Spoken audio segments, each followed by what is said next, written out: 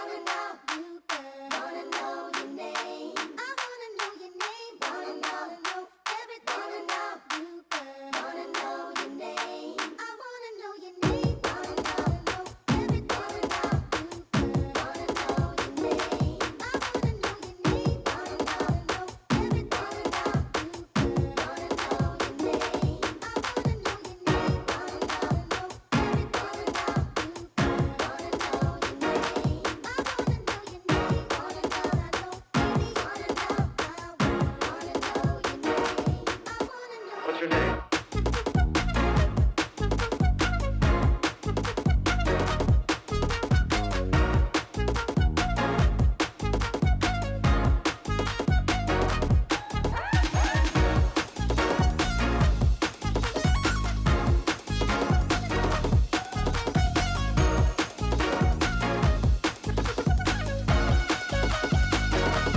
That's amazing.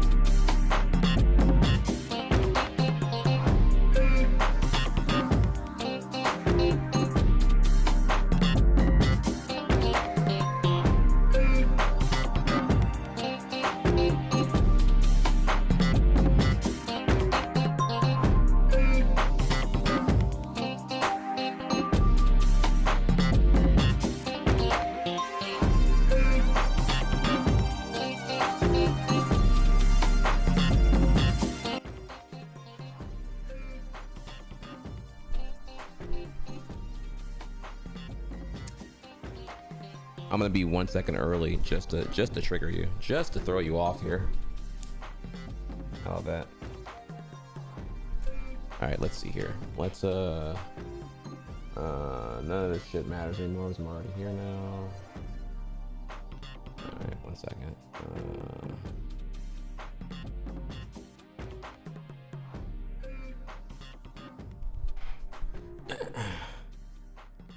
All right, let's see here. Let's see. Camera's a bit messed up right now. Let's take a second and I feel worthless and you're too afraid to say so. When I turn hurtful and you change your point of view. there we go. All right, well, good morning, everybody. What's good? What's good? What's good? We have so much that I wanted to talk to you about. I'm also still like pinging the Discord right now, so just peepo stare for a second while I do that.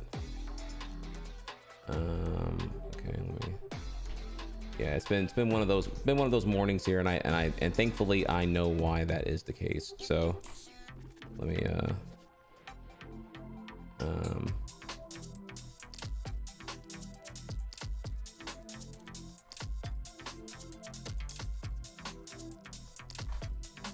okay. I don't know if anyone even read. I don't know if anyone can even read all these things here, but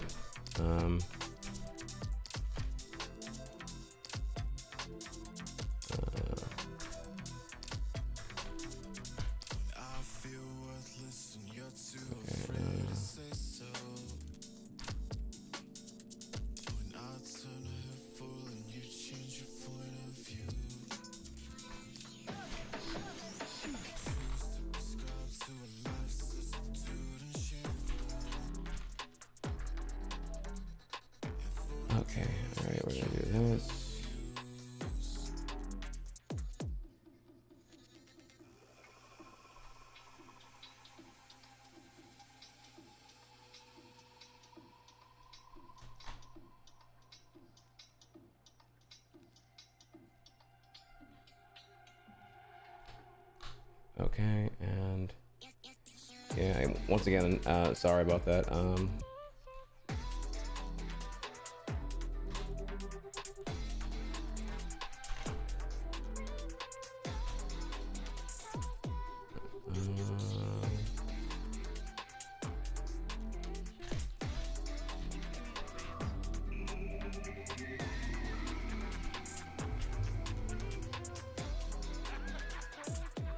Solar is back of 73 months. Starting off the day without. Down Solar does cost Trihex 75 year one new postdoc job. Starting off the day without. Yeah, sorry, I intend to fix that. Heading to 10th round Gundam. Actually, I don't know why I did a double view on that whole thing right there. That was definitely interesting. Okay, all right, Discord ping is done. Everything's good there. Here, kind of come back here now. 10 matches, do we trust? You should. I mean, I wouldn't announce. I'm not announcing that out of desperation here. It's always a work in progress. I'm aware that the 1 hour I would go over all the time here, caught in ego traps and trying to improve really, really bad here on the cusp of things. It's me fighting. It's me fighting, like, you know. I'm trying to, you know, obviously I want to play hours of Smash, but I know that I shouldn't do that. So it's me trying to like figure out a viable system where we meet in the middle here on that one. No, 10 matches mean when you see given that a match is going to be about 5 minutes, that 10 matches might be, I think, is a better system than just like a time-based thing. So I have like a definitive like thing. So you'll see like the win. It also helps the win-loss ratio. You'll see here like how many I've played and like what I can do and what I can't do.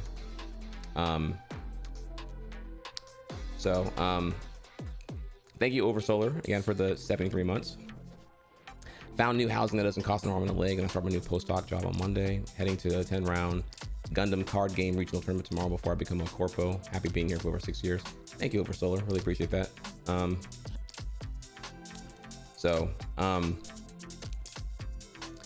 But yeah, I hear you loud and clear. Trust me. Let's talk about a few things here before I even get to Smash here, because I understand there's some deficits I have to like address and fix here and whatnot. First thing first is that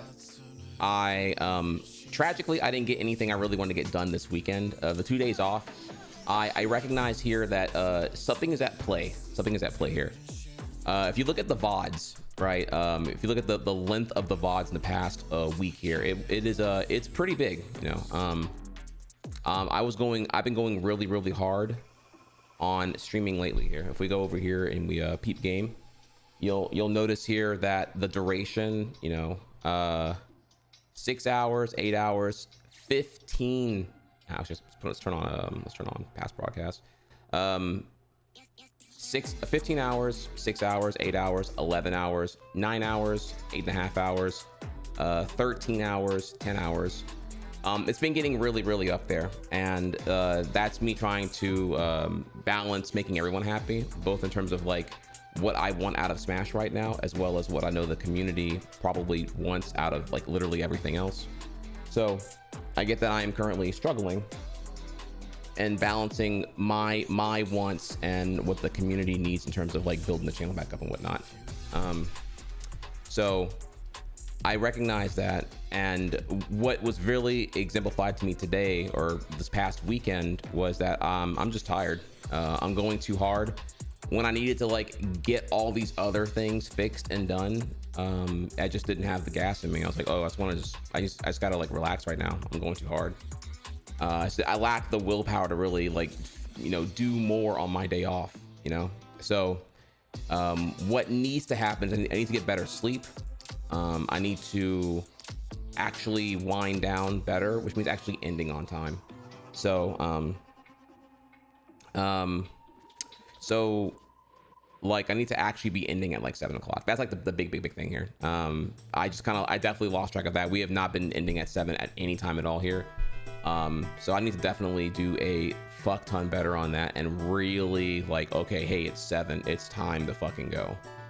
If I end at 7, I actually am asleep at 9 o'clock. And then with that, I can get up at 4 a.m. very rejuvenated, and then a lot of things get better. The reason why that's important is because like I intended to like announce, hey, we're back on DDR now. I've been wanting to do that here. I'm having actually a hard time staying motivated eating my meal prep. It's keeping the food shit cheap, but I'm getting really bored of it, which is normally not a problem when I'm working out, but I'm not working out right now, so it's like it's extra grueling.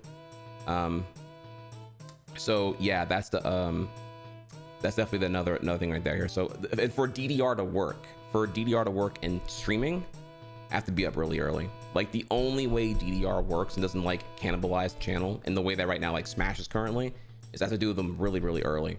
Like we should be doing Smash like European time, not 11 a.m. North American lunch prime time. I should have been here on Smash hours ago, and DDR needs to be the same thing here. It's either, you know, my wants, my needs, DDR and Smash are to be done at an earlier time when it's less compromising to my mostly North American audience.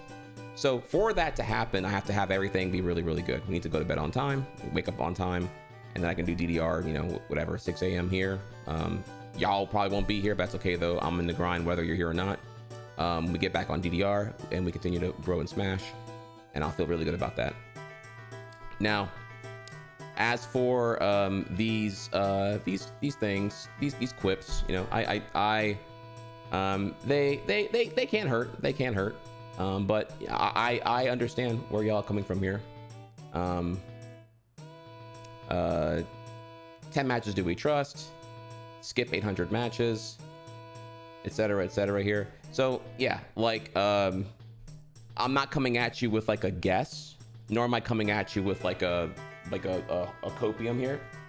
So we have here, I played a little bit yesterday, took a lot of notes on what I need to work on, keep track of my win-loss ratios just to see here like what's working, what's not working, so I have more data. And it's a bit hard, it's a bit easier when I'm offline to determine here, to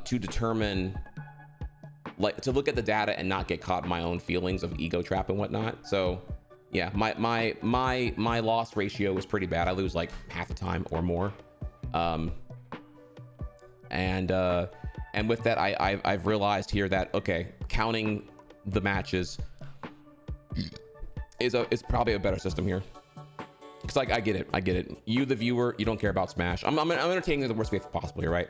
I get it. You, the viewer, you don't care about Smash. Why would you? It's a 6-year-old game that I'm like not great at, and I'm working on dealing with a lot of things here while being a bad streamer, while trying to not get tilted and really be in the learning student mindset while streaming, which is pretty hard to do, honestly. There's a stack to just streaming the fact that I'm trying to learn something here, and be vulnerable in that context. So the win-loss ratio was there just to like kind of give a better viewer experience. That way you can see here if I'm doing good, if I'm not doing good, whatever that means. Probably more harmful than good, but I feel like it's better for the stream. But now that I thought about, oh well, if we just have like 10 matches, then people know when I'm actually going to be done for the most part, and so that's going to help synergize that a little bit more, I would say. And that's what we have right there. Now, yeah, if I get to the 10th match and the final opponent wants to like run the set, okay, then yeah, I'll run the set here. We'll do like the extra. But no, I intend to, if I lose in the final 10th one and they don't rematch, okay, then we GG. You know, I have to like stop there and like do the important part. Look at the data. What did I write down? How do I feel about things? Everything else here.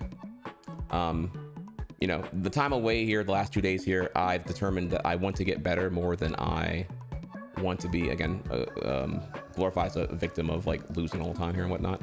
I lose all the time here.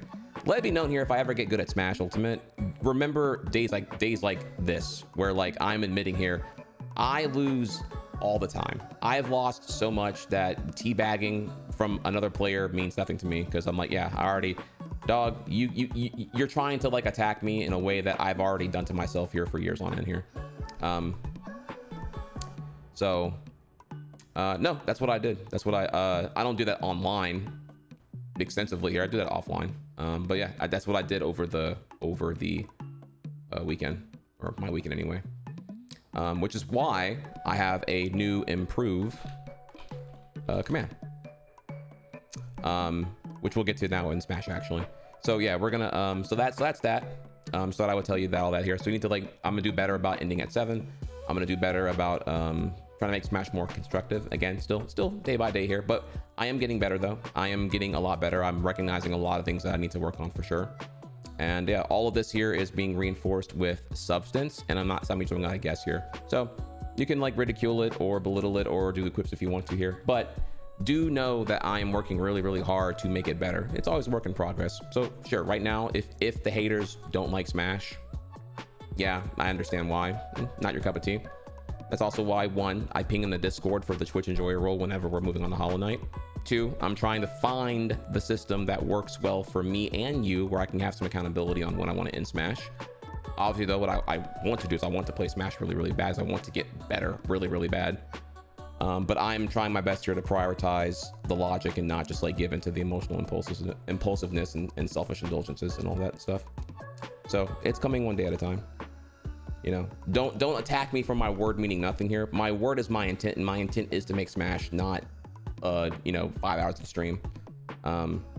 So you know, take all that as you can here with a grain of salt. It's always intending to be better. I'm always a work in progress here. So I would just all I can ask for here is empathy in that case. Like, I'm trying really hard, and I don't know, just people don't really, I don't know, in the end here, it's like I kind of want to call it hard on me, like no one really knows like what that's like getting better at something while streaming it and being really vulnerable during that. Yeah, it's like it sucks. It super sucks. You just want to kind of like not be seen when doing that kind of shit sometimes if you can't like bear with that. But it is what it is, you know. That in the end here, you're watching me, I'm not watching you, so it's my stream and I have to like make peace with the choices that I've made here. So it's important to me, and but I also feel comfortable that eventually it'll be there. It won't be this way forever. Eventually it will be good. So okay, all right, with that, let's head over to Smash.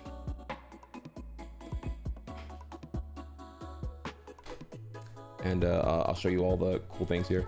Oh, also, yeah, the so schedule 10 matches of Elite, and then Hollow Knight. That's what we're doing today. We're gonna beat Pantheon 3 and 4, and then we'll send to Godhood, and then we'll be prepared for Silksong tomorrow. I expect this to take a long time here, so I'm not even including anything else in the schedule today. We're just locked in here on those whole things here. So okay, all right. Let's go over here.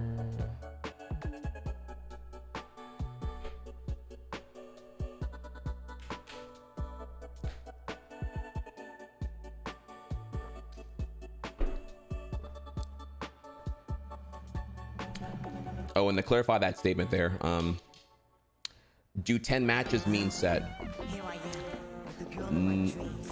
Oh shit.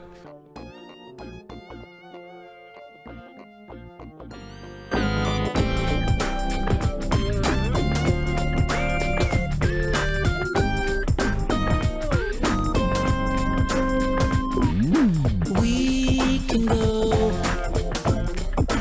almost anywhere, you and I, my friend, and I know fun is all that we will share.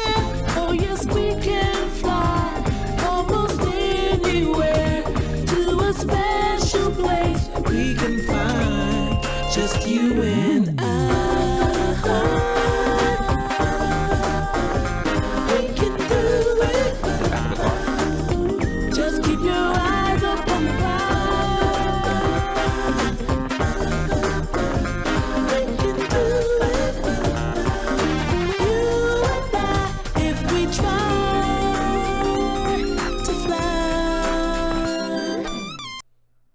Thor of Kenya is now a maxed out tier 3 Hexman.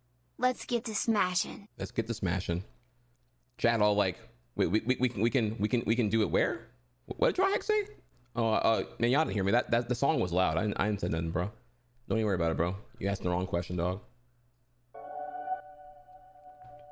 First off, if you heard anything, you ain't heard nothing. And if you did hear something, it wasn't me. That was Parappa who said that shit. He's the one who's down tremendous for Sunny Funny. You know what I'm saying? All right. Thank you, Thor, for the tier 3. You're dedicated. You're loyal. You're amazing. I had fun with the Discord last night, and I shouldn't have not been up that late. Okay. All right. So let me see here. Now, yeah, to answer this question here, do 10 matches mean a set? No. So sets are, you know, they're a set, right? It's multiple of something here. So Smash, usually you run best 2 out of 3. Occasionally, like typically on Elite, it's best 2 out of 3. Arenas will go best 3 out of 5. We're on Elite. So irrelevant of that here, the best, if both opt to rematch, then we get to do the set, right? Well, sometimes, I mean, people do dip on the 1-1s because they're like, I don't know, whatever here. They want to get their W, and then they want to dip out on the W, the usual pussy shit. But yeah, no, each match is contained within a set. So we're talking about a static number here. 10 matches total. Games average 5 minutes. Time limit's usually 7 minutes. Sometimes shorter. So yeah, the answer is 10 matches is what we're looking to do here.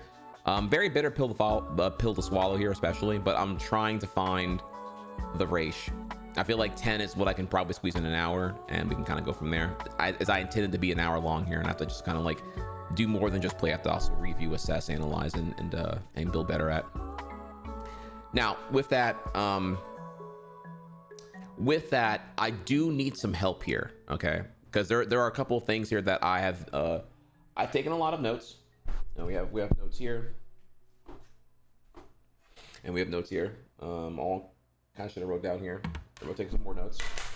I find it's helping a lot with me keeping in the objectivity rather than getting too caught in the emotional shit. And here's what I need.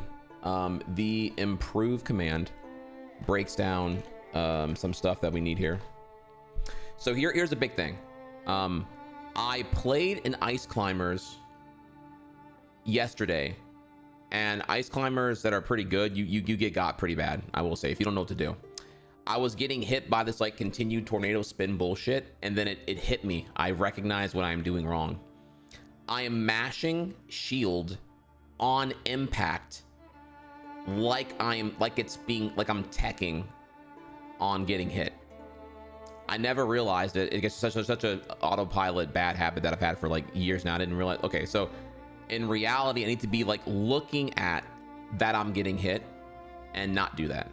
What I should be doing is seeing that I'm getting hit, accepting that I am in hit stun, and then preparing by DIing, ideally also smash DIing, and then like looking to do an air dodge or a jump to escape, right? I need to like get out of this advantage here. So that's like the big thing here. I'm gonna ask you all here to like, yeah, I don't know, look at my controller inputs and see here if I'm doing this a lot. Feel free to call me out. I want to stop this. This is our top priority. Is this? This habit is really, really bad, and it's making my disadvantage tremendously worse because I'm probably mashing shield in a completely functionless way, and probably burning air dodge and allowing the person to get a free extra hit, which may be enough to kill me because I'm young. So we need to stop this immediately. So it hit me like a hurricane yesterday. I'm like, oh my god, this is like a big thing here. Next bad habit is frame trapping. I have to recognize I have been programmed to look for combos and not what's actually really useful in Ultimate, which is frame trapping, which is whenever I do a move and then I don't go for a combo, I leave a bit of wiggle room to see what the opponent will do, and then maybe they'll approach or they'll commit to an attack, and then I can do a really safe attack after and I get them out of it. An example would be like I do a move, they come to attack me, I spot dodge, and out of spot dodge I'm buffering a move. That can come to mind. It's a form of baiting, and frame trapping is really, really important. Something I can do really well because I have a lot of really fast moves, particularly in air and D-tilt, especially D-tilt. D-tilt is one of our safest combo starters, and so if I actually were to build this habit and be able to frame trap into a D-tilt, from there I actually could get kills really early, which is our third priority here. Third priority, I need to look at percents way more often. I am so caught in the match, I am not looking at the percent until probably way too late. I saw this when I was playing. I was like, okay, I look over and they're like at 140 and I'm still doing like combo shit, like not even looking for like kills. So, you know, and I have a lot of great options here. If I could successfully frame trap into detail, dash canceled, full hop arrow into second jump dare kills most characters of medium weight at 85%. Like it is crazy. I can get kills. Remember that Mario we did the double bear into a Beyond. I didn't win that match, by the way, but like still, I got a kill at 30%, which is like so unlike me. I usually have to work like 4x harder. The match typically what happens is we'll be even, and then I won't get the kills. I'll neglect 85% and won't go for kill shit. And then what happens from there is I'm just over relying on arrow into nair because I can't make anything else connect. And what happens in the end is that now they're at like 140 plus. Nothing really combos at that point. I have to just kind of like look for a straight nair to just get a kill at a time here or something like that. That's pretty annoying. And I'll probably die because I did something stupid. And now I'm at 0%. They're still at 190. They're out of like generally combo range, and I get got for like 45%. And then I get the kill finally. And now I'm like a half stock behind, having to play catch up really hardcore. It's really taxing. If we get the kill, it's so much easier. So getting the kill is really important. So this is our new improve. This is the data I have here right now, and I'm looking to get better. I already see here that I see that these are the big three things here. Forget everything else. No tech, no anything else here. I need to get these three things under control. My piloting, my autopilot, my muscle memory, and my bad habits are 100% what's holding me back right now. So I encourage you, if you see me doing that dumb shit, I would appreciate it here. If anyone wants to volunteer, I'll look for your comments specifically. That'd be great. What I'm looking for again is like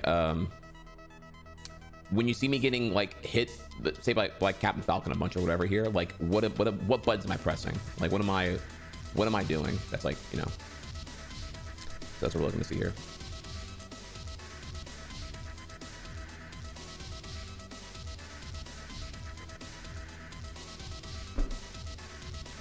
You should have a notepad open on desktop. Honey, we have dry erase board right here. I do better than notepad. We write it down manually. That way it must stick in my head. It must go through retention. I must articulate the thought out loud and not just like brainlessly parrot it on the keyboard. Already there. I'm locked in. I want to improve more than anything else here. I want to make this a W.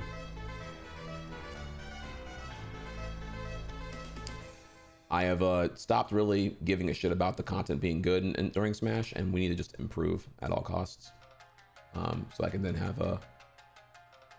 fun. I have fun right now, but I would like to. I gotta be focused on this like learning mental shit right now, so we gotta be in there. You feel me? All right, let's change our title real quick here.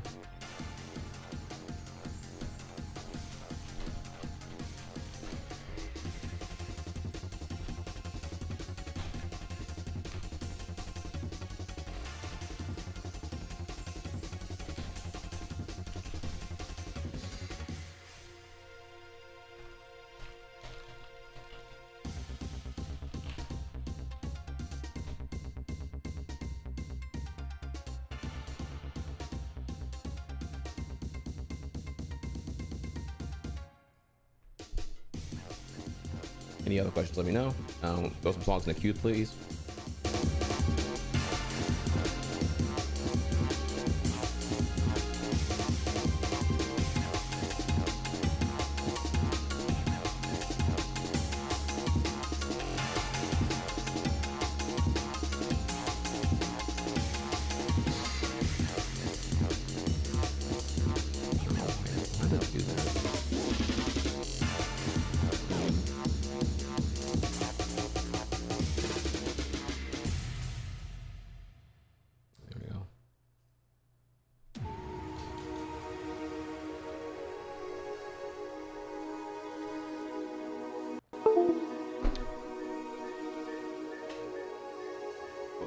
Whoa.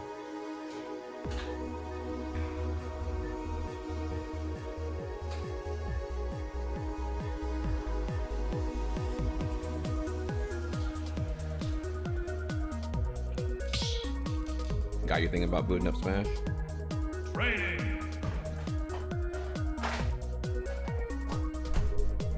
That's a compliment. I'll take that. Definitely.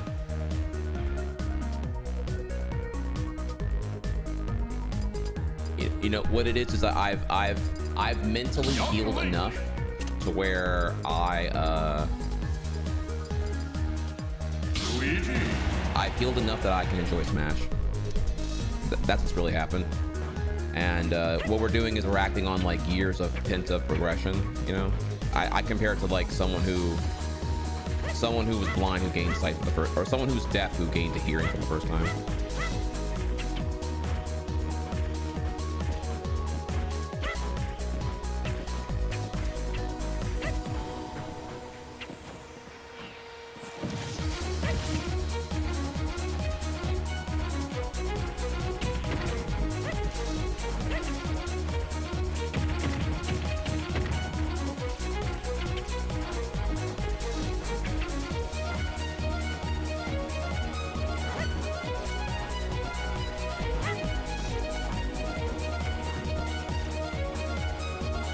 See, I can't even slingshot consistently to the left here. And that's like really hard to do.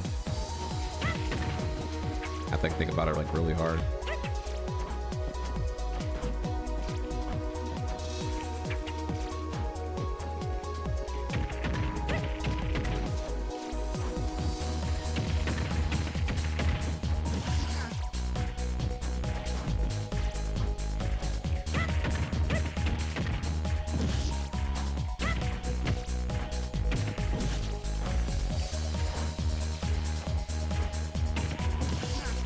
Another thing I learned, by the way, here too, learn that, did you know that short hop is a 3-frame window? Like, holy, no wonder it's so goddamn hard. I didn't know it was that bad. Like, that's crazy. That's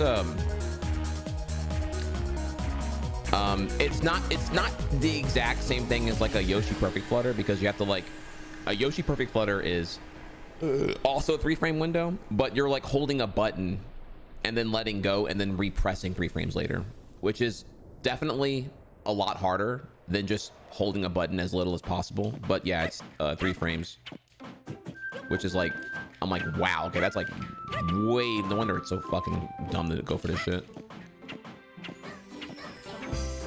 Other fighting games? No. I lose plenty in this one. I'm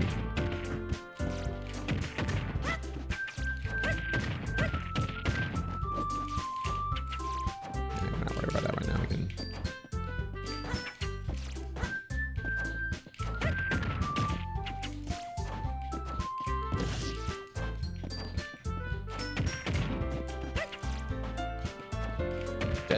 That sounds so happy. What? It's like a gardening sim game, or what is this?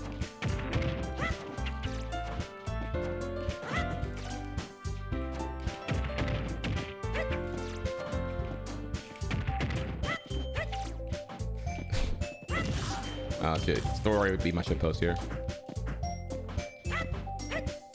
How far into Hollow Knight are you? All I have left is Pantheon 3 and 4. Otherwise, I've done everything else. So today's just gonna be like super boss fight shit.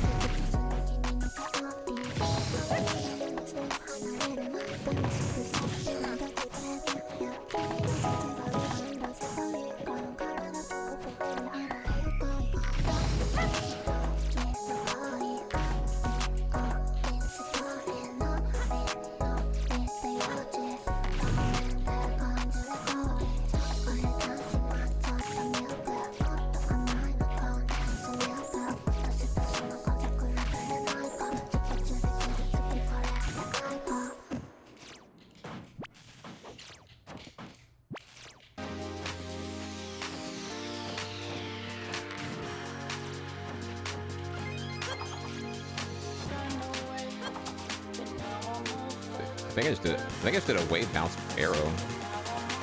I'm gonna clip that real quick here. I think I did a wave bounce arrow by accident, trying to do a bomb pull.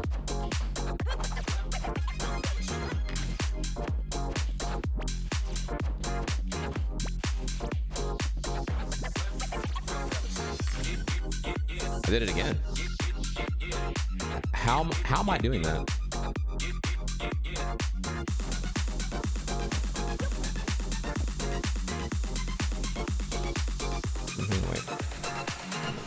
It's kind of important actually. I'm accidentally doing wave bounce arrow fire, and I don't know how I'm doing that. Like with my button mappings. Hang on a second, chat. This is like so I've been wanting to, like, wave bounce is not the most wave bounce and beaver are not the most important things right now, but like if I'm like on the cusp of like knowing how to make that timing like not terrible,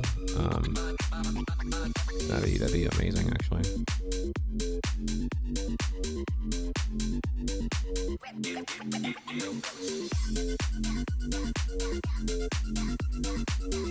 How do you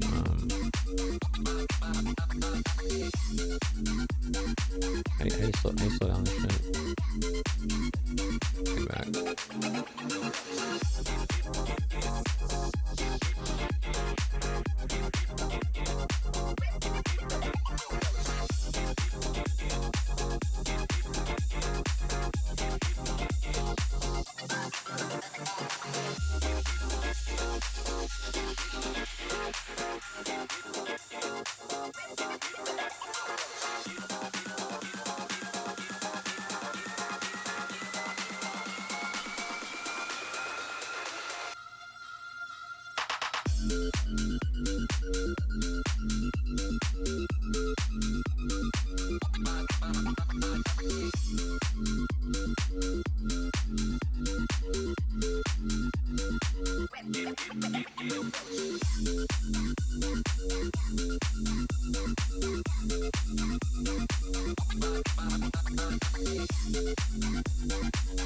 right there. All right, so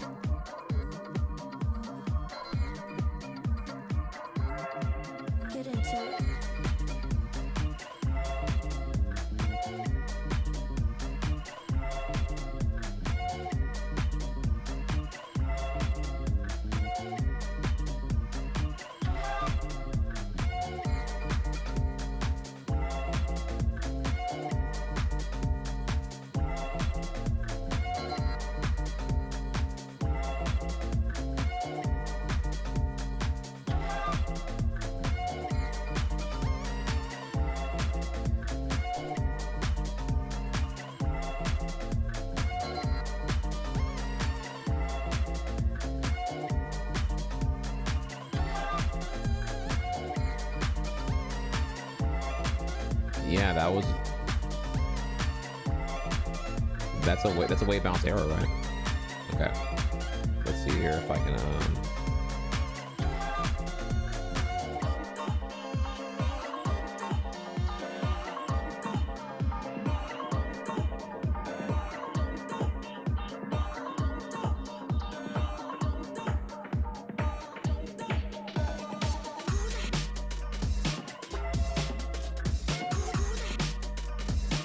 VLC, please. What are you doing right now?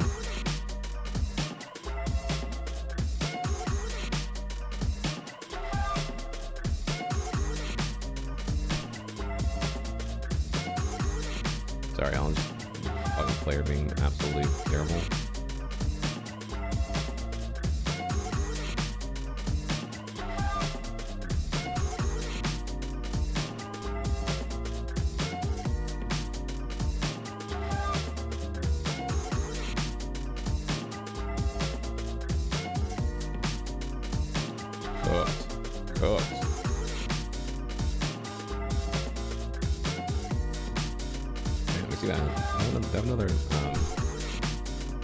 I hate when VLC be doing that bullshit. What other players do I have open right now?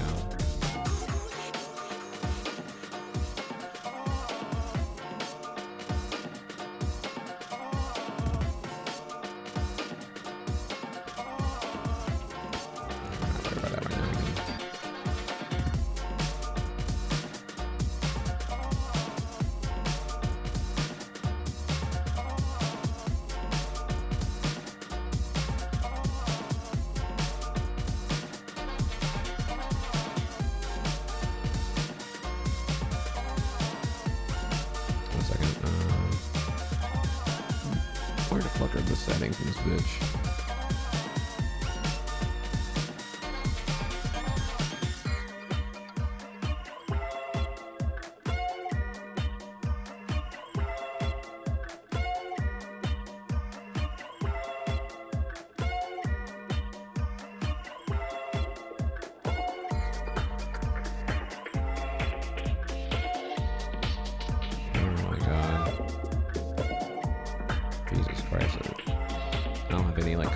Players installed right now.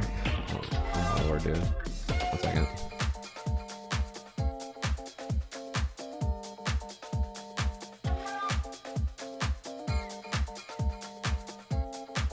What if I'm gonna take this here.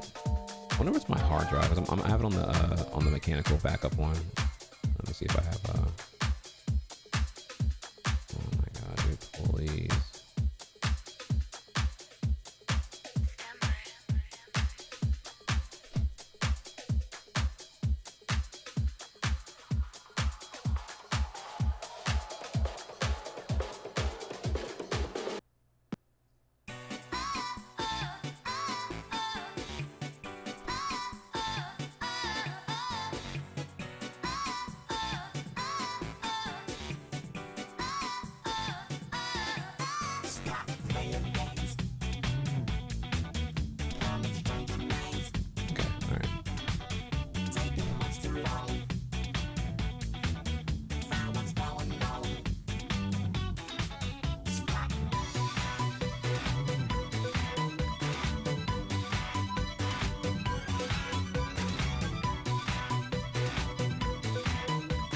this is so big for me because like I've been trying to like make sense of it.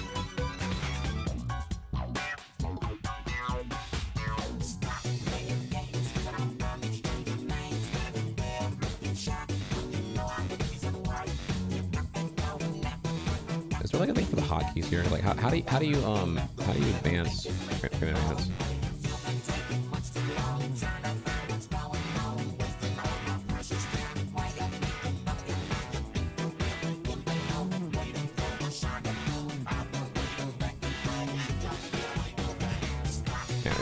I don't know how do you frame advance in VLC?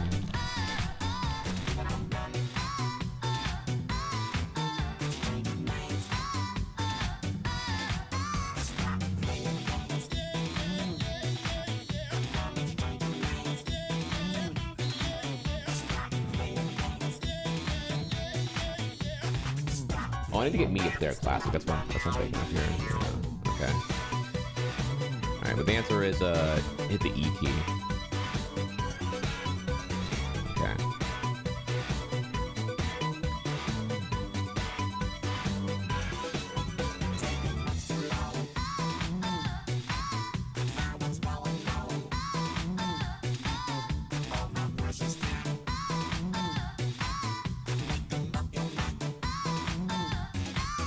All right, so diagonal down backwards, then jumping.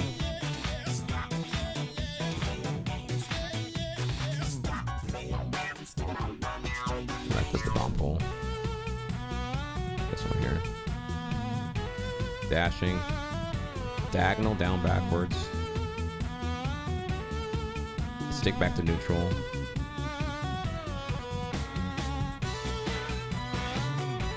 Diagonal down right.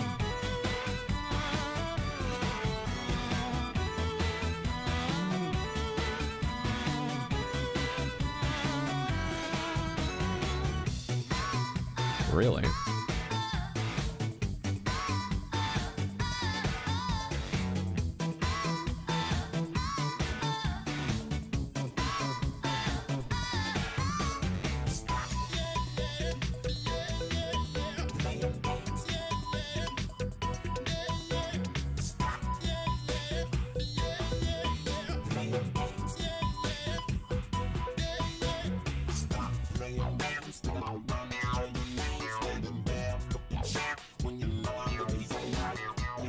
No, what's weird about it is like that's not how it really was ever like said to me. Notice when I'm pressing Z. Z is my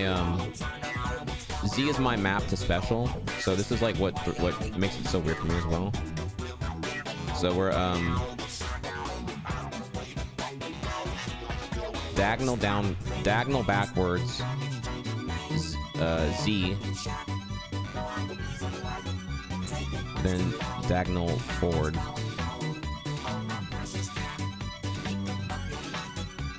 That's, I guess that it makes sense, but man, that was I don't know why just couldn't get a grip on that. Don't think I have it right now here, but that's a pretty big one there.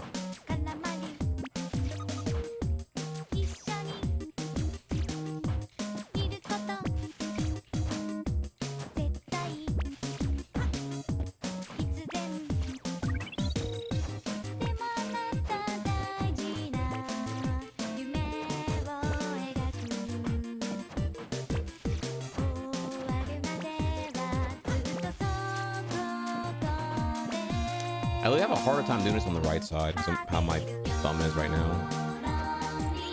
I can't even do that correctly. Like I want to drift. Yeah, I want to do that. I want to drift away.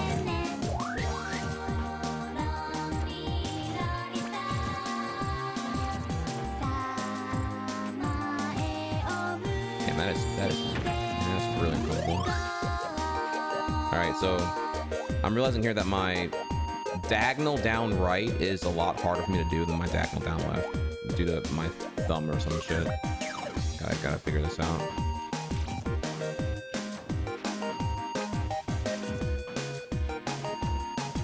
God, that is very unergonomic. Holy shit.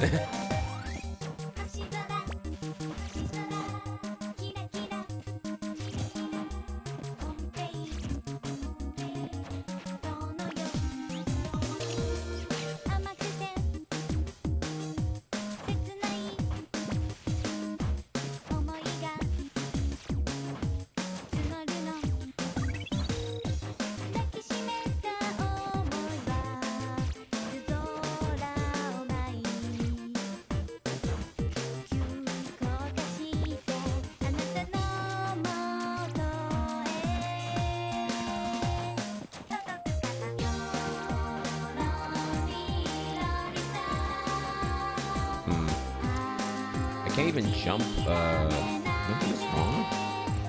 Not even able to jump away. Facing backwards.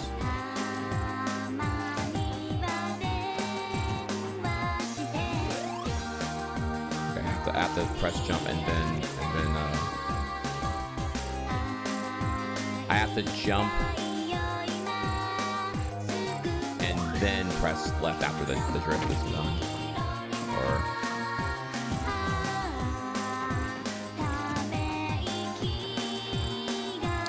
do it slower.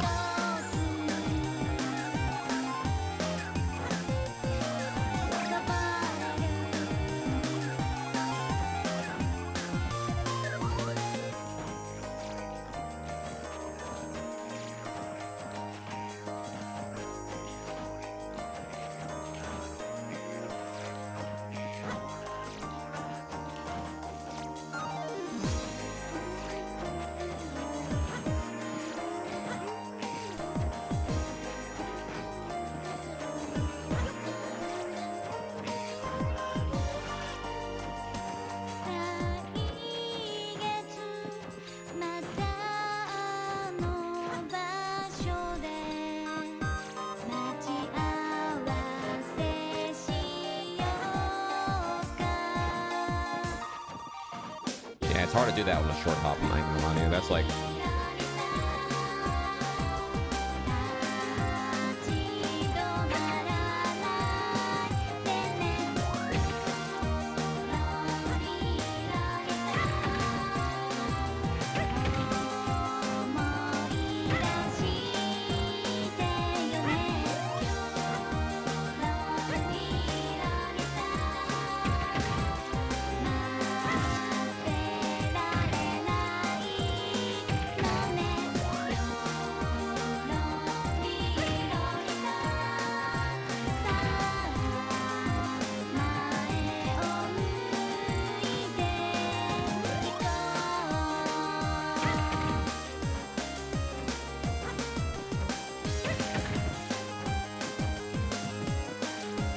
it's so important to get that drift towards the opponent.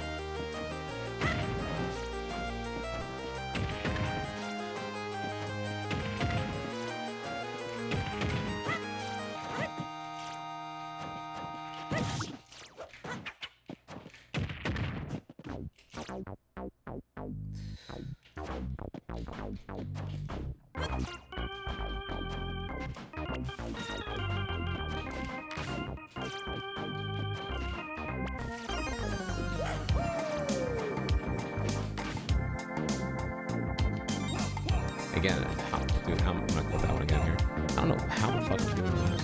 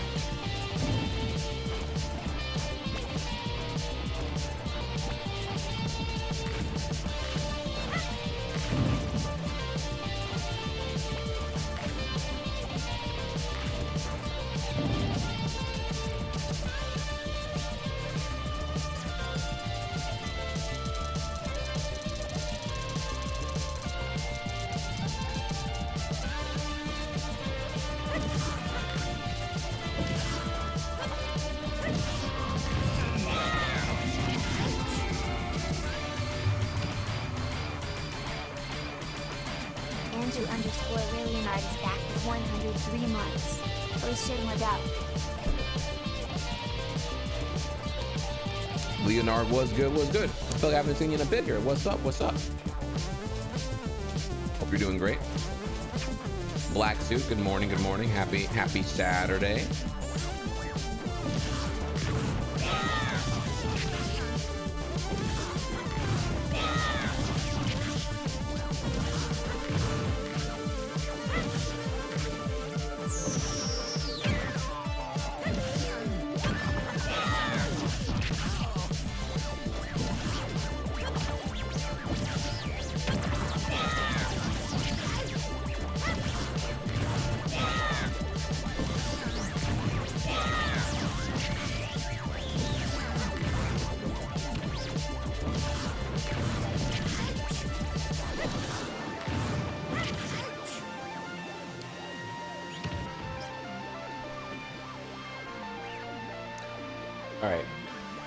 Does my controller have issues? Okay, I just did down air, and I swear to God, U air just came out. Like, I'm getting the whole fucking wrong stick here. Let me check this real quick. This is important. I'm trying to. Is my controller like? I don't know. I don't know if there's like a. Is this like a snapback thing or not here? I'm not sure. It might be snapback. Yeah. I want you to look at what I'm looking at here.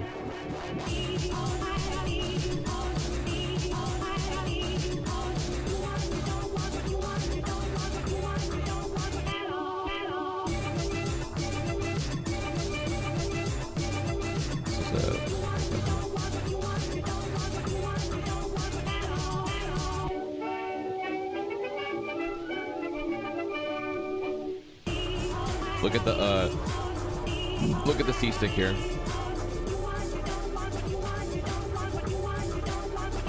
I am holding down. I am holding down, and I'm getting. Wait, what's this one? There we go. This one here. What about the 45?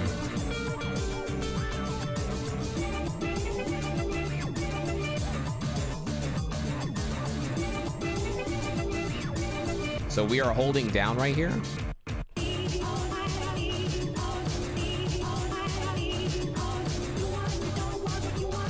All right. Anyone here who's smart? What is this like? Is my controller broken? Is this snapback? This happens a lot, by the way. This happens so fucking much. But that's a game thing. That's a game thing. Well, you can see here. I'm literally just holding. I'm holding C-stick down.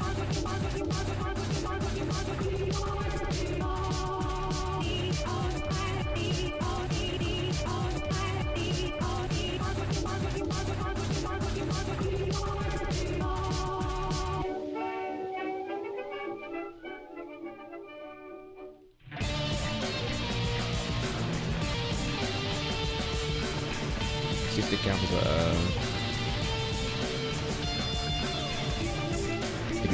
if you time it just wrong, it takes your C-stick input and the A input from the C-stick.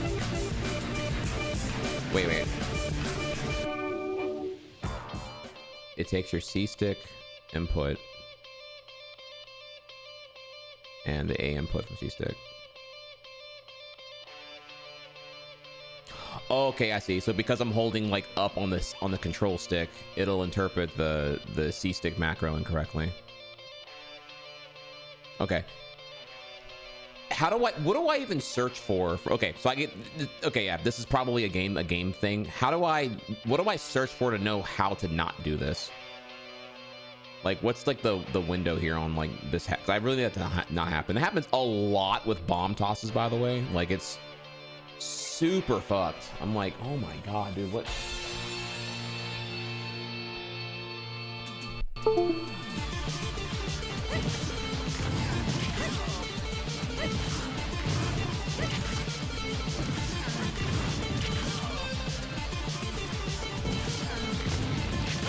Actually, I'm really good at doing it here.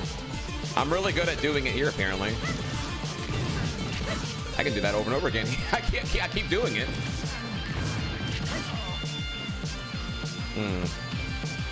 What am I doing here? Oh, I think I'm holding the C stick down during a move. Is that what I'm doing? Yeah, I need to like. Yeah, I need to like.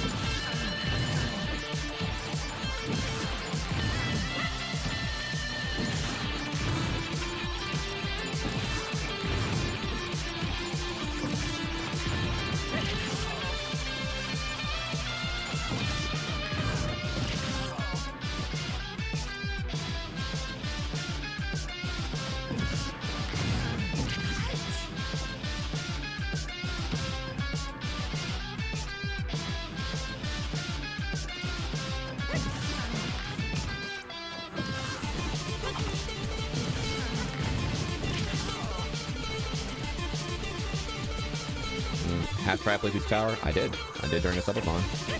I did, and I got like, I'm pretty sure I got 100% on that too. Like we binged the fuck out of it for like 2 days. It was great.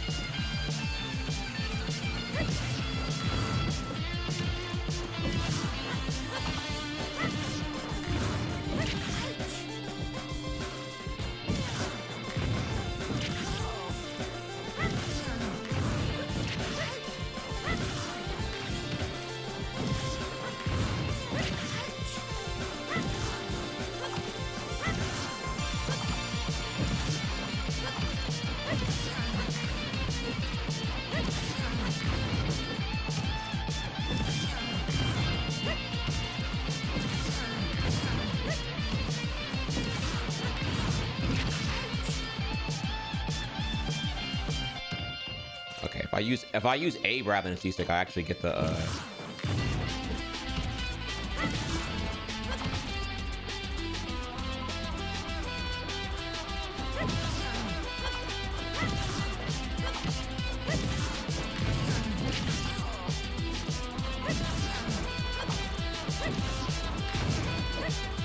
gotta remember that. Damn, that is so different on buffer. Holy shit. Wow, I gotta get on A button way more here. Holy fuck. When I'm missing that though, I'm like, why is that?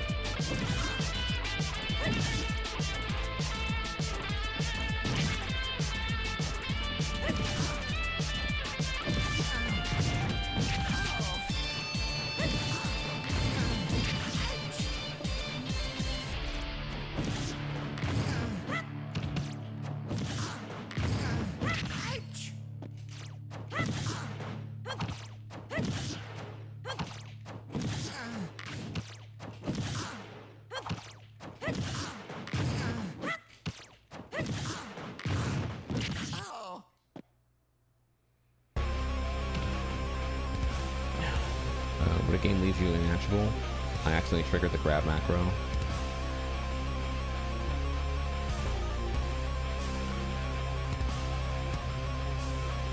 Actually, I've had that too. I never knew what was going on there.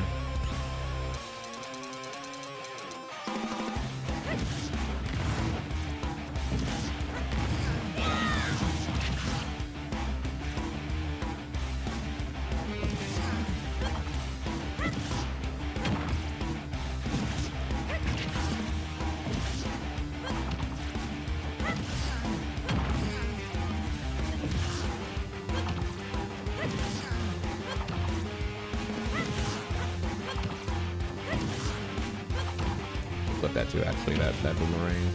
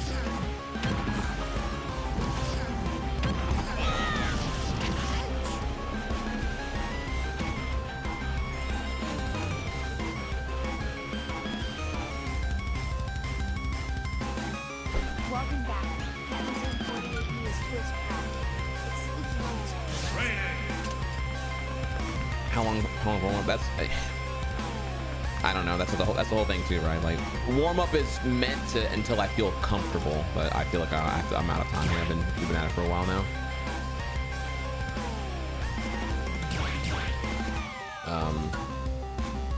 You know, just pardon me if that takes too long. You have to recognize I'm trying to learn. Like it's really hard to put a definitive time on like really any of this shit, because it's like trying really hard to assess, adapt, and everything else here.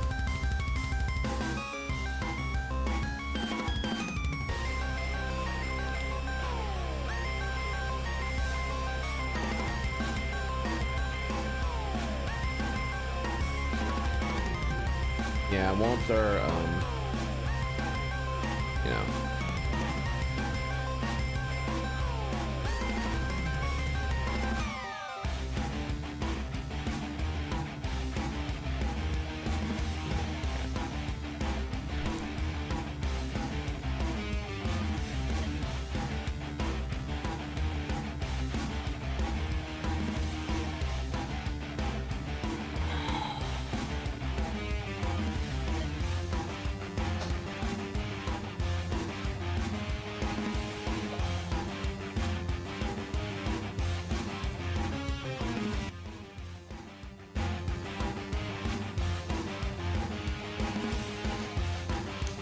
Yeah, warm-up is like as long as it needs to be, honestly. If our goal is to get better, you just gotta like, there's no longer a time thing, it's more like just 10 matches, that's what I'm gonna do.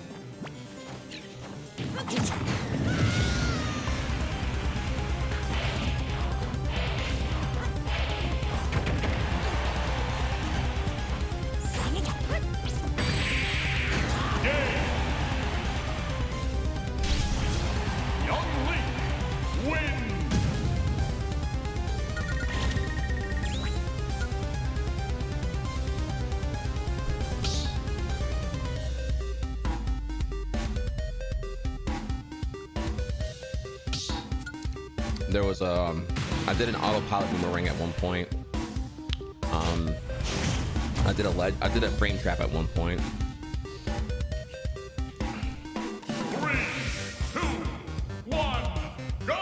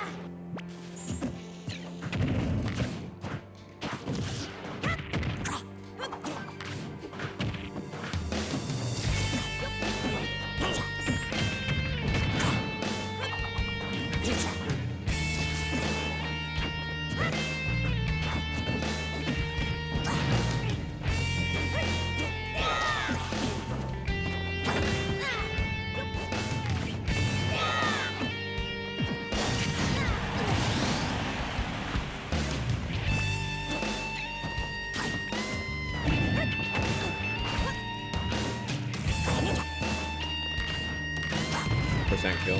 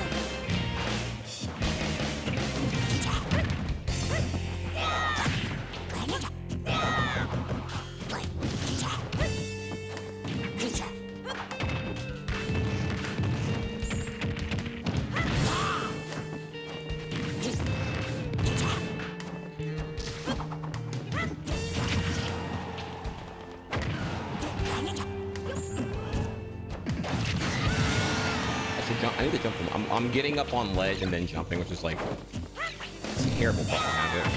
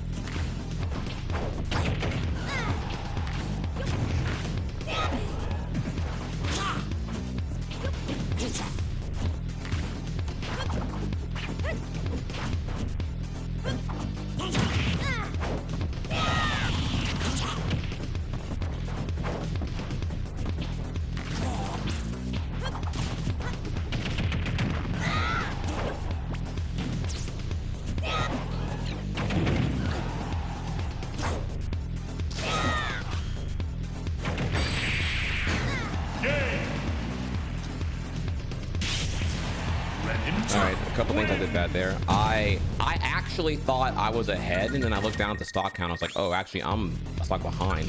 So I wasn't keeping track.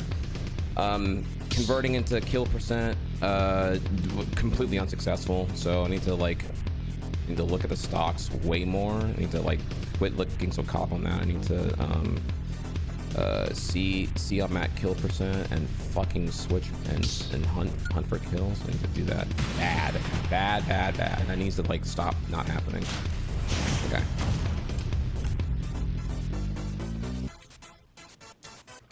Three, two, one, go!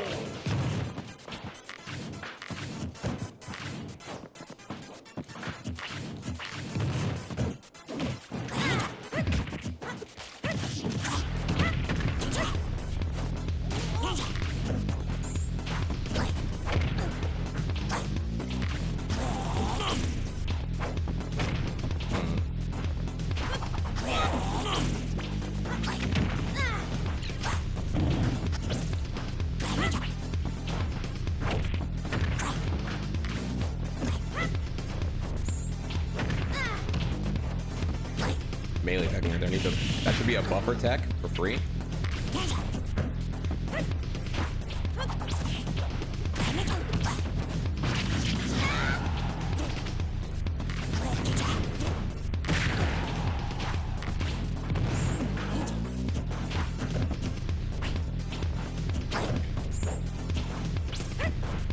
What happened there? Why did Zero come out? Can anyone please tell me?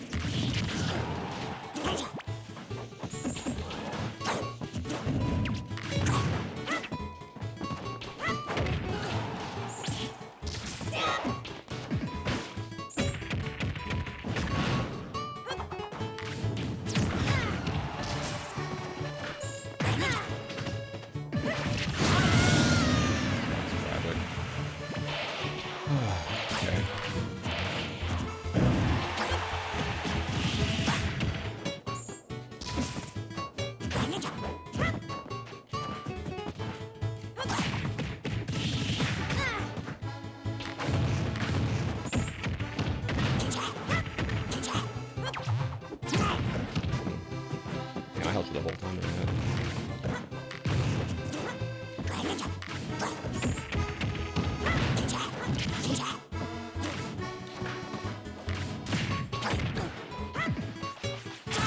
Oh wait, oh my god.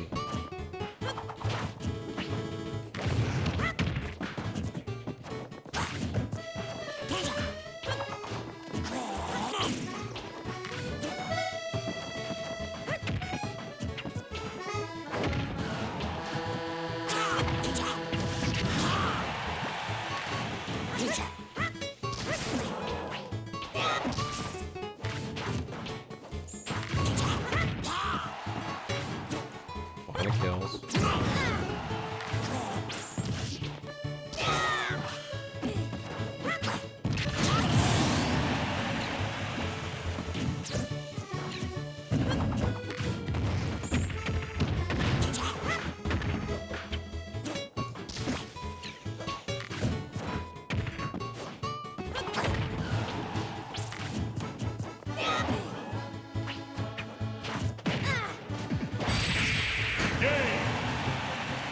Awful. Oh, it's bad in so many fucking ways. Oh my god, dude. Okay. Alright. Okay. Fuck, dude. I was doing the thing. I did the tech on hit, which is not a fucking thing. Do not stop doing this. Holy shit. Do not tech on hit. Fuck me. Let the hit happen. I'm getting hit, accept it, and I need to start DIing and prepare to spot or prepare to like fucking tech or whatever, like buffer to tech here. Jesus fucking Christ.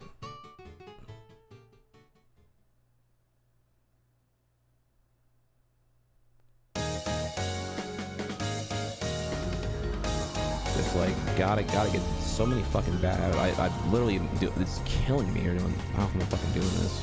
I will get this unfucked, or so God help me, I'm gonna die trying. Welcome back.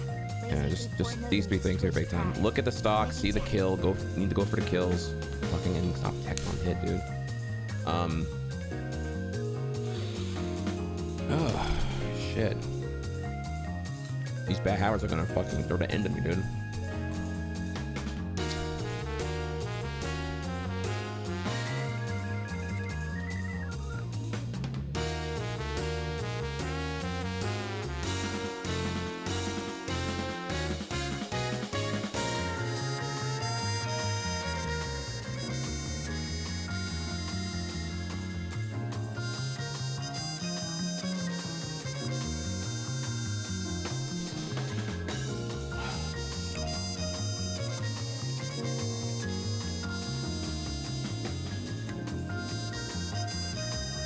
Oh, I need to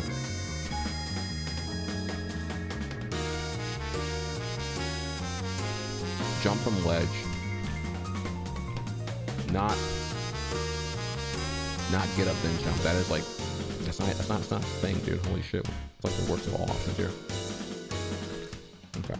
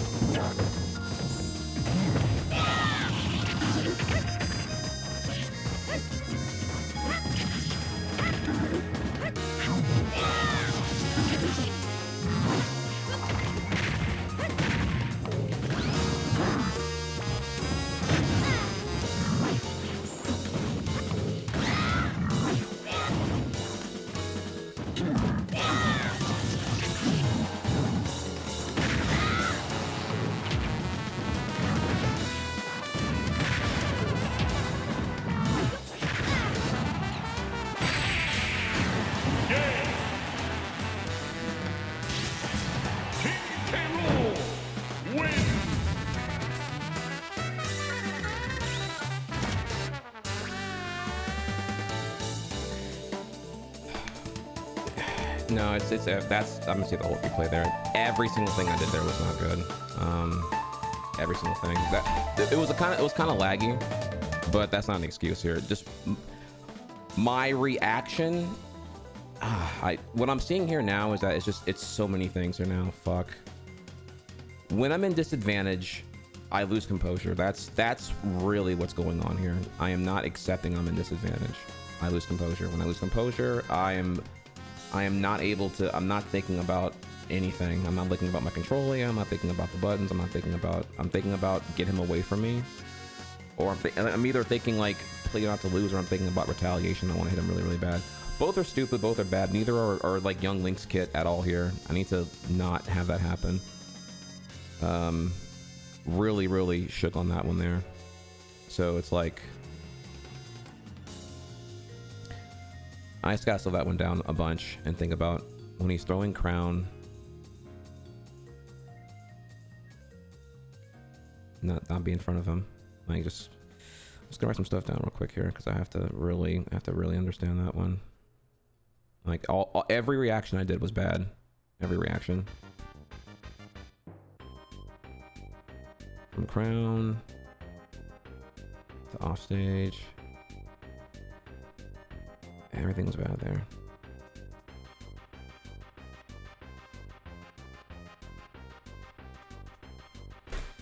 Okay.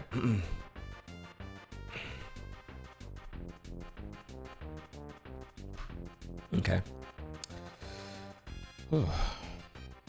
Not good. Not good.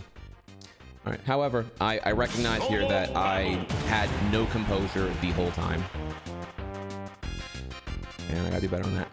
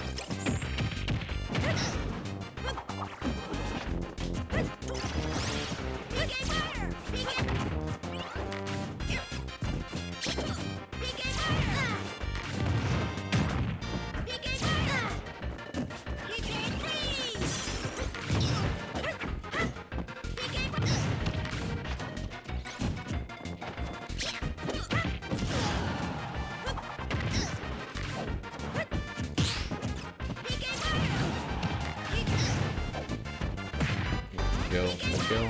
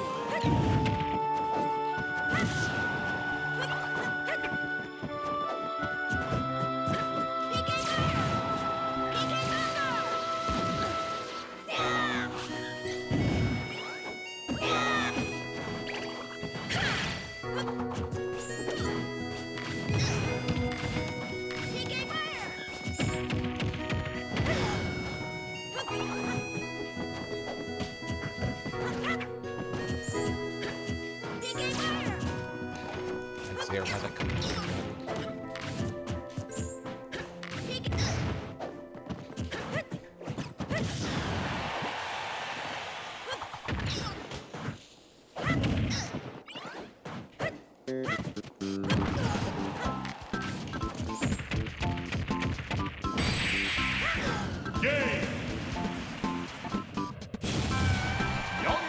Okay, why is that Zare? Why is Zare coming out? I swear to God, I am not pressing that. I don't even know how that would even happen from a C-stick macro. I think the controller is like busted or some shit. Like I don't know, like what am I fucking pressing there? It's causing to happen. Elite Smash.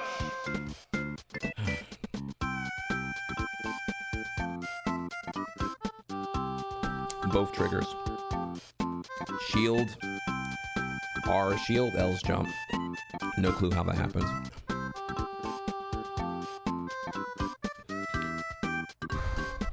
Okay, that's my. I did look for kills actually for once. I don't know if I have any real notes for that one other than just like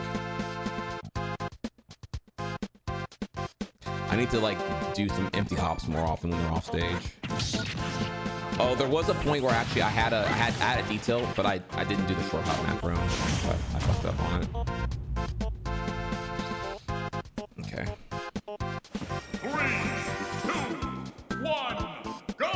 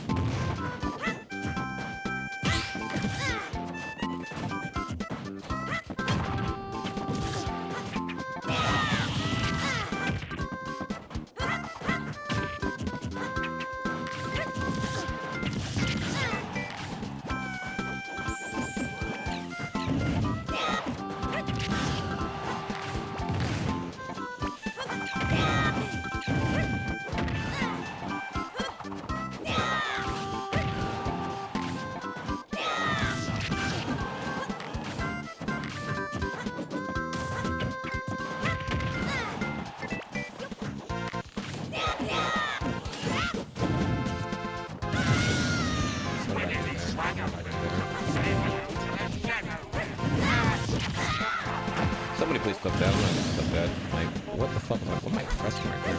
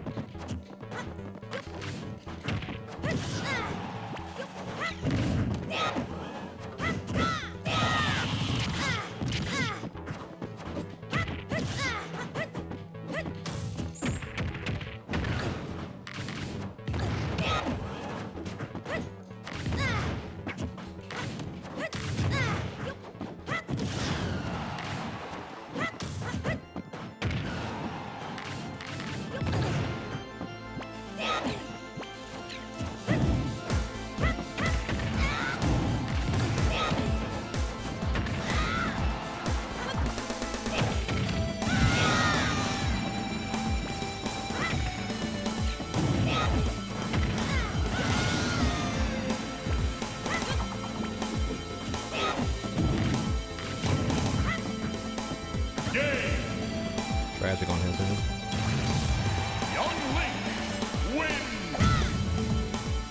No, negative. That no, this has been happening long before the Arduino. Damn, wow, he got knocked out of Elite probably. There's no way he didn't want to rematch that. That's tragic.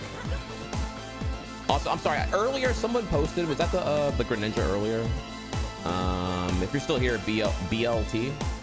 Yeah, GG's bro, GG's you I have a lot to work on. It's a good game.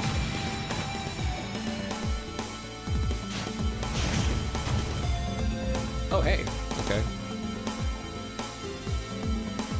3, 2, 1, go!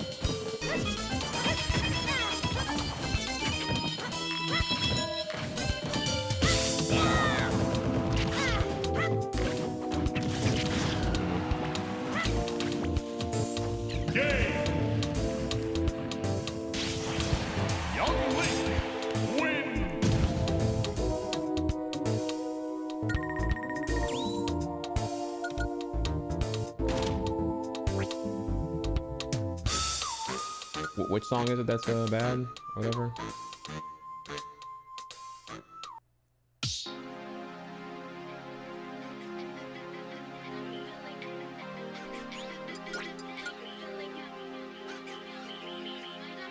Elite Smash! Oh, this, okay, it's back here. Okay. All right. Okay, let me see here. Oh, man. How badly I want to get better at this game. I'll take much to believe myself in this one.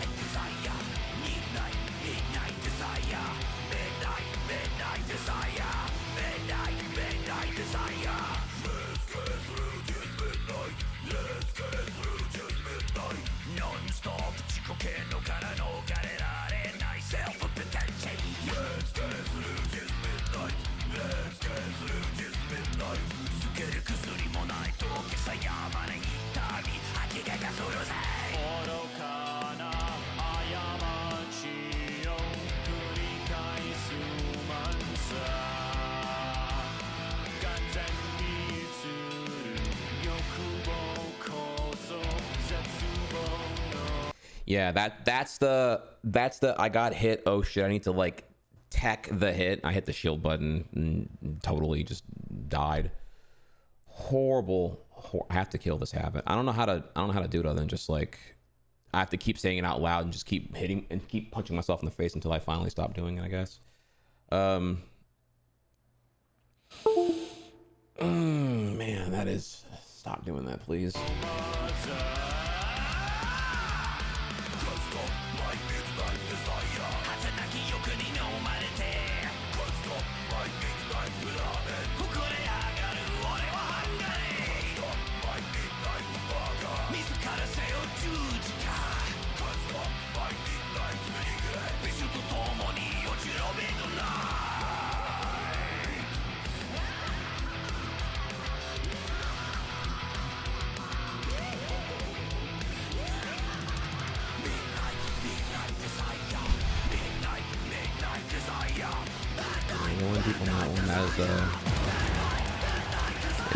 Again, I'm motivated because on the other side of this here, once these habits are gone, like the game gets so much more fun. I can see I'm just like driving blind or driving with like two, whatever. I don't even know what I didn't put here, but working hard on it. Working hard on it.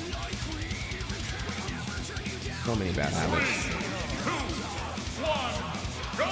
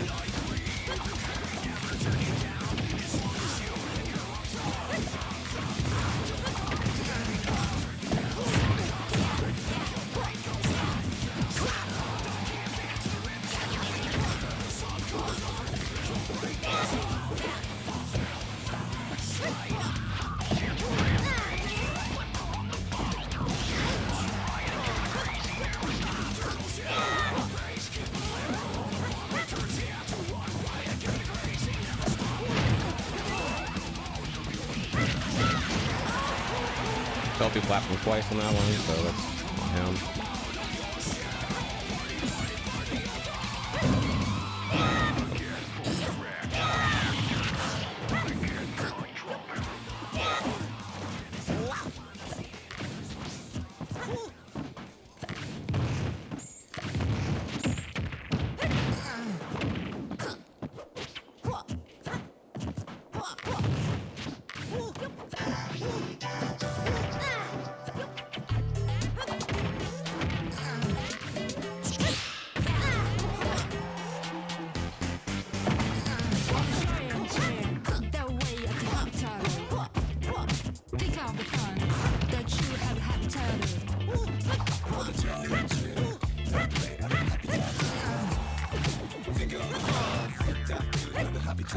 Get out of here. Okay.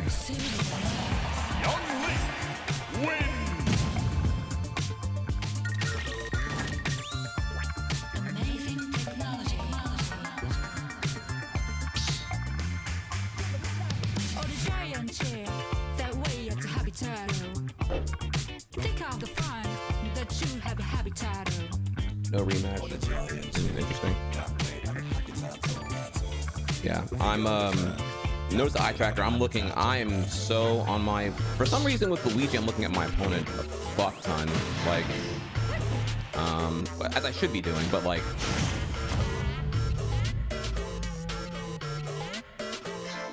I'm looking at myself as much here. 3, 2, 1, go!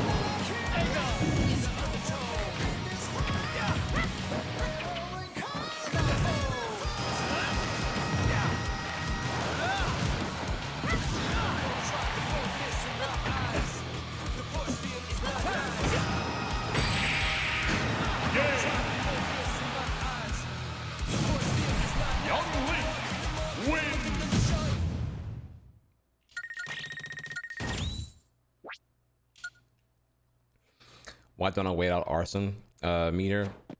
Really, no rematch.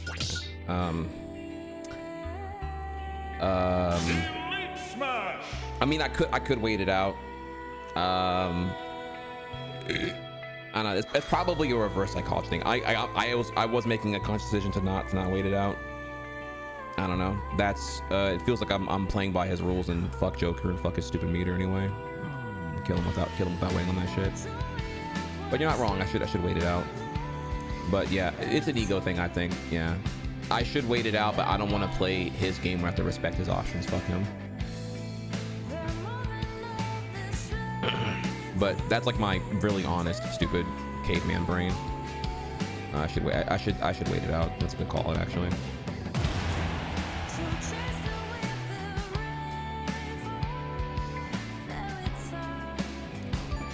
I feel like the mental tax on just like having to like respect that is like annoying as hell, and it makes me play worse.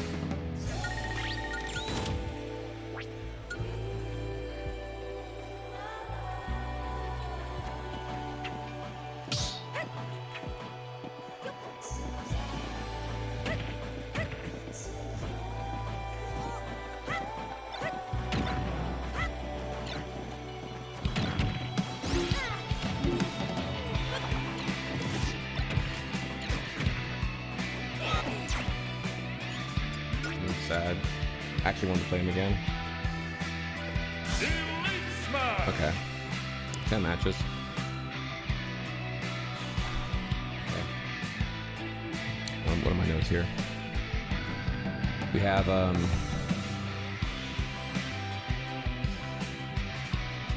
look at stock, see kill, stop teching on hit, don't tech on hit, don't tech on hit. That's not a real thing. I was getting up from ledge, then jumping to do air dodge, rather than jumping from ledge and then doing air dodge.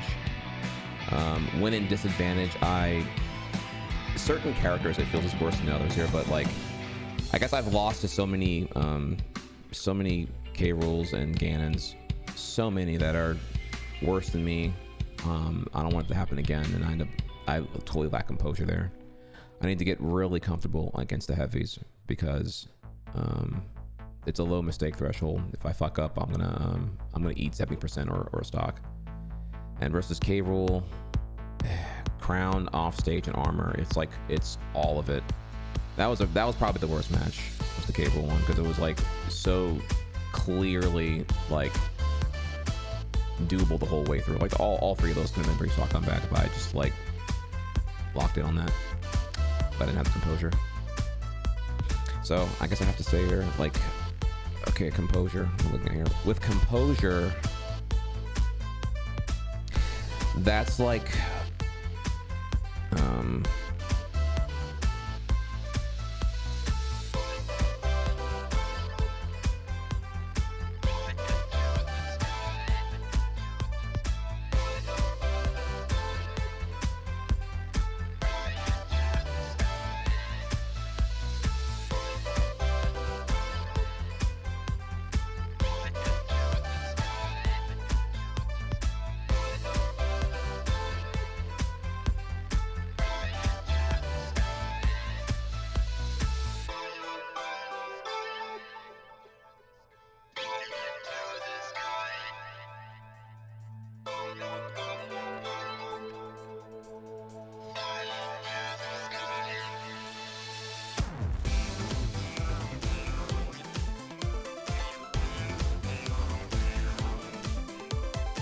okay. I don't know. Composure, right? I'm looking at it. I'm thinking here. Familiarity plus competence may give me better composure. Competence with repetition can give confidence. So some combination of familiarity, competence, repetition into confidence, and that would then give me composure. Am I competent against a K. Rule matchup? I'm guessing no, not really. I'm thinking about it when K. Rule throws crown. What am I supposed to do here? And I think it's because I'm not defining crown as an armored move. That's the big thing. Crown throw has armor, and I think that's what gets me so often here. I don't remember the match exactly, but I'm pretty sure K. Rule would throw the armor or throw the crown, and then I would dodge the crown and maybe throw something at it. But he has armor, it doesn't matter anyway. So it's like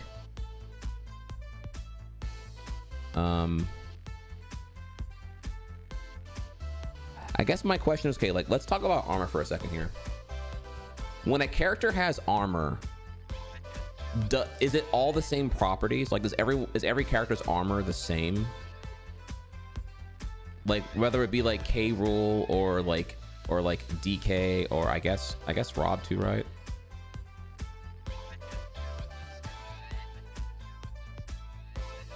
Full up over crown and grab him.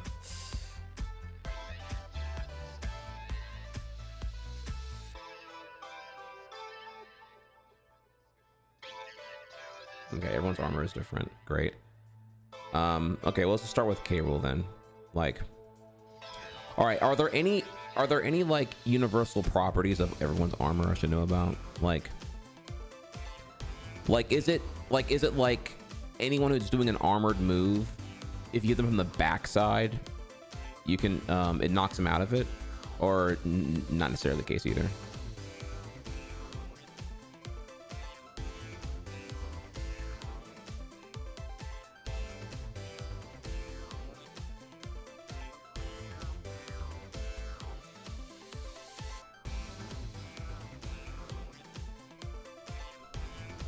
Rule belly armor specific.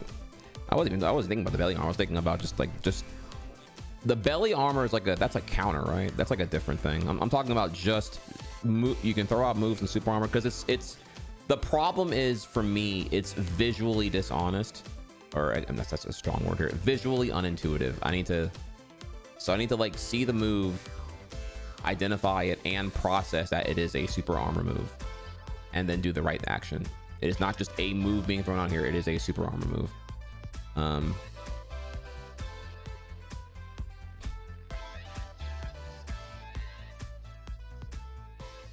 Only in other fighting games where they find stuff like armor and universal and property. Smash is very messed up here.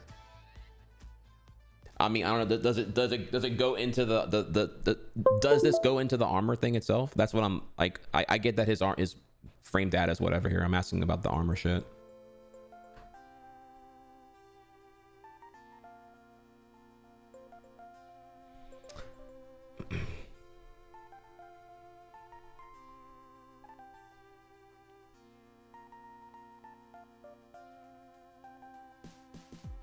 Okay, wait, so okay, so the down B is the the gut check. Okay, is that what we're talking about? We're talking about this something different, right? That's like the counter I'm thinking of here. You're talking about the nair, right?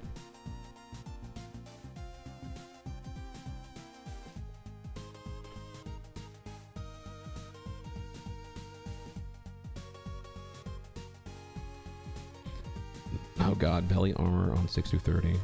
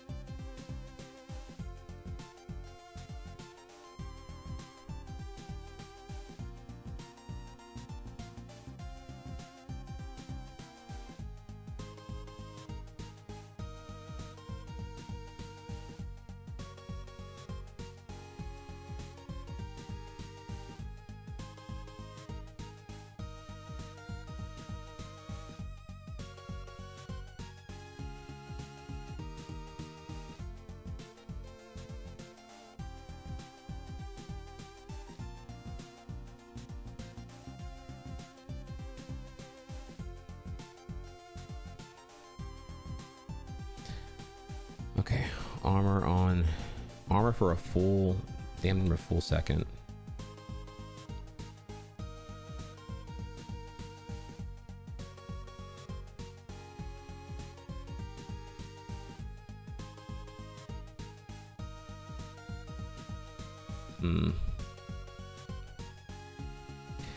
So, okay, if I understand this correctly, frames 6 through 63 during crown throw, he has armor. And during this armor, there's like nothing you can do to kick him out of it.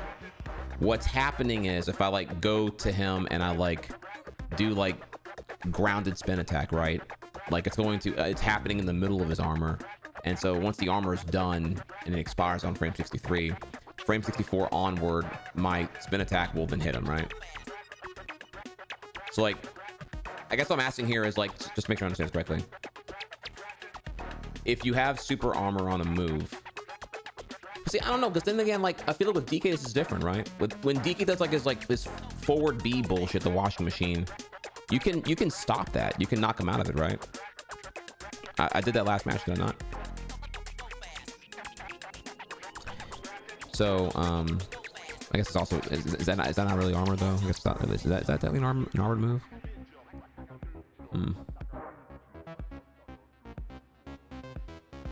No, I'm talking about DK. DK's forward B.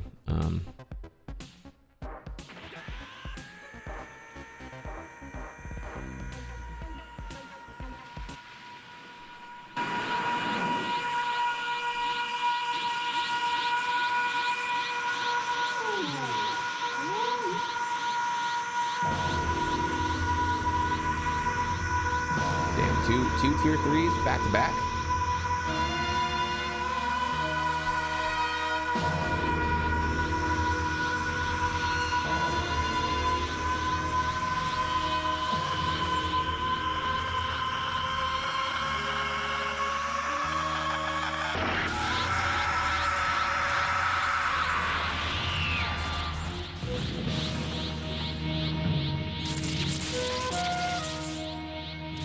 You should be proud of yourself. Only $24.99 has pushed me this far in battle before. Eyes of April is now a maxed out tier 3 hexman. There. Bruh. It burns a little. But that's what you need to keep this hitbox so tidy, Drake wide. I didn't even, bro, you and that goddamn message, bro. Oh my god, dude. Okay.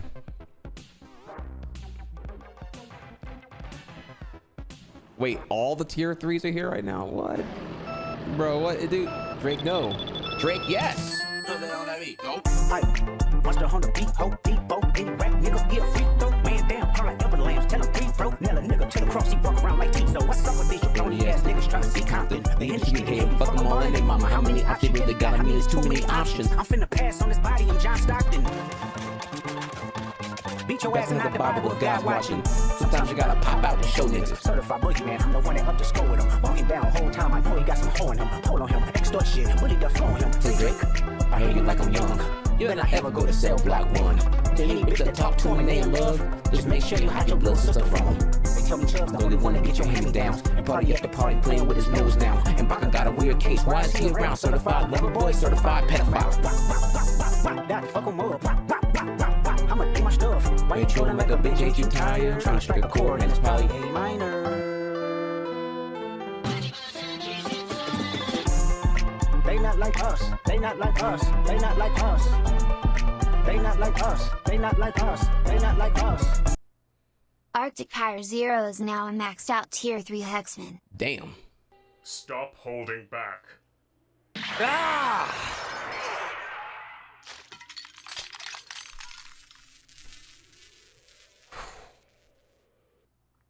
Don't hold back. Hype train started.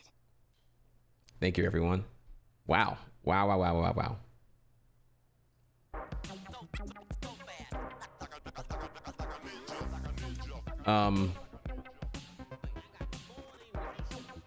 Dude, everyone's here? Like who?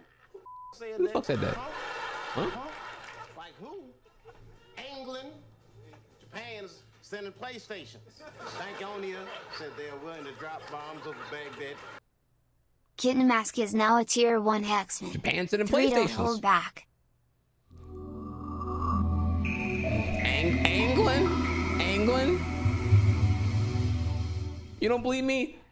Ask Tony Blair back here. with 54 months. We don't quite know, but we just can't be trusting random niggas. And don't worry, man. Hey, man, I got the I'm holding this shit in a special CIA napkin. Don't drop that shit. I ain't gonna drop. Pray to God you don't drop that shit. Look, man. Yes, my brother here. Can you explain why what's the Black Reporter asking again? Can you explain why you invaded Afghanistan despite there being no weapons of mass destruction? Or what was it? Can you explain why you want to invade Iraq despite finding no weapons of mass destruction in Afghanistan? Is that what it was? Because they want to do the second invasion, right? And it's like, damn, I knew I shouldn't call on you, bro. Thought you was my brother, bro. Look, man, you worried about all this, you know, don't worry about the war. I got this shit under control here, okay? Gays are getting married, folks. I'm doing out of order here, but like, all right, repeat after me, okay? M-A-R-S. Mars, bitches, because we ain't stopping at the moon. Red rocks. Yay, yay. Bro, just like, oh, my lord, dude. My lord. Sorry, I should really have the whole thing memorized by now, and I fucking don't, so I'm still a fraud here. That is like the skit of all skits there for sure. Oh, who's cooking, bitch?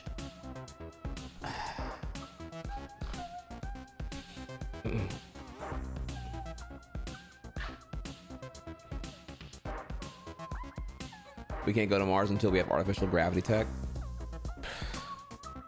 It is infinitely cheaper to save Earth than it is to even consider like going to Mars and doing what'll be probably trillions of dollars in like terraforming Mars to even be possible. It's so not serious. This is so not serious. Yeah, like look, just even the idea that you can bring like a human to Mars and have them come back is like the most copium in the world here. Like, you know what I'm saying? Like, yeah, there's The only thing I believe in Mars right now is like, in theory, you send robots up there and you make like manufacturing facilities that use a bunch of like Earth rare material. I don't even know what that would even be. And then you got to ship that shit back to Earth. Like, that's a feasible thing about Mars in our lifetime here. Everything else, like bringing actual life to Mars, is like copium as fuck here. Oh my God, bro. Yeah.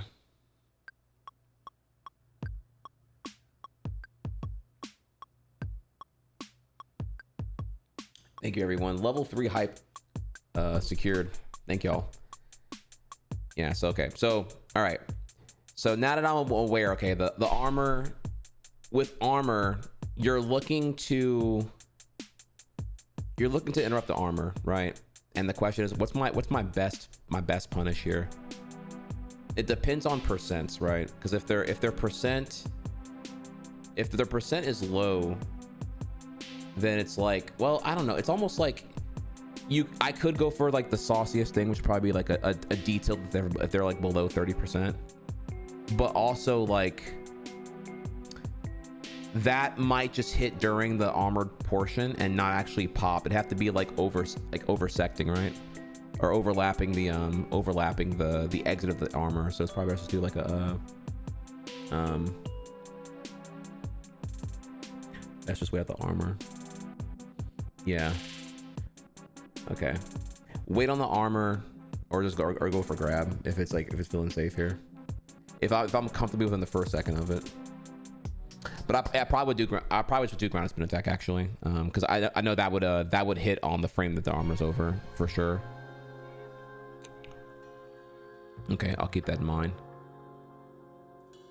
Actually, you know what? No, we should. You know what? We should do this actually.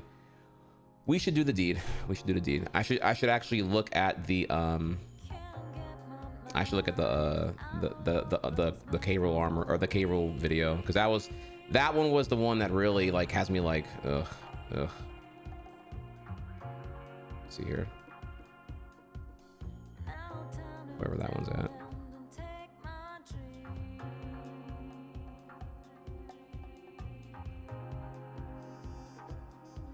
Let me see here, and thank you again for y'all's patience here.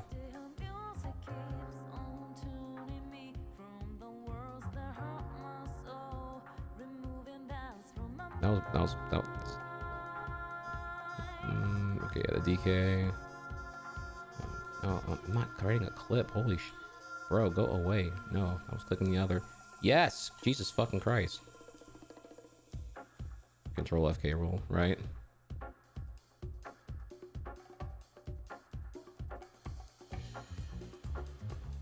Here we are.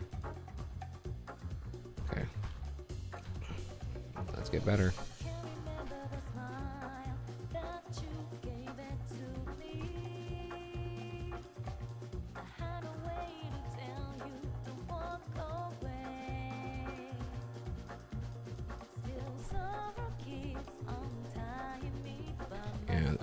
There's already so much right here. Holy fuck. Okay.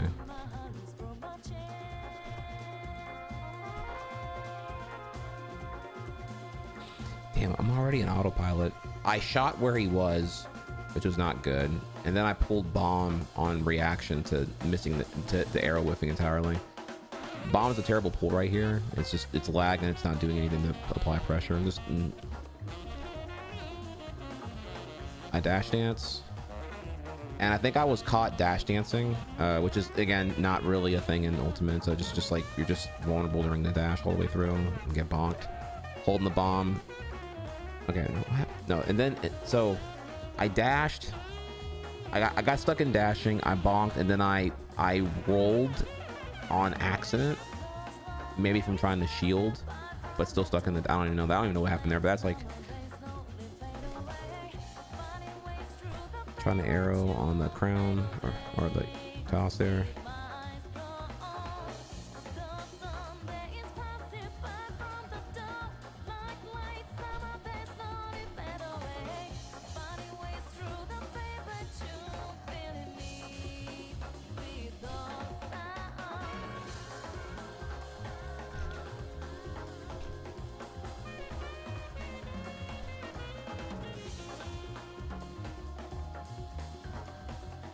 Yeah, I wanted that back air to hit clearly.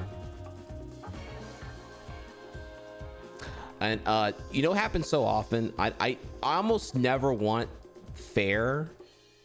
Like approaching fair is like rarely what I want, like 10% of the time. But I get it so often when I don't want that. I might have been trying to do the I'm sure I was trying to do there, but definitely was not that. That happens so often. Oh my god, what am I doing here? Is this VOD review? Yeah, this is cleansing the sin of whatever this match was. I did everything awful here. Tether. I'm looking at K-Roll. I'm not even looking at the crown. I'm not even keeping in mind that the crown was being popped there. I pull bomb and secure. I get popped by that.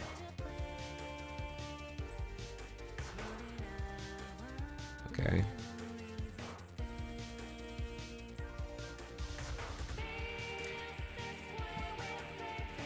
Could that have been detailed instead? Okay. Arrow. Fair one.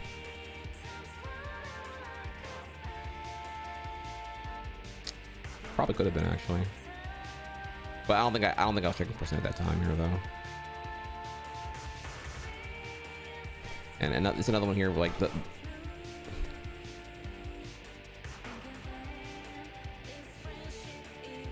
yeah, I agree with that.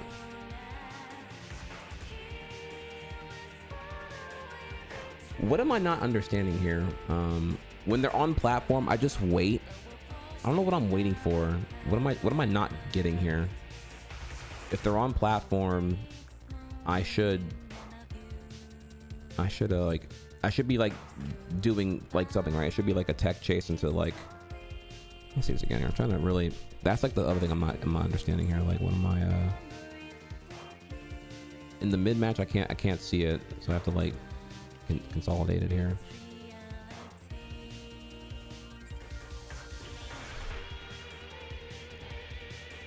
Okay, I think in my head what I'm doing here is I know I should apply pressure in the air, make him burn an option. I do the U-air, but the U-air was it didn't hit and or just laggy, so I'm like, okay, what do I do now? Like if he's in shield on platform, I should poke safely, right? But it has to be consecutive here, so it'd be like short hop, fair one, fair two. They're stuck in shield and they have to commit to something, and then on their reaction, I can do something else here. I do boomerang, which is like the stupidest option of all of them, because now I can just get away for free, and I get hit by his thing, which was such a prior commitment. Okay. Okay. I don't think I wanted that. Yeah, I'm just, man, what is going on here? No, tragically, Young Link's none of Young Link's attacks poke from ground, except no, I don't think any of them do actually. I don't think any of them do. Adult Link, yes. Young Link, no. If Young Link, it would only be like the final hit of up smash, but by then, you know, you can already just like roll away or whatever. Yeah, I don't think I is there frame advance on Twitch VODs chat? Do you happen to know?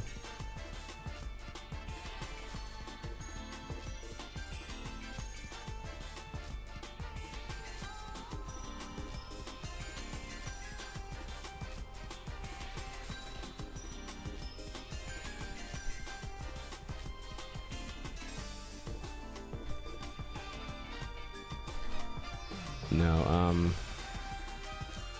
comma and period changed playback speed. I have to Google quick here.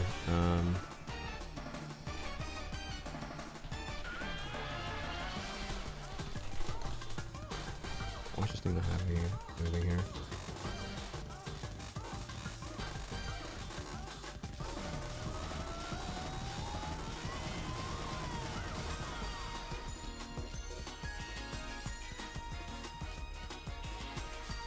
Yeah, might not actually have any. That's terrible. Well, anyway, I don't know. That roll there was awful. I need to like look at that again and see here. Roll came out right here, and I don't know why. Like, what buttons am I pressing here that caused that? Because that was super not what I wanted to do. So we do this.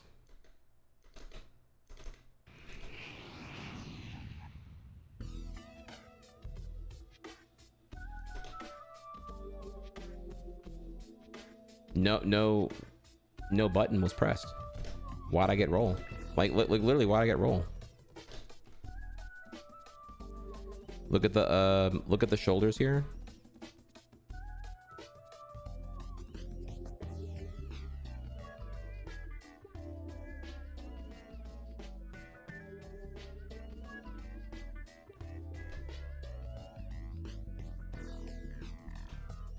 Okay, so I pressed shield.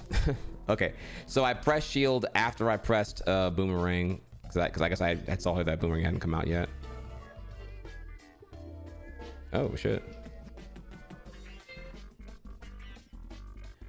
man, what's good, nigga? Wait, what?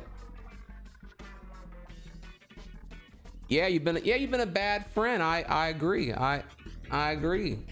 I was like, damn, does my breath stink or something? Maybe just don't fuck with me anymore. What did I?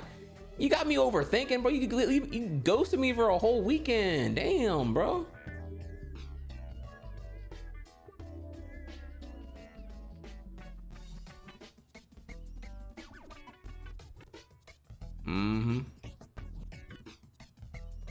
Oh, baby. Well, look, I appreciate you calling me. You put me in that gaslight chamber again, but it's okay. It's okay, you know.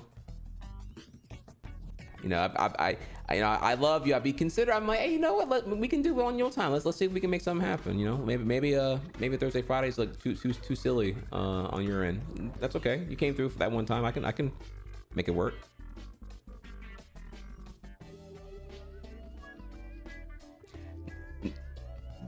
No, I get it. Look, I'm just happy you're still employed because I already know right now everybody getting got and the AI laying off everybody at this point. So I already know you're getting through that bullshit, you know. No, bro. Yo. No, you ain't got the mental bandwidth, dog. It ain't worth. You know what I'm saying? Like. Ooh, okay, King. Okay, King. Yeah, okay. Man, so my mental's a sanctuary and I don't keep any toxicity there. Okay, I see you. Your mental, it's the fountain of dreams in Smash. No, I get you, baby. Look.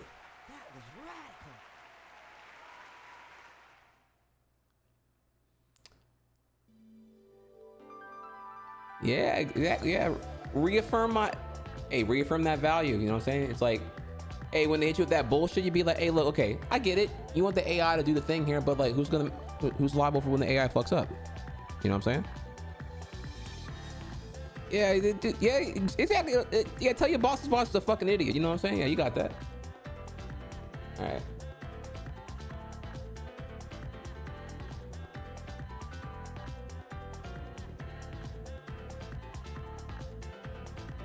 What?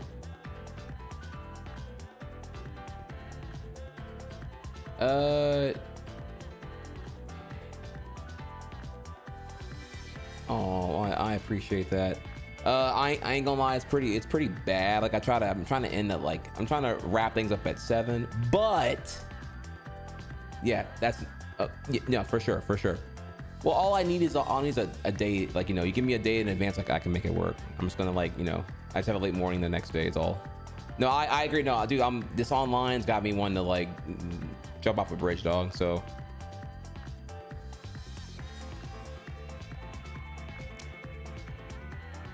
No, that's Gucci. The only beef there is that, you know, I'm gonna be live, so it'd be on stream if you're cool with that. Oh, hey.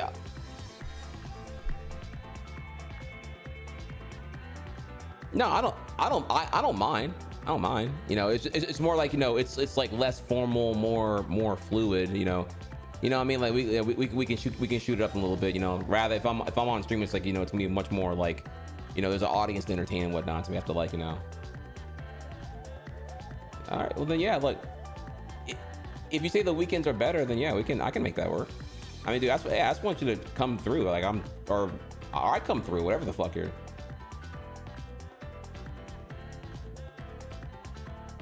Hey, 100. Yeah. So for you, the weekends are the best, like Saturday, Sunday. Oh well, we'll see. Today's the weekend. So what do you want to are you saying like next weekend, or you want to like look at some like tomorrow or today or some shit, or like?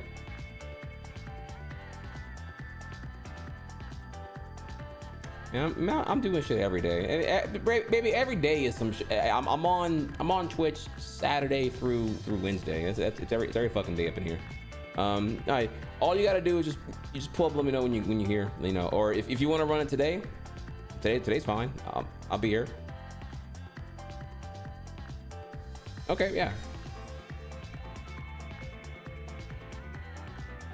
Here's what I'm gonna say, right? You just need to give me a cutoff though. You need to like let me know like by 4 o'clock if we're doing something. If not, it's okay. But like, because by 4 I'm looking to like I'm okay. I'm gonna be ending at 7. I gotta wrap things up here. So.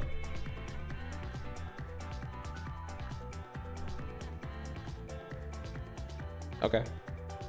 All right, fam. Well, I appreciate it. I appreciate it. Look, no hard feelings. You know, I know you busy. That's why I was just like, you know what I mean. You know. I get it. Trust me. Anyone gets it, it's me. On God, I get it. All right, bro. All right, fam. Later. All right, chat. All right, that was our brother from another mother. That was AJ calling me back because I texted him on Wednesday. I was like, hey man, what's you know, we did Smash 3 weeks ago. Supposed to be, I thought we wanted to hang out on the you know, do something on the weekly, and he ghosted me. I was like, yeah, what's good, man? I gotta, I'm free, you know, Thursday, Friday, but if you, because he's for him, he's more free on the weekends, right? Which is when I stream, and I'm like, okay, that's like not as ideal because I need to like you know, I obviously I'd want to plan around it, right? Like if I'm doing Smash with AJ, I'm not gonna play Smash in the morning, right? We would lock in on stream and then we would have AJ come over later on here, right? But that this dude be like, it's so day of with him because he's like, yeah, I get off work at like 5 because he's a normie job, and then like he goes to gym, and then he does gym, and then like he's out of gym like, you know, 7:30, and I'm like, fuck, man, that's like, I'm trying to get the fuck out of here at 7. You want to play Smash? You're not even gonna be here till 8. And Smash is like the most mental turn stimulating, high focus, high octane, heart rate pumping, you know what I mean? Just like shit, if I'm playing Smash at 8, I'm not gonna be asleep until fucking midnight. Yeah, I mean?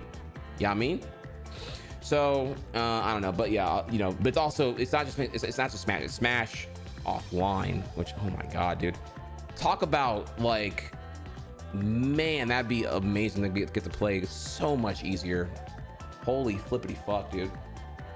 In terms of the buffer and all that here, but no, that's not happening today though. He said unlikely today, but definitely next week here. So but he'll let me know before 4 o'clock, so in 3 hours here. But yeah, I'd call that like a 5% chance. Like he didn't sound confident, so I think that's like, you know, I'm thinking about friendship tax on time estimates here. That's 5% to me. So but yeah, AJ calling back. AJ, if y'all don't remember, is the he is the, I'm gonna say like DK, and I don't even know here. It's like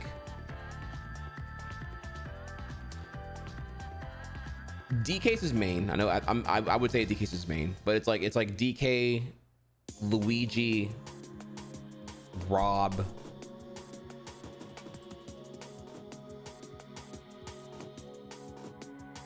I don't want to say it because the Rob is like, it does there's a lot of things this Rob doesn't do correctly here, so I don't even know, like so maybe like, yeah, I guess like yeah, DK and Luigi, but again, both of them don't do the right stuff though. Like he's he's not using Congo Bongo correctly, and he doesn't do like grab and to throw off cheese, which he should do. Like if he gets a grab, he should just like walk off and fuck me up and whatnot, or at least fake me out so I have to end up mashing and getting caught in that bullshit here. So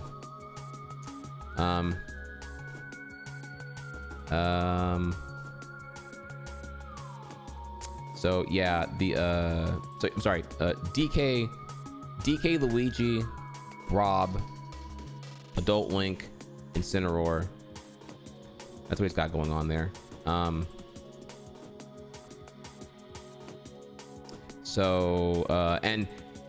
we played offline, had a great session like 3 weeks ago, but that was before everything here. Now, you know, what we've gained the last 3 weeks here, I have combo routes. I'm aware to look at percentages. I didn't have, remember the day we had the whole short hop macro discovery? I wasn't doing short hops at all. So I just, you know, always wanting to do short hop and just always getting full hop out of shield or whatever here.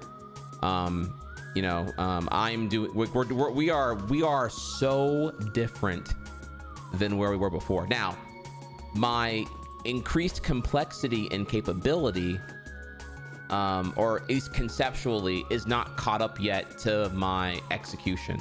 So all these like more complex ideas, I can think them, I can't act on them in confidence yet. However, if we go back here to the good old bread and butter chat, where are we on this right here? Well, so where we are right now is like, okay, last time I played AJ, I was probably somewhere here. I've increased in my ability to see and my technical skill. Definitely that, because we hadn't played. Last time we played before about 2 weeks ago, that was like forever ago, and back then I was just on some dumb shit. A lot of bad habits for sure. Right now, where we are is we're pretty deep in this pocket here. We were okay. Like I was somewhere around here for like three months ago. Then I was somewhere around here when I played AJ about 2 to 3 weeks ago. And right now we are definitely in the pocket of frustration. Right now, my ability to see is much higher than my skill. I am aware that at 85%, I can do down tilt, dash canceled, full hop, buffered arrow into second jump up B. I am aware of that. I know this. I just can't find the detail. I have to get better at frame trapping to actually get the detail, which would be big, by the way, because I don't have that at all right now.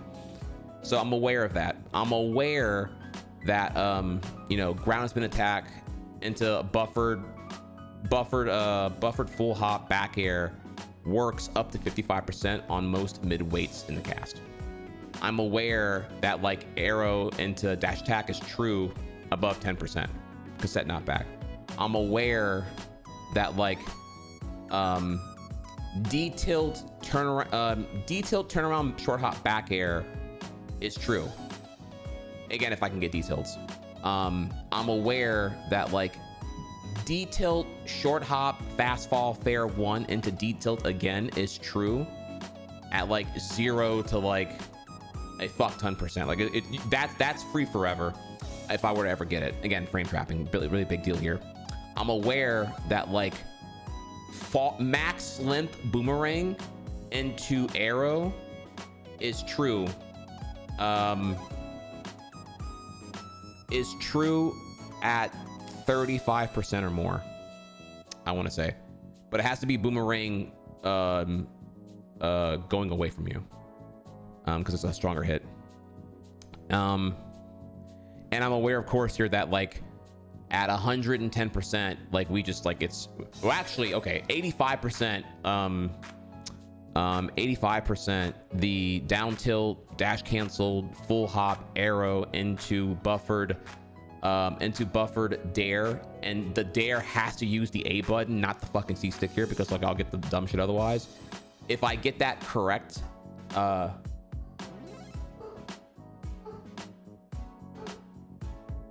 skinny barking, that's rare. Someone must be here. Hang on.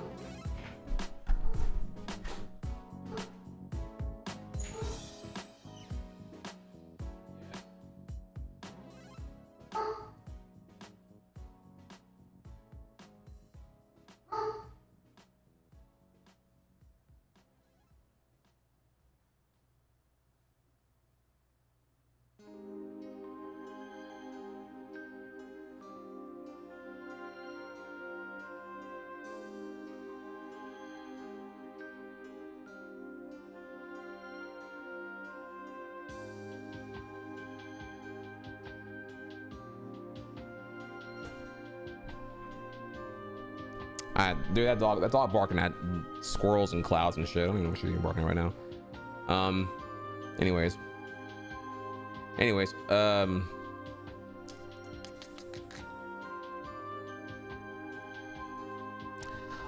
like I'm aware of all these like comboable options, right? And so next time I play AJ, it'll be the first time in 3 weeks I've played offline, and it's gonna be crazy. I wasn't going for any turnaround arrows like I am doing now. I wasn't doing again, we have like short hop arrows now, if when I can get them correctly.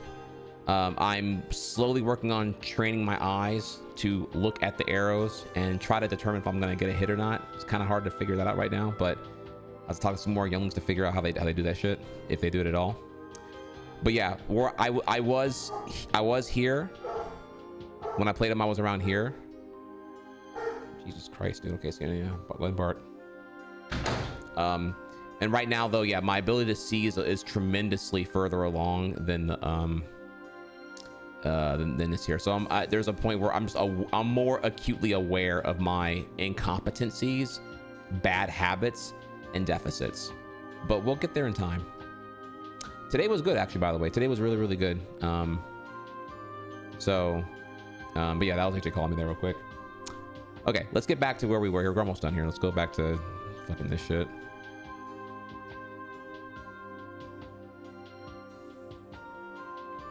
And then we'll move on to the next thing here. Okay, so what we're looking at here is, why did I get roll is the question. What am I pressing? What am I doing wrong here? What's happening at a smaller level here? So it comes back. I microspace into the boomerang. I'm holding shield during boomerang toss. That's important to note. I'm still holding it on impact. And then I'm holding left. So I'm guessing I buffered. Yeah, okay. Yeah, okay. The fact that I'm pressing, I'm holding shield during the action is, I think, kind of a bad habit here, honestly.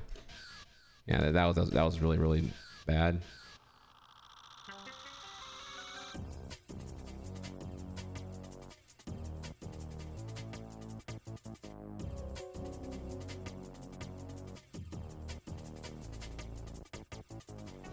Even though all this happened here, we're actually at a tie right now. It doesn't feel like it. It would help if I actually had caught that and been like, okay.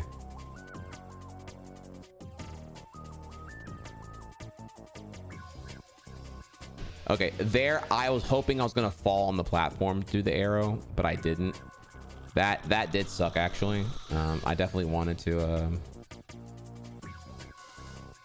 Yeah, I'm gonna fix that soon. Like the GameCube triggers being piss ass and shit.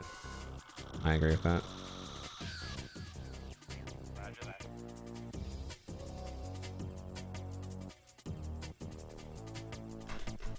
Yeah, that's so misleading here. And then I'm jumping up, I'm going over here. He's down.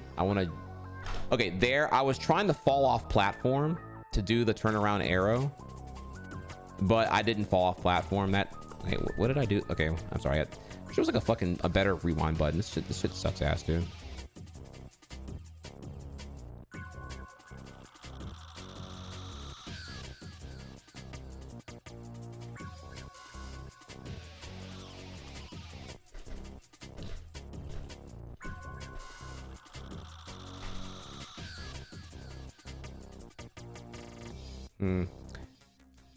I didn't press down. Maybe my thumbs up there. I don't know. I didn't press down at all. That was on me.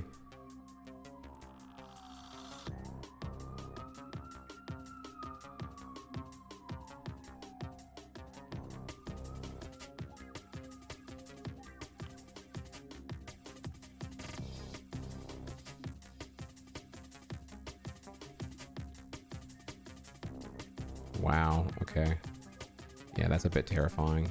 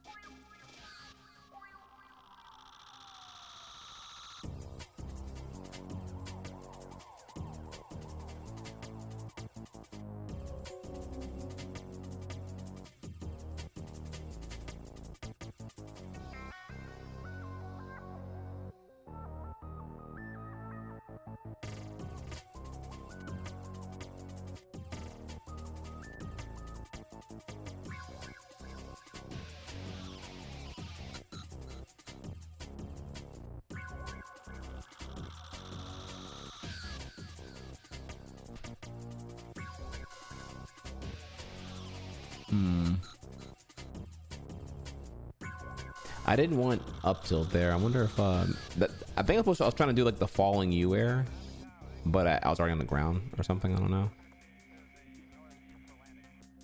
The irony, I should have did U air again there. But yeah, then we get God here, and I recognize here that Boomerang's gonna be really laggy, and I don't want to get got here, so I actually go for the arrow to be safer. But the irony is that that was like actually a worse idea. Boomerang probably would have been the better option, because then because if the arrow misses, I'm like extra fucked.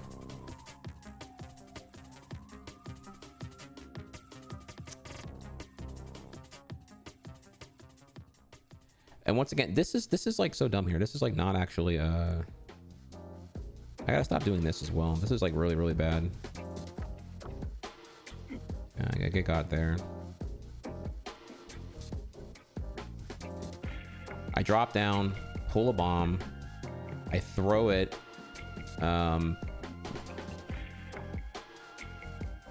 So first I did hard toss rather than soft toss. Soft toss from here would be on the ledge, which would force them to like have to mix up how they're getting on here. I did hard toss by accident, which of course is completely useless. That does not do anything at all. Applies zero pressure. And then I come forward with a false sense of confidence. Thankfully, he did get up, because if he did like anything other than just like neutral get up or jump, I would have got here. So that was like unearned, unsafe, and stupid, but whatever. Okay, so we're gonna keep the bombs right there. We're gonna go wait to just be safe. And I did Boomerang, which was a commitment at that point, and he just armored his way into getting into me. Okay, why did grab come out? Am I just in buffer hell here again? I'm looking at the buttons now to see.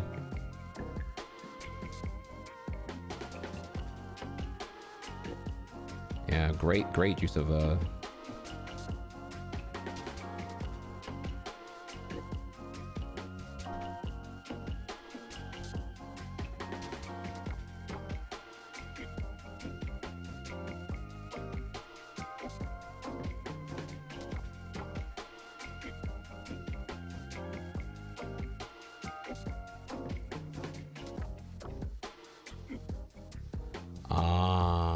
okay.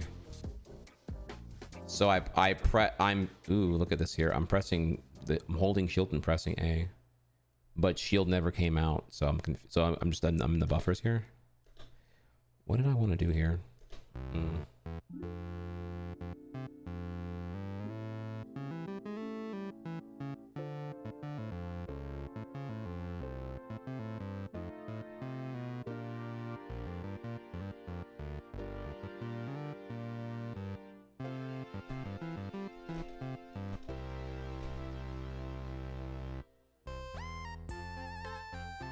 You probably wanted to shield, but we're holding A, so it macroed and gave you grab.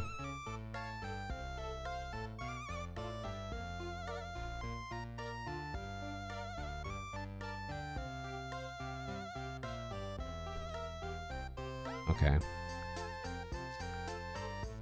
Can you do that in the air too? Like if you like do an air dodge and you're still holding shield, and then you press A while still holding shield, unfortunately, would that give you grab in the air? Or I guess like Zaire, like after you already air dodge but still in the air? Okay, then I think that's where the Zaire is coming from then. Okay, it just happened so fast I'm not able to think about it. Okay, that's good to know then. All right, spout dodge here. Oh, dash tag would have been better right there. I don't know if I had the time to think about that though.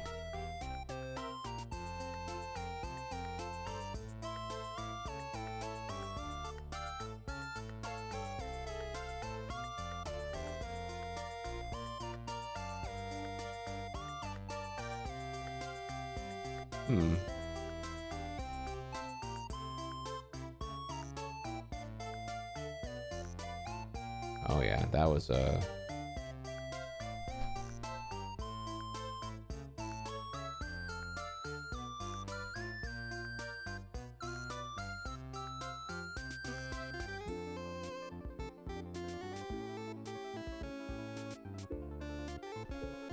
So I pull bomb here. Just not really a good idea because what am I gonna do? He's gonna just jump. He's gonna jump through platform and just fuck me up anyway. Pull bomb again, actually. Not me trying to. Oh my god, dude. Okay, so that happens, and then I air dodge. He comes down. Okay.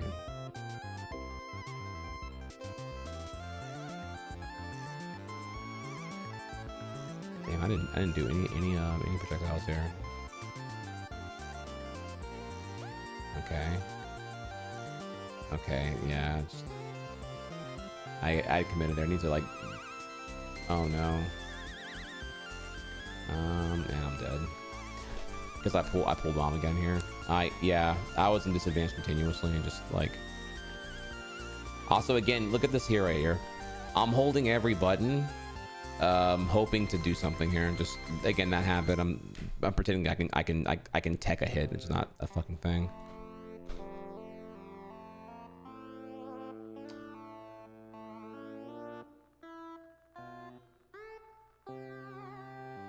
Yeah, so this is a lack of foresight that he can, you know, I have to consider here that crown can come out anytime.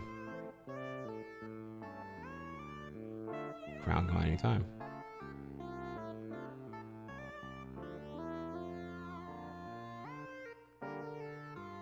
Okay.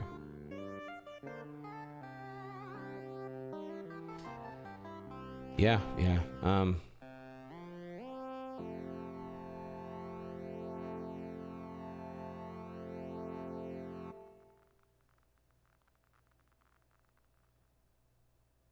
Cannonball's a fake move. It's slow and laggy. Crown is good because it has armor and you can use it to armor through your hits and hit simultaneously. Yeah, more experience. Repetition breeds familiarity, and competence with repetition can breed confidence, and that'll give you more composure. I definitely was not thinking well during this at all. Definitely came from a pretty bad spot there. Okay, well, GG's y'all. We'll get there in time. Oh, it's Kendrick actually. Yeah, Kendrick, remind me again, you're the young Link player, right? Or whatever. Right, that was you. I am curious. When you shoot an arrow, how are you reacting to the arrow hitting? Like, are you looking at the arrow after it's fired and then determining halfway through its trajectory that it's gonna hit or not? Like, how do you actually react to an arrow hitting online? If that's a good question or not here. Or is it more like you're shooting an arrow from an actionable range, like 5 space units and whatnot here, and going from there?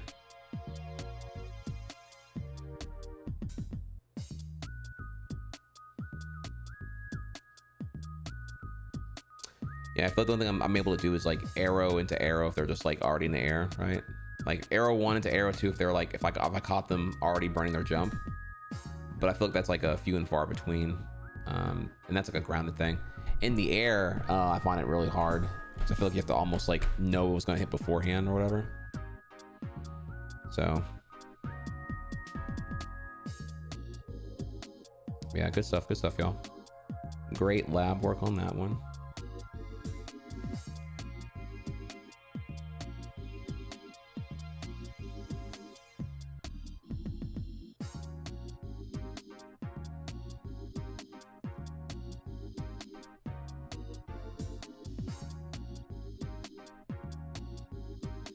You can tell in advance if it will hit if they're in an animation.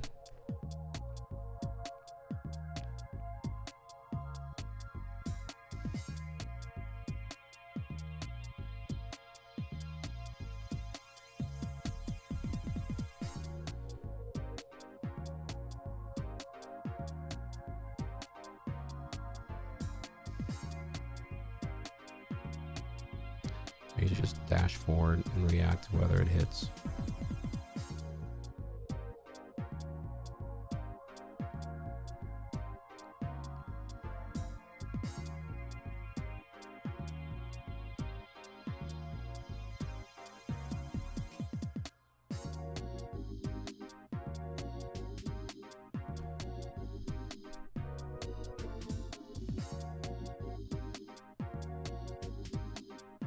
Get good at the skill of judging whether or not an arrow will hit in 15 frames time or not. Well, thank you for the answer. Okay, let me write that one down real quick. That's a really good it's a really good point.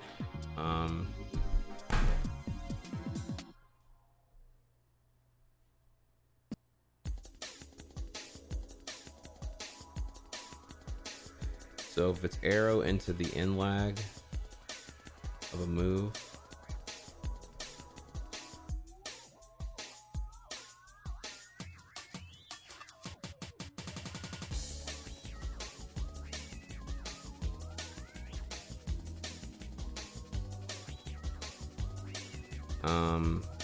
right, so arrows generally lose to aerials. That's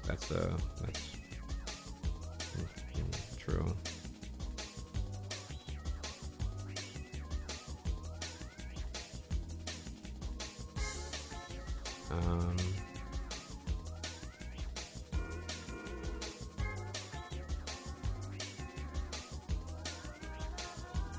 Got it. All right, well, today's notes look like this. Look at the stocks, see kill percent, hunt for kills, stop trying to tech on hits, that's not a fucking thing. Do not do get up then jump from ledge, that's not a thing either. You need to jump from ledge if I'm going to do that. Disadvantage, lose composure, work on the K rule stuff. Don't tech hits. Oh, and the Zaire thing. The Zaire thing is a big one here. So the fraud Zaire is me holding shield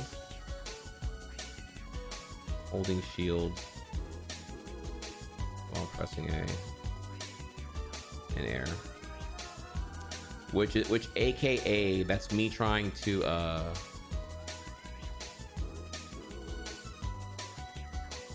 that is me probably trying to do nair, but also me doing that bad habit of like trying to tech hits, so I'm hitting shield in the air, which is like not good. So stop that. Stop that. God help me, I'm gonna keep pounding that down here. Stop doing that shit.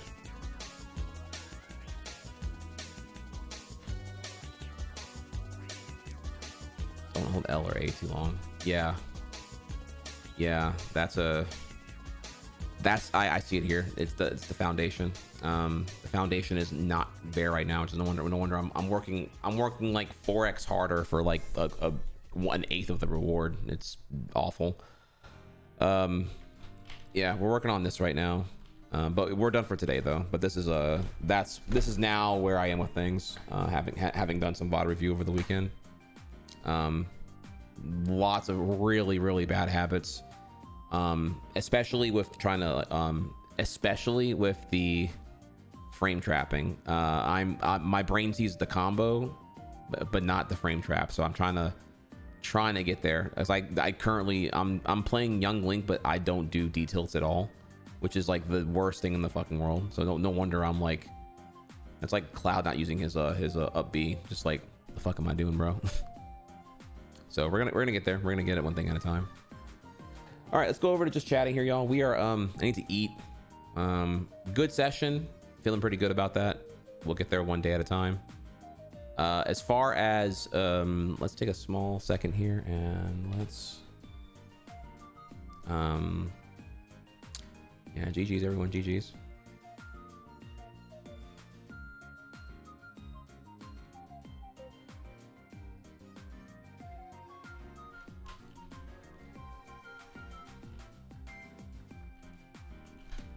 Food break before Hollow Knight. Yeah, thank you again. Actually, I'll make sure I don't miss you. I'll go ahead and thank you for coming by here. I'm hoping to you'll see a payoff eventually here, Kendrick. Appreciate you. Feel bigger for Hollow Knight. We're looking at we'll do more tomorrow, don't worry. Let's see here, slash poll, which video during lunch?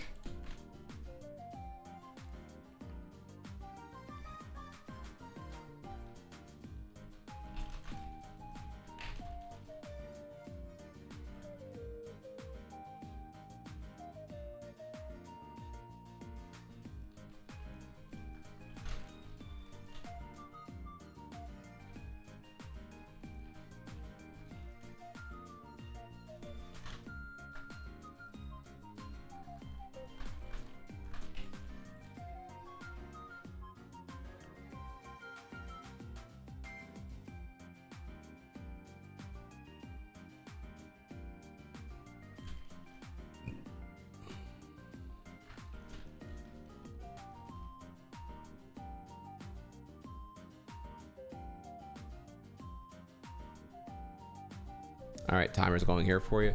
4 options. So I found a torture simulator video here on Republican rappers, and I'm not talking about Forgiato Blow. There's actually a there are other rappers that I didn't know about.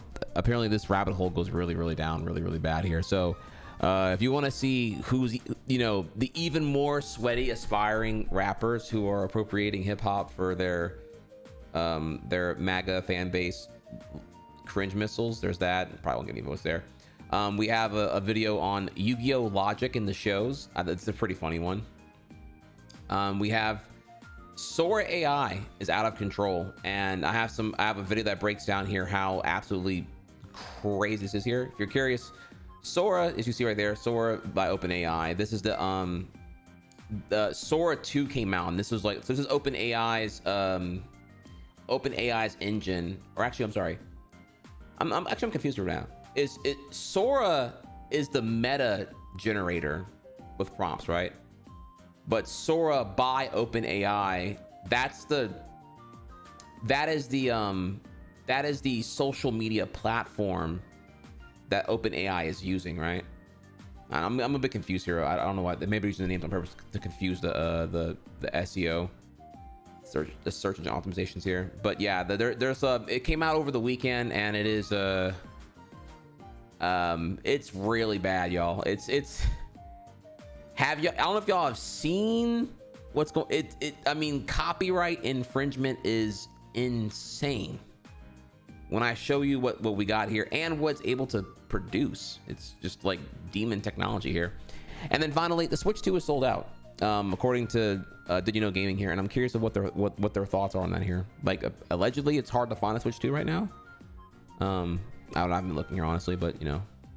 So go in there and vote. Hang tight. I'll be right back. Changing our title real quick here. I will see y'all shortly. Okay.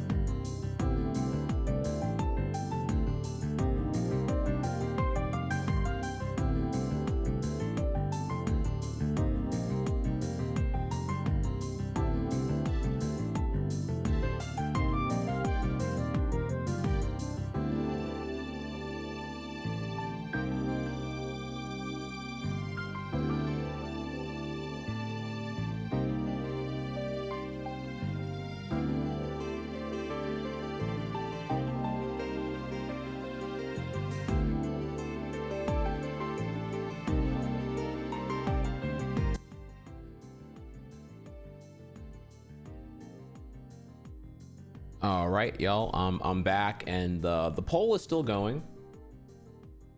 But I'm back early, and so we can pop on a we'll do a short video while we're waiting for the poll to wrap up here. Remember to vote. What do you want to see? And with that here, we're gonna eat.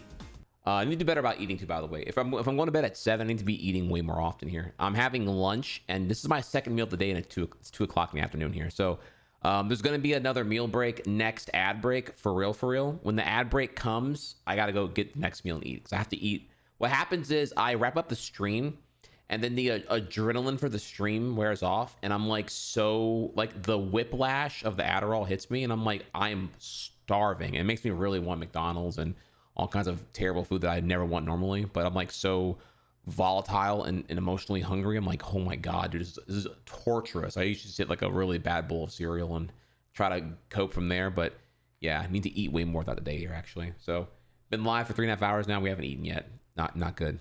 So we're gonna eat, and we're gonna eat again in an hour. Okay, just a heads up here. So vote, and with that here, a short video while we wait. Well, you're too late. I'm about... Well. Come to join me, have you, Kakarot? Well, you're too late. I'm about to finish this cart all by myself.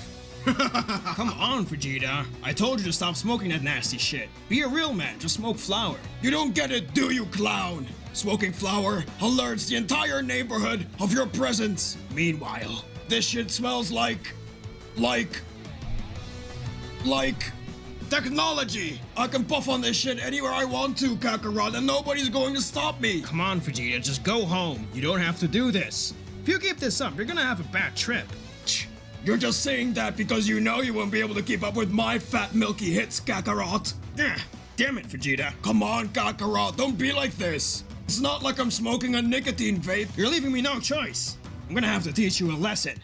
Get you off that garbage. Is that so? Well, in that case, I hope you brought your own. Because like I said, I'm almost out. I'm almost out of weed. So... Alright, Vegeta. So we have strawberry banana, Batman OG, cookies and cream, babies and cream, butter cheese, Gary Payton, and Pure Pilaf Pack. Vegeta. Pilaf lemon Pack, cherry. guys. How about we go with lemon cherry? You sure? Yeah. I love lemon cherry.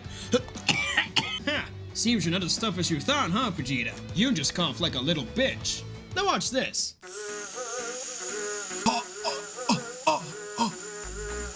Okay, Kakarot, I see you. It isn't over yet.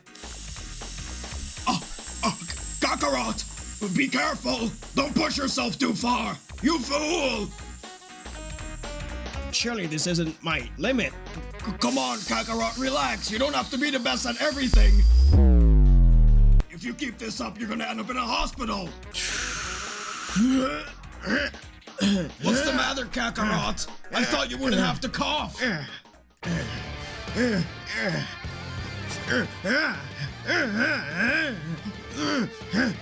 you good, Kakarot? Say something. Damn it.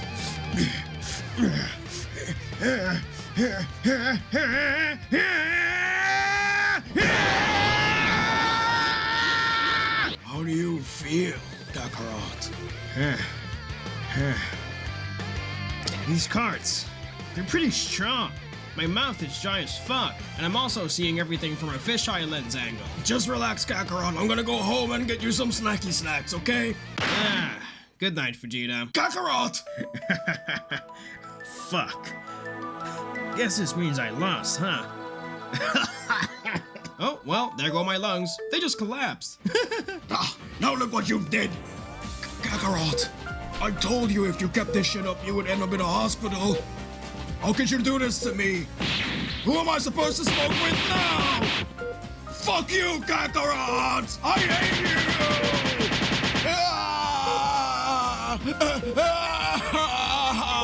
Wow, Vegeta! Wait, hold on, Frieza. Allow me to transform into my Daima counterpart. What? Wow! I'm a little baby. Goo goo gaga. Wow! Wow, Vagina, I didn't think you'd be that much of a crybaby.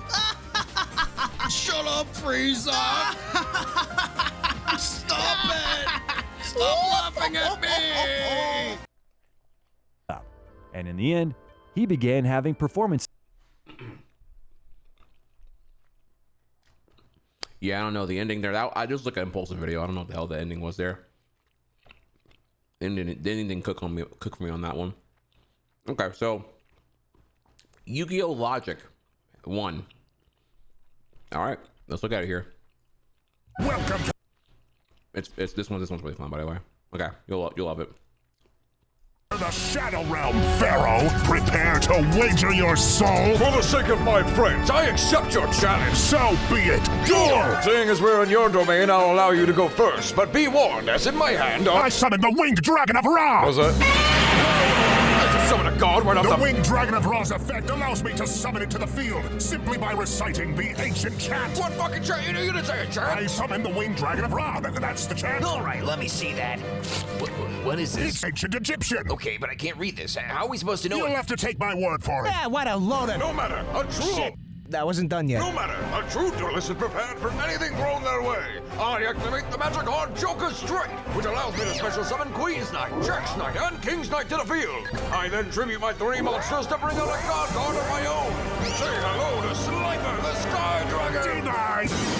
While the Winged Dragon of Ra is on the field, no other god cards can be summoned. Oh, what a load of bullshit. Says it right here, man. Look at me. I'm looking at it right now. What else? What else does it do? It cannot be destroyed by any means. I take no damage in battles with it. It has essentially infinite attack and defense and destroys every card you throw at it, among other things. Yeah? Yeah, it really says that? Yeah, sure. All right, but really fine. But in its place, I summon my trusted flame, the Dark Magician. Oh, come on! Dark Magician cannot be summoned on odd days of the month. Really? It has a rule for him specifically? Yes. Then I summon Dark Magician Girl in defense. Not on a weekday. Why not? This can't. It's on the card. Summons Gold. Past 3 p.m. Big Shield Guardian. Shield's too big. Goes the Guardian. Too bad he's green. Why? Merrick, are there any other cards I should be aware of that can't be summoned? Let me check. No, that's all of them. You're sure? Positive. Then I summon Water Pond. Especially Water Pond! Damn you, Merrick! Oh, you've activated yet another one of the Winged Dragon of Ra's effects. You owe me $7. What the fuck? No, that's not a rule. Give him the $7, Yugi. But this is absurd. It's the rules, Yugi. Yeah, Yugi, it's the rules. Fucking bullshit. Damn, what can I do? He can make up the rules as he goes. How can I possibly... Pharaoh, don't give up. But, Yugi, You need to let go, Pharaoh. Stop worrying about him. Remember how you would duel in the past. Yugi, I think I understand what you're saying. You're saying I need to remember to have fun, to believe in myself, to block out all my doubts. No. Just make some shit up. Fuck the rules, man. Just make it up. But Yugi, the times have changed. There are actual rules to the game now. I can't just... Pharaoh, make some shit up. You know what the man said? My friends, thank you. I won't fail you again. So what now, Pharaoh? Are you willing to admit defeat? Just about. But first, let me ask you this. Where are we right now? Ah, you've forgotten? We're in the Shadow Realm. That's right. And what are shadows really if not a place devoid of light? Light, much like the sun. What? You lost the moment we stepped foot here, demon. Your Winged Dragon of Ra may be god of the sun, but in a world without sunlight, he's powerless. Unlike my dark magicians who revel in the darkness. That's not how this works. And with the combined might, they only strengthen its depths, making your Winged Dragon of Ra even weaker. What are you? By exploiting Ra's poor eyesight, my 2 gods may now enter the field. Slifer, Obelisk, rise! No, you can't do this. My cards are fake. Don't worry, I haven't forgotten about that. But you'll have to get past my Celtic Guardian first. And as everyone knows, the Winged Dragon of Ra is terrified of the Irish. Is that what that means? Kinda. No, you can't just... But I have, and this marks the end of our duel. As you should know as well as I that these 3 gods shared an apartment in college. But that would mean... Indeed. They had a Three's Company type living situation, and Slifer was the choice to win of the 3. Impossible! And as we all know, Joyce was the most powerful... Stop! No! With the combined powers of will they won't they say for late 70s broadcasting, Slifer, Obelisk, destroy Raw once and for all! This cannot be! But it is! No, it literally cannot be! This is bullshit! Sorry, Demon, but your first mistake was stepping up to the guy who shares a name with the game. The only god I see up here is me! Now, Slifer, Obelisk, do some weird Pentagon shit! Yeah! Haha! You did it, yo! Yes, it's true. You freed me from my curse, Yugi. Thank you. I believe this belongs to you. Thank you. Now let's see. Oh, shit, no, he was telling the truth. It's all here. Okay, my buddy, this is English. You couldn't read this? I've got cataracts.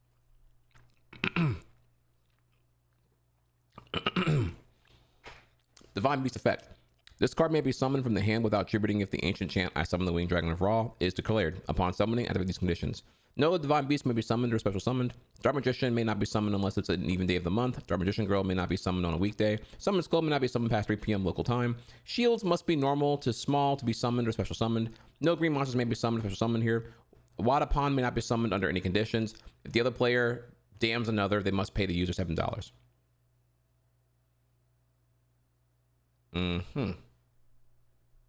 He was telling the truth. It's all here. Okay, my buddy, this is English. You couldn't read this? I've got cataracts. I summon the sponsor of this video in attack mode. It's GamerSups, and the flavor of the week is still the cans. The cans are still fucking really good, so if you want to drink those, they're awesome. Also want to give a big shout out to my friend Kerber for doing the voice for Merrick, Joey, and baby Merrick in this video. This guy's crazy talented, phenomenal. He made some really cool videos, some of which I'm in, so if you want to go check the link below, you find his channel, watch some of his videos, watch his Pokemon one that he just put out. It's the best thing ever. Thank you guys for watching, and why did I make a Yu-Gi-Oh video? I don't know, I was just... Based. All right, let's see here. Okay, I'm almost done eating here. Can we squeeze in like one more video?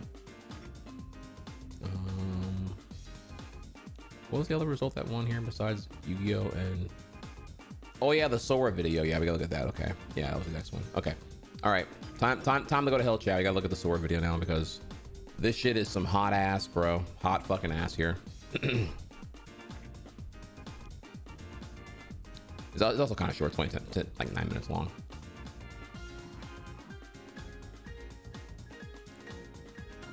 All right, so just so we're keeping up here, okay? What the fuck is Sora AI? So you probably have seen these AI generated videos. There are several of these like generative video prompts that exist. There's ChatGPT. There's Sora AI. There's a what's the one from Google called again? Geo or Neo 3? I forget what. I think is it Neo? Google has one. OpenAI has one.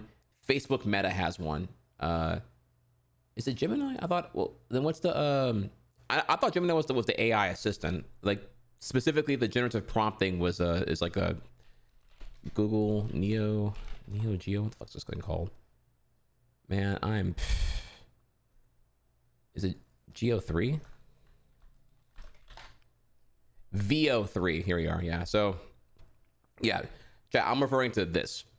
Gemini is not worth. Yeah. So VO3 is the Google one. So VO3, OpenAI, which has their ChatGPT, and then Meta Facebook, which has their Sora AI, which of course now confusingly, OpenAI has named their social media platform that is all about AI generated slop. They've titled it Sora by OpenAI on purpose to just confuse everyone and make everyone think that's trying to overwrite the Sora entirely here. Very petty of them. Okay, all right. So, okay, I'm sure you're aware here right now. These AI generative engines. It's a lot of ethics here. They're trained on data. The question is what data? The entire internet. And the question is it's being done for commercial value. So are they doing it with the consent? No. So it's copyright infringement all the way through nonstop here. 1, 2, the computers that are doing this require a fuck ton of energy and are environmentally destructive and also require a fuck ton of fresh water. We're talking about we're talking like 10 to 100x what cities currently consume for power, like just very unethical, very unsustainable. And finally, obviously here, if you can generate convincing real life video, would that not get used for mass weaponized deception and information warfare? Like whenever you have an AI video of like Barack saying, fuck Charlie Kirk, and it's really convincing because you can just you can just do that. What does that mean? Right? Okay, all right.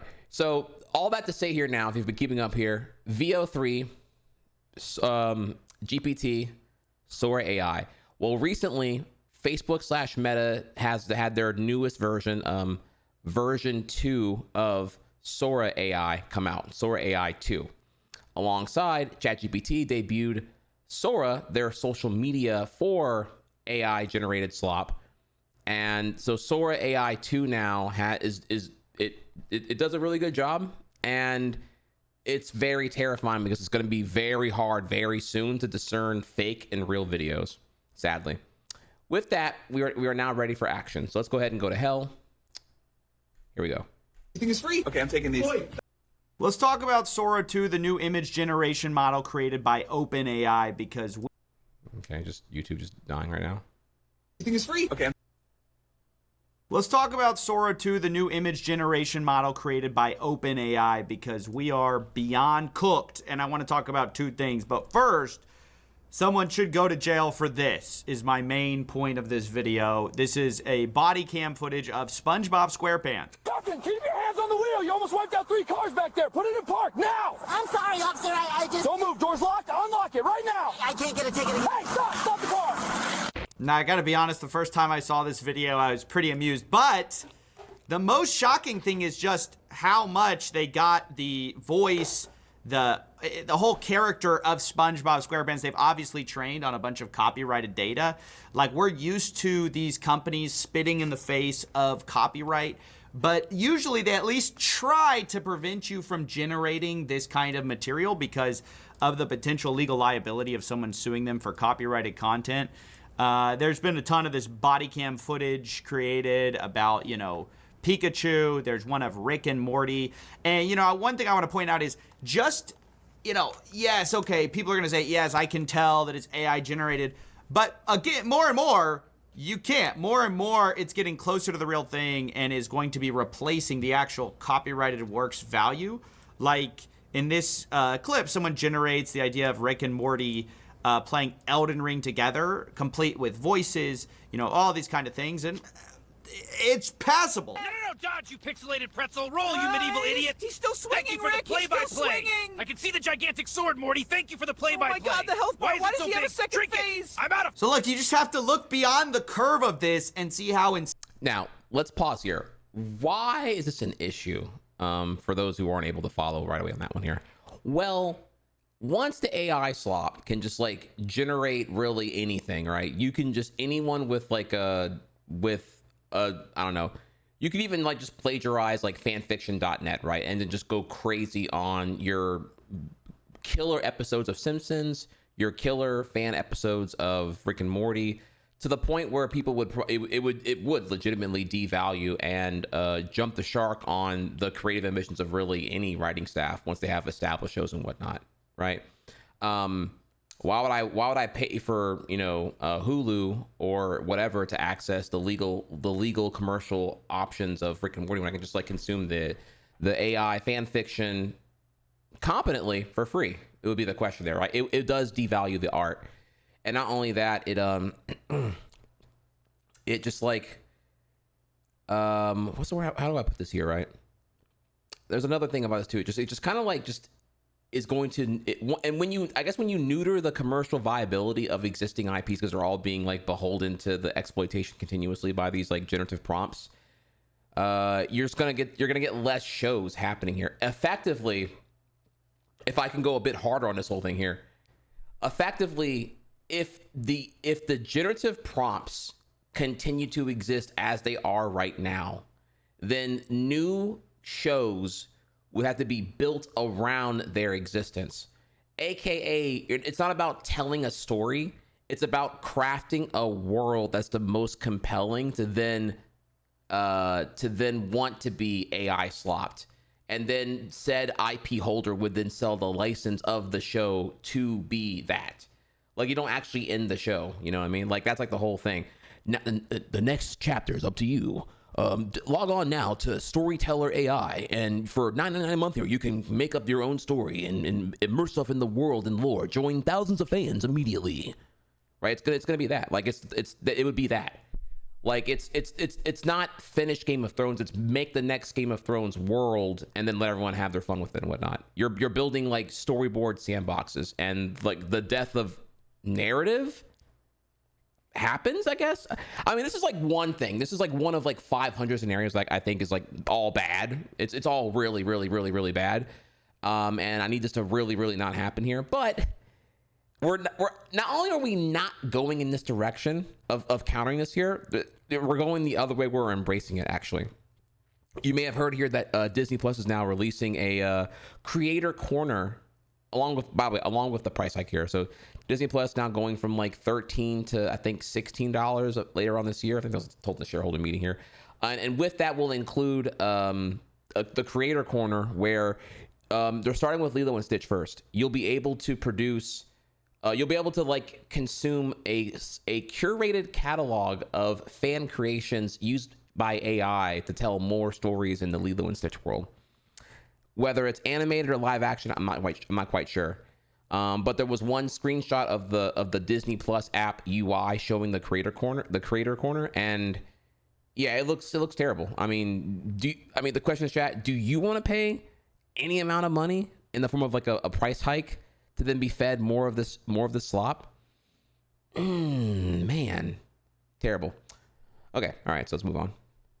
Why does he have a second phase? I'm out of. So look, you just have to look beyond the curve of this and see how insane it is that OpenAI, number one, is just doesn't care at all about training on everyone's data, whether it's copyrighted or not, whether it's owned by the biggest IP holders or not. We're gonna see the Goliath versus Kong. I'm sorry here. There's a good question. I thought I'll just try to cover this real quick here again because I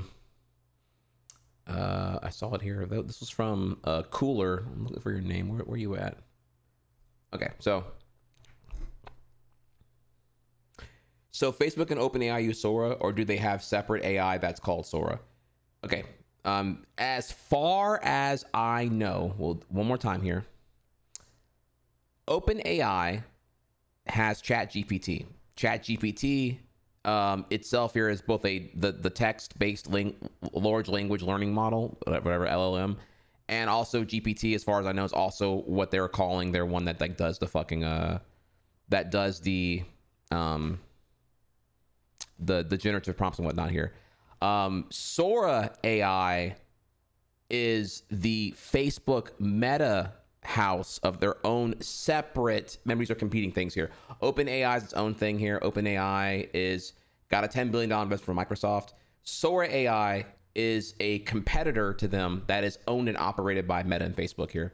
However, Sora by AI is a new social media app by OpenAI of ChatGPT, and they're calling it Sora probably on purpose to confuse everyone over what the hell Sora AI is, because it came out the same weekend that like Sora AI version 2 debuted. So it's just deliberately making the SEO, the search engine optimizations, deliberately muddled and stupid now. So, and again, we'll talk about this in a second here, but yeah, so there's that, and all that to also not be confused by VO3, which is again the VO3 is the third competitor here, owned by Google. So Google has one, Facebook has one, and OpenAI is like the leader in this space right now. I guess also, if relevant here, NVIDIA also has some stakes here. NVIDIA's looking to make, like, NVIDIA seems more interested though in having hardware, having consumer purchasable hardware that can do this shit. Right now, all of this is like done by supercomputers in the cloud that use a fuck ton of energy and water to operate appropriately. We're talking like this is like way more of a problem than NFT crypto mining ever was. Honestly, this is like really fucking bad, and we know because they're all building these large AI supercomputer data centers in these rural areas in the USA, which is just environmental destruction for commercial viability and chasing the speculative AI valuation bubble. No, these are not profitable at all. They're very much a race to the bottom with again, because spectator value in the whatever you want to call it, stock market, whatever here, speculative value is, remember, the wealthiest 10% of USA is operating 90% of the capital in the stock market. So it's very much, the economy's not real. Like, you know, when we bring up stock markets like a valuation of like how the economy's doing, it's not real. It's all just like pretend money that is all being bolstered up here by the feelings and emotions and perceptions of wealthy people and whatnot. Don't forget, for example, whenever Trump was continually teasing here the tariffs, you know, oh, they're gonna happen, they're not gonna happen, they're gonna happen, I'm gonna do it in 90 days, I'm gonna do it in 60 days here. Remember, just like all the companies would just like have like anywhere from like $2 to $4 trillion wipe out overnight because they're like, if the tariffs come, we're fucked. They don't happen, we're good.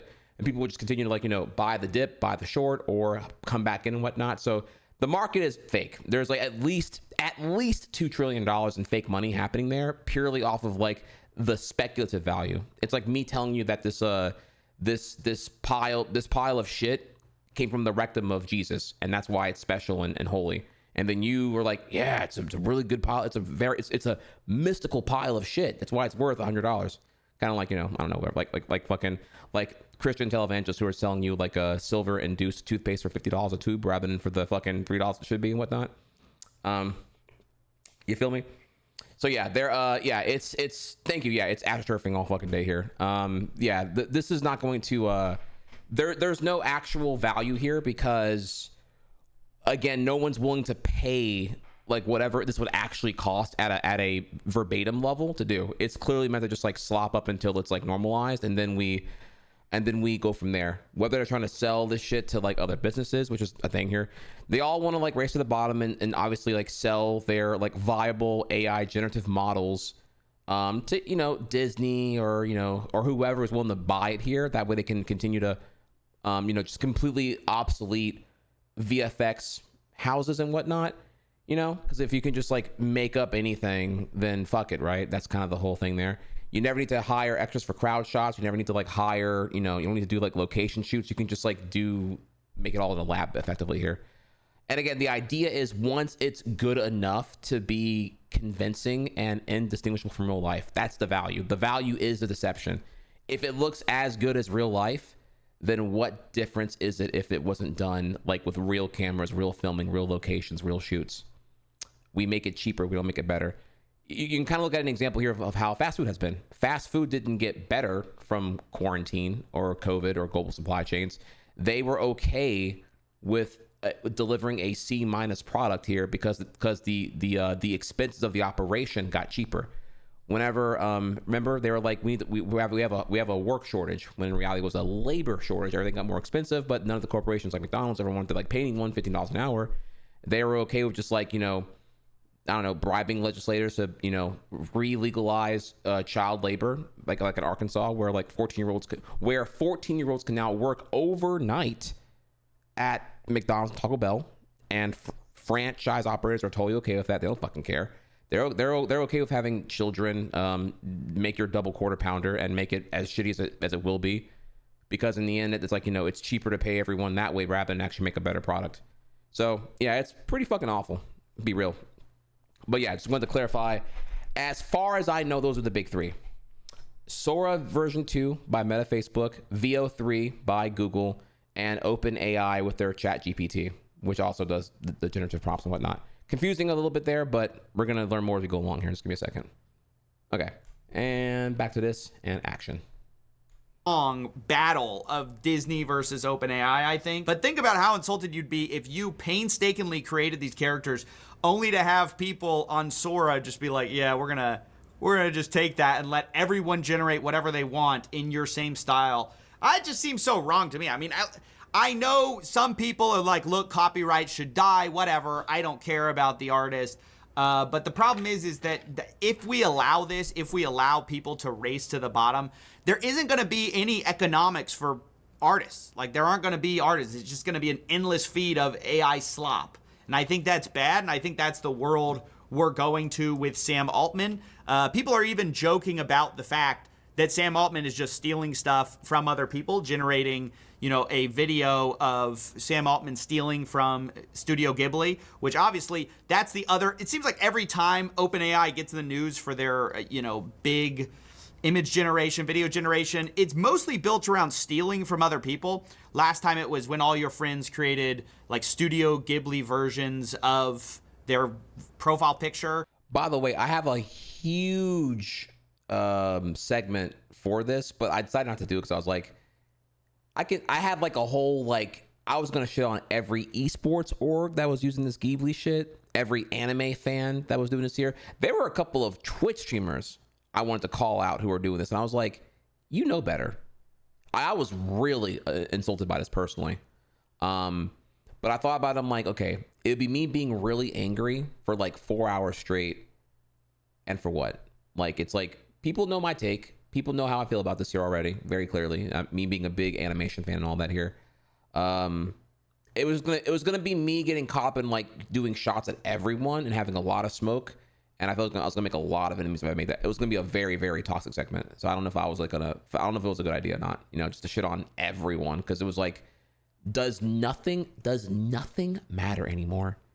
You can't be an anime fan and then appropriate, like, not only appropriate Ghibli, but then like directly shit in the mouth of Hayao Miyazaki, who has, again, you've seen the interview here where he's like, yeah, I don't want to use AI here. It's the antithesis to life itself. It's like the reason I produce art and the studio exists is for the complete opposite of what this is entirely here. Oh yeah. Yeah, I got it here. I still have it actually. Ooh, boy, baby, I got the smoke. I got the smoke all right here. Been holding this one in for a while now. This is from May of this year actually. Been holding that one for a while here, but like yeah,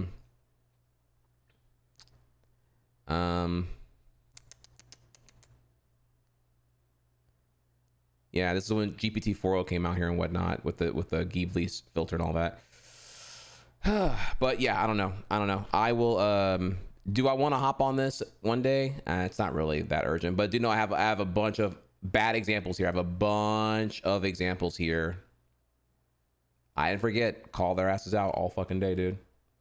But I don't know. You know, consider instead here, you know, the 4 hours I would go ham on that. Instead, you have us playing games, us getting through Hades 2, us playing Hollow Knight. So, you know, like Kendrick says here, I really do like peace, not war. So created like Studio Ghibli versions of their profile picture. Now it's just the video version of that. Man, that's so cool. Everything is free. Okay, I'm taking these. Boy, damn it, bring those back. Whoa, gotta go. Stop, give them back. Nope, too late. Hey, come back here. Free art, baby. That's what OpenAI is doing. They're just going, everybody's stuff, that's ours now. That's going to be for us. Now, this is the main guy at OpenAI. He's the head of Sora, at least. And he says Sora's #1 in the App Store. It's been epic to see what the collective creativity of humanity is capable of so far. You know, they're all happy that they're #1, but the collective creativity of mankind, mostly on my feed, is just other people's work put into body cam photos, or it's just Sam Altman stealing people's work as a meta commentary for what this app is. And, you know, I want to address that OpenAI has been trying something new. This is a breaking article from the Wall Street Journal where Sora is now asking copyright holders to opt out. In other words, if you don't opt out, you're going to be automatically opted in to letting everyone use your stuff. That's not how copyright works. That's not how that works at all, actually. Man, wait a minute. Man, when you have money, you can just try to do whatever you want, can't you?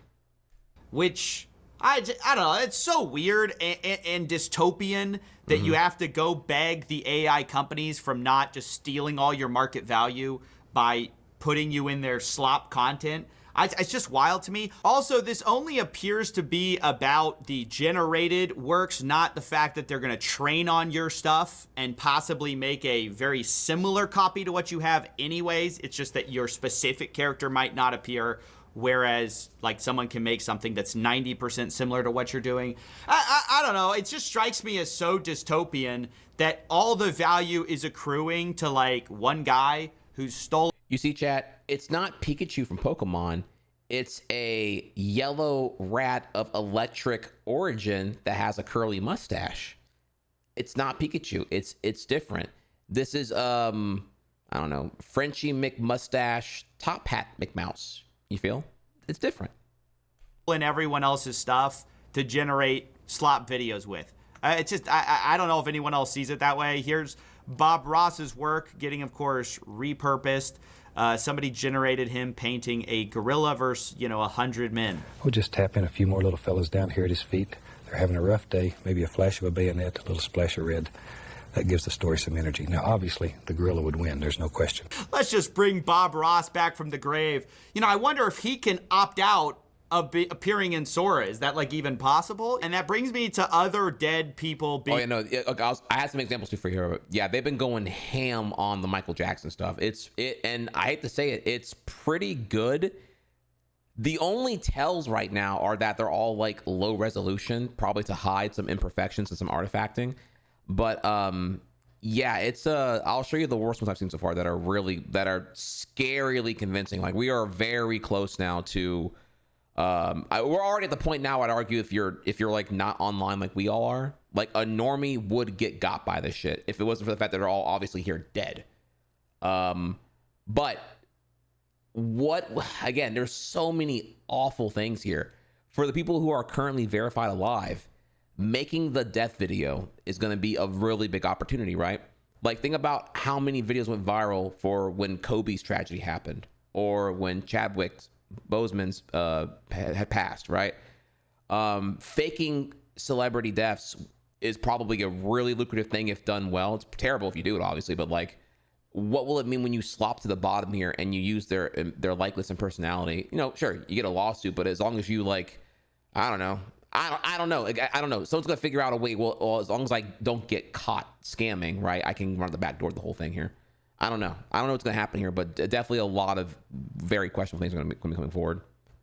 Basically thrown into the real world, and as Sora and these video generation models in general get better at making people's voices sound realistic and getting their mouths to sync up, it is a real question of desecrating people's memory by just animating them to life and getting them to say things that they would have never said. So, now that we're back from the dead, who should we go spook? Diddy! Honestly, I can see a bit of humor here, but it's just overwhelmed for me by the dystopia that we're headed into. Here's another generated version of Family Guy, complete with their voices and, animation. Bad feeling. And not the cool movie kind. More like when you eat gas station sushi. You had a bad feeling before breakfast, Peter. You said the toaster was looking at you funny. Yeah, well, it was. The guy who generated this, by the way, said he just put in Family Guy Star Wars joke. We're actually so close. 2 to 4 more good iterations and no lawsuits, and I'm generating all my entertainment. And yeah, I mean, that's pretty much the attitude a lot of these pro AI guys. Why do you need artists? Why do you need, anyone else? You can just generate your own stuff. I don't know. I think this is going to be probably divisive among the people who just could care less about artists losing their job or losing their livelihood and just want the slop, and people who kind of see how dystopian this stuff is going to get. But yeah, I think basically the only thing standing between OpenAI right now and basically taking over is gonna be lawyers. Now, the final thing I want to talk about is not just about copyrighted content. It's just about the world we're headed into anyways. One thing that Sora claims is that, their app is good because they're always gonna notify you that they're AI generated with this little Sora icon. Literally within a day, people figured out how to remove this icon, meaning people can just upload it to any app and have people believe it. And, some people are going to say, oh, no one's going to... Yeah, I was going to say, okay, look. Yeah, sorry, go back here. Upload it to any app and have people believe... Damn, all the tier 2s, all the tier 3s. Jay Beastifer said, take me back to the Xbox, please, fam. Yeah, we need the watermarks to be way stronger than this here. It can't be, it being purely a visual only thing is nowhere near enough here. It needs to be super hard in I'm talking okay, if there was ever gonna be a mega DRM now a tier format. 2 X-Men. AI going to take over the world. Thank you, fam. I need to see it only be able to export a file format that is so hard coded and being rejected by every upload ever here. You know what I mean? Not only that, it's just yeah, again, you can just you know, whatever, right? Pop this out, screen record this manually whenever you're playing it back in real time, and then take your screen recorded MP4 outside of this entire Sora ecosystem and then throw it in Premiere Pro. A malicious actor can remove this artifact really easy. And if you think there isn't generative fill to like fill in where the Sora AI watermark is like, you know, hopping between corner and corner, you're on that copium here. Batch automated processing with generative fill is already a thing, very convincingly and well done. So it's not going to be, that's not hard to do at all here. Like if, yes, the average idiot normie who only can prompt will have this, right? But like if you are a malicious actor or just someone who's like a bit savvy in video editing, you can get rid of this shit really easily. At which point, you know, question is, in what vehicle of deception are you looking to make the most profit at this time? Sora icon. Literally within a day, people figured out how to remove this icon, meaning people like can just upload it to any app and have people believe it. And, you know, some people are going to say, oh, no one's going to fall for this stuff, right? Well, ladies and gentlemen, exhibit number 1, here's Joe Rogan falling for some AI, you know, slop. Did you see where he had a fuck Trump shirt on? Yeah. And he's dancing and going down an elevator? Have you seen this video? I haven't seen. Please play. Oh my God, dude. Slow Rogan. Oh my God, dude. I haven't talked about him in a while either, but like, oh my God, bro. Ugh. Jesus fucking Christ, dude. Is that really this him? No, it's not real. It's real. No, it's not. Yes, it is. AI generated. No, it's real. No, look, I can tell it's not real. I love it. It's real. It's not real. Yeah, that's, by the way, is kind of the answer that people get when they find out stuff is AI generated. They go, but I love it. That's real, right? That's got to be real. I want it to be real. That is pretty much the response. So Joe Rogan, and look, I don't care about the politics of it, but Joe Rogan starts making fun of this guy for an AI generated video of him. When told it's wrong, he's just like, but I like it. But it fits with what I believe about the world already. I fell for it too. And you know why I fell for it? Yeah. Because I believe that he's capable of doing something. But that's his dumb. essence. And there it is. I believed it because I already thought it. Yeah. So Dude, they all do this here. They do this. This is spec confirmation bias. I already have a conclusion, and I'm looking for any evidence to reinforce that conclusion. I have no neutrality here. I think Trump is the GOAT. I think Democrats are evil. I think the trans and the gays are grooming kids. These are all the things I already believe in. Fuck the evidence. I'm looking for anything to reinforce that notion here. Anecdotes and stories are completely welcome. You tell me about your gay uncle who touched your niece, and I'm like, I want to behead all the gays. That's how they do, and it's the same cognitive dissonance in the AI slop. Oh my God, dude, it's so fucking it's terrible. It's terrible. So we are so cooked. I mean, from an artist standpoint of just no copyright not mattering anymore unless, you know, these lawsuits go through, which already a few of them have started, but obviously OpenAI is ratcheting up the stakes here, allowing people to fully copyright infringe on other people's IP. But in addition to that, we are just going to be in a post-truth society overall. I mean, nobody is going to be able to believe anything anymore, given the fact you are starting to be able to generate realistic videos where people's voices are being copied. You know, people are realistically lit. It's a real problem. And I at least hope people are going to put up some fight against it. Welcome to the Shadow Realm, Pharaoh. Yeah, it's pretty bad. I'm sorry to say, y'all. It's just bad. All right, let's go over here now. So, with that video, we can now, I'll show you, I have a little segment here for you on this. We go over to my Sora 2 section. Okay, all right. I have to kind of take you there. It's only 5 tweets here.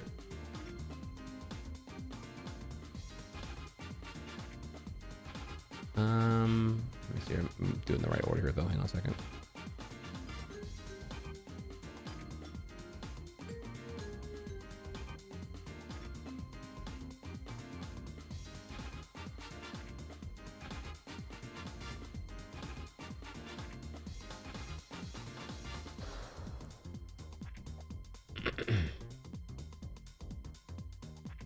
Okay, all right. So we now come over here now, and first we'll look at the September 30th here. What are we looking at here? Okay, so OpenAI's new video on this here. All right, what they got?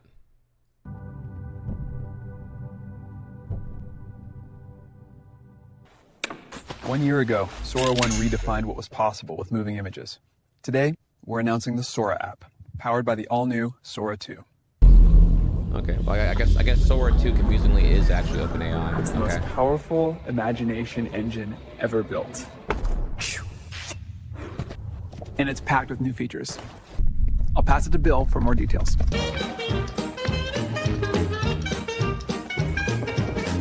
Now every video comes with sound.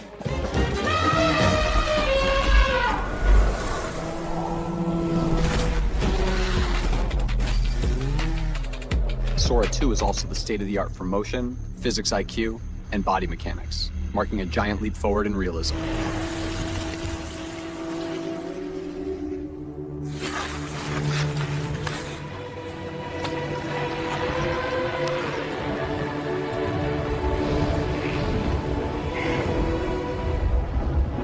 And we're introducing Cameo, giving you the power to step into any world or scene and letting your friends cast you in theirs. So I have more in just a second here. The Cameo thing, how you're able to like use your phone's camera and then just like do a little bit of some preamp and then be able to self-insert yourself into anything. You'll see in a second here though on that.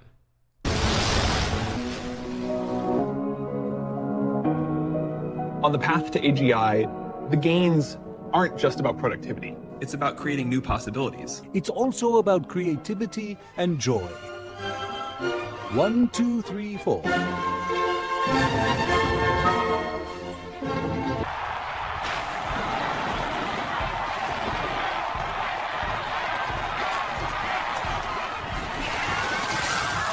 That's why we're launching Sora 2 inside the Sora app, allowing everyone to push the limits of their imagination and create in ways we never thought possible.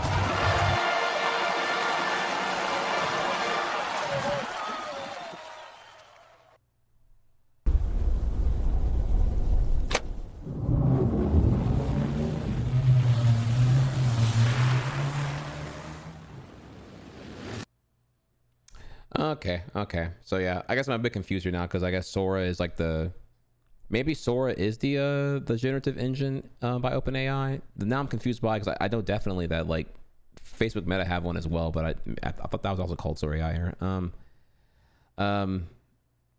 So okay, all right. So from here we move on now to the next thing here. So iJustine, she is a pretty big deal in the tech reviewer world. She's like probably one of the most popular Apple fangirls. And she did a segment here on it, and I'll let it play first, and I'll give my take here on it. Okay, we'll just listen here. There is some interesting insight here, though, I will say. So for the past few days, I have been using this app called Sora. It's made by OpenAI, and they just launched their new video generation feature, Sora 2. And it is so wild, the things that you can do. Like, I've been making completely unhinged content. I cannot believe this. It's delayed again. You've got to be kidding me. I'm done. I'm so done. I just want to go home. Why can't anyone fix this? I can't do this anymore. Now, what's really cool is you can make a little avatar of yourself, and they're calling these cameos. Now, to create your cameo, it's so easy. It was kind of mind-blowing because I basically just said a few numbers, turned my head left and right, looked up and down, and then within a few minutes, like, you have this full-fledged avatar of yourself. Yeah, it's a little bit scary because I have hours and hours and days and months and years of content online. So if they can do that with just a few numbers, like, what can be done with all of, like, this is wild. I think that's where the real conversation comes into the responsibility of AI. I almost feel like there needs to be a database where we say, like, hey, you cannot use this image or likeness of me anywhere, ever. It's sort of like those do not call lists, or where you have to, like, remove yourself from all of the databases, like your phone number, address, all of that stuff. At some point, that may become a reality. I have been scrolling this feed. Now in the feed, it's all AI generated content. Like, there's nothing in there that's real, which kind of messes with your mind because I'm so used to scrolling Instagram and TikTok, and sometimes you'll see things that look like it's AI, but it also is so realistic that you don't really know if it's not real. Whereas here, everything that you're seeing is fake. So there's no question at all. None of it's real. Now the feed is kind of fun because you can find other creators, you can like, comment, follow, and you can remix their content, which is so much fun. So for some of these, it kind of gives you a timeline, so you can scroll through and God, I'm trying to not pause right now. I'm trying to like let it play and just like not go Hulk mad on this, but like, okay, I chat's doing that right now for me. I'm just gonna let it play, and then I'll talk after. and you can see all of the things that people have changed from the start of that video to the end. This is fun too because some people might not want to be using their likeness to create, but this gives you the ability to create and not have to use yourself. You also don't have to use yourself in any of these prompts, like you can just create anything, and you have full control over your cameo. Just head to the privacy settings to change who can use it. So I'm curious, what do you guys think of this? Are you scared? Do you think it's cool? Is this gonna change the way that content creators create? Is it gonna change the way that you, as someone who consumes content, consumes? I am a little worried because not that AI is going to replace me, that I'm going to want to replace myself with AI. Yeah, so, you know, the little Good Morning America ooh woo segment here, totally not giving the appropriate tone for the severity of what we're looking at right now. Thankfully, someone in the comments here said what I was saying here. Girl, what the fuck are you doing? You realize this shit's going to be used for insanely nefarious purposes against you, right? And I'm like the same way here. I'm like, this fluff piece, even though like, yeah, technically she states she has concerns here. That fluff piece was like, I mean, how much did OpenAI pay you for that shit? Holy fuck, right? It's like, have you considered the ramifications of misinformation, information warfare, revenge porn, which is still a problem, by the way, and everything else in between here? Like, and then as someone in chat said earlier, yeah, we are within 3 years, I think confidently, of like AI streaming, and the thing is, you're not gonna know right away because the whole goal is for it to be deceptive. You know, there will be some new hotshot that you think is a real person and they're actually not. Whenever the audio is good enough here, whenever the lip sync is going to be well enough here, and everything else in between. And yeah, there's going to be some asshole who's going to have like an AI farm of like, hundreds of streamers all slopping out content, and it's going to be like they only need like one of them to hit big and then kill the other 99 and put all the effort into that one that's working well and whatnot. So you're gonna have that. I mean, I hope here Twitch has like a thing ready to like deal with this, as well as like I know right now that YouTube doesn't ban AI stuff here, but YouTube currently says that all AI generated videos must be demonetized at this time here. So there is that, thankfully, only because it would cannibalize your entire operation at this point here. But yeah, the AI slop is going to be big, and yeah, 100% you're going to see is like, you know, they don't want to pay models to be on Vanity Fair. They're going to use AI. They're not going to want to use influencers to pay them to actually give like authentic endorsements of products here. You're going to use AI people to do that. AI streamers, AI influencers, AI models, paying human labor for really anything. No, if we can use deception with established brands and whatnot, they 100% will when they can, as long as they can get away with it, right? So once it's convincing enough, they would 100% hop on that here. So Justine's coverage here is disappointing, to say the least, but I figured I would just throw up here the tweet that I thought was based from Hugh Holt. Okay, so let's keep going here. We go from that one now to person has the most liked video on Sora 2 right now. It's a security cam footage of Sam, remember Sam's CEO of OpenAI, stealing GPUs at Walmart for Sora influence.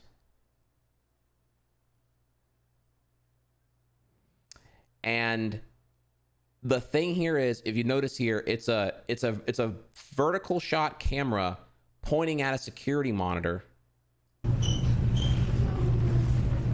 Please, I really need this for Sora inference. This video is too good. You know what I'm saying?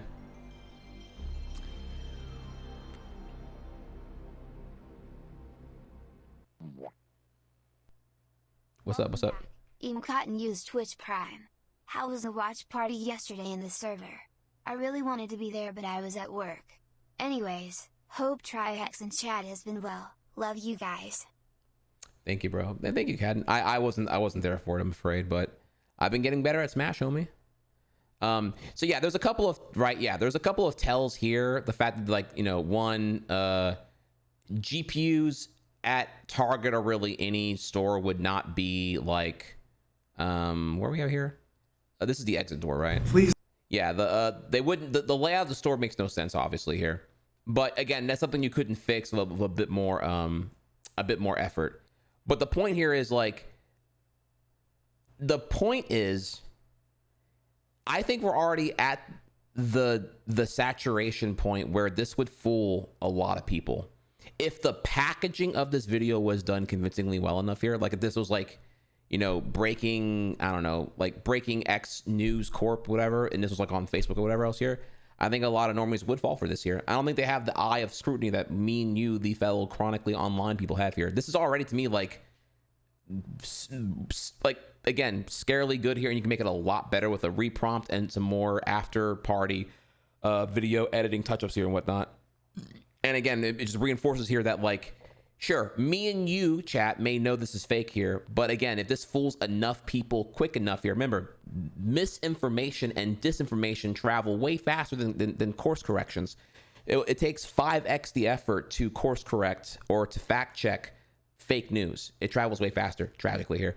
So, you know, I don't know what that will mean long term here, but yeah, you know, certainly there will be weaponized news here. I don't know, I'm just thinking here like what happens when like you can like GPT prompt fake weather reports that are convincing. You can GPT prompt fake, you know, I don't know, a hurricane hits Florida and you make a fake video of like some house falling off a cliff here. And you're making a disaster porn, right? You know, the day after tomorrow, you can make a disaster porn video and then just be AI'd up and whatnot. And because the hurricane happened when you debuted the video, people think it's real, and you get like 1 million clicks on it, whatever else here. I don't know. There's just a lot of really bad shit. Again, the information warfare is just like out of control. And so here is, and it's going to get so much better from here, honestly, which is tragic to think about here. Okay, so I'm gonna drop a link for this here, and that's you know, I agree, not good here. It's really cool that we can use AI to make fake footage of people committing crimes. Surely this has no downsides whatsoever, right? And then here, okay, so this loser makes a. So I'm just gonna play it here. This one's really bad. I'm not gonna lie to you here. Some loser put a bunch of anime in the Sora thing, and this is what they got. You're wide open!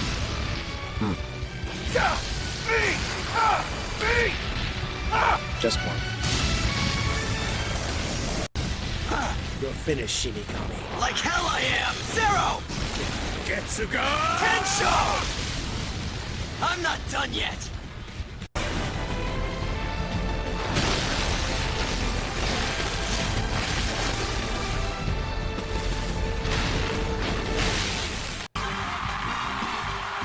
Shadow Clone Breakbeat! Ha! Let's spin, guys! Catch! Okay, I'm done here. Listen, this gives me a headache because like nothing, there's no continuity shots, right? It's like the shot can't linger for longer than like, I feel like a full second, maybe 2 seconds. So yeah, it's there are some tells, obviously. Low resolution, cuts don't hang here, lots of continuity errors all the way through here and whatnot. But also, yeah, what's going on in this mouth right here, obviously. Yeah, this is just like the epitome of slop here, though. And man, I had a what's the quote here again? Has every company in the entire industry ever joined a class action lawsuit before? Yeah, this is just like, again, the threat here is that like these people, these AI bros who claim to love anime, like this shit here is 100% devaluing anime all the way through, you know. I don't know what else you're thinking here, honestly. So yeah, I hate this with all my heart. It's just it's anti-human, it's anti-art, it's unsustainable, it's environmentally destructive here. You might as well just, you know, pour oil in the ocean while you're at it. I had another one. I'm sorry, I thought I had this other one here. There was another one that was really bad. I wanted to show you because it was like, it is bad, I will say. I think it got deleted though, honestly. It was one about video games and it was really bad. Hang on, let me see here real quick if I can find it.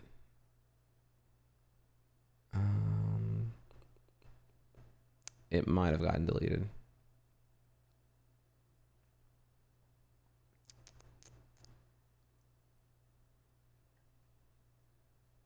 Yeah, man, when those tweets are deleted here, it always feels bad, man. Yeah, I don't have it.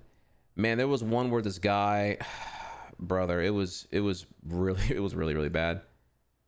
Maybe oh.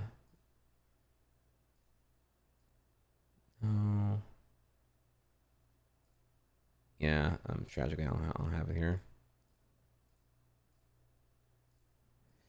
It's okay. Okay, so just imagine here how bad this one is. But a guy was like, "Hey man, have y'all ever seen AI play video games?" And it's what the person worded it as, and then it went on to show here like 10 fed examples from Sora AI where it was like playing video games. Not true at all. It's like what you're generating is like, you know, assumptive gameplay borrowed from other like actual YouTube videos.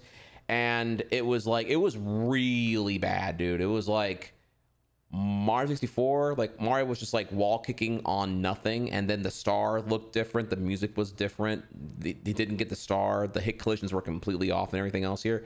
It looked incredibly uncanny, and it's just like, it was like hyper uncanny. We're talking like nightmare fuel uncanny. Familiar enough that you know that it was deviating in every way.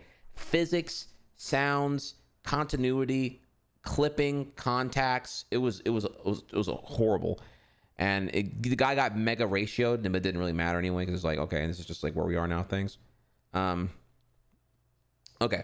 and then the final one I have for you here is just the problematic normalization here. Yeah, this is Trump talking. Okay, so the government shutdown happened here, and Trump is blaming the Democrats for their, you know, they're blocking the government opening up here because of the Democrats' their woke agenda with, you know, everyone wants to be transgender and all the other fake things he's saying currently right now with the radical left, as he believes here the radical left are why Kirk got and everything else here. He then goes on to like upload to Truth Social here a deep fake of Hakeem Jeffries and Chuck Schumer. And again, the normalization of they trolling and the memes and all that here. Again, this is a problem because you have the least qualified cabinet right now normalizing the AI slop, and it's like, dude, have you seen? Well, obviously, y'all saw here. He also posted the like 2 months ago the whole like an effort to deflect from the Epstein files. He like posted that, you know, Obama Gate's a real thing, and then like showed like a fake video of Obama getting arrested in the Oval Office. Again, just unethical use of AI, and like no one's been talking about the kind of shit here, but here is what was posted from him and whatnot.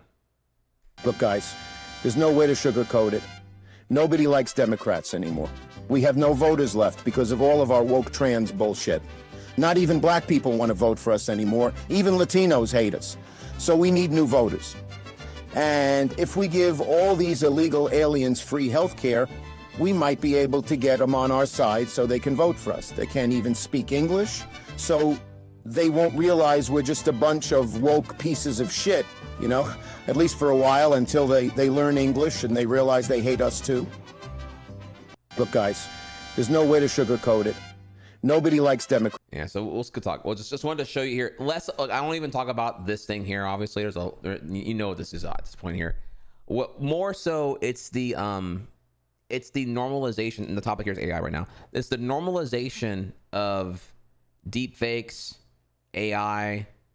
Yeah, right now it's being used for, you know, openly transparent joking and mocking.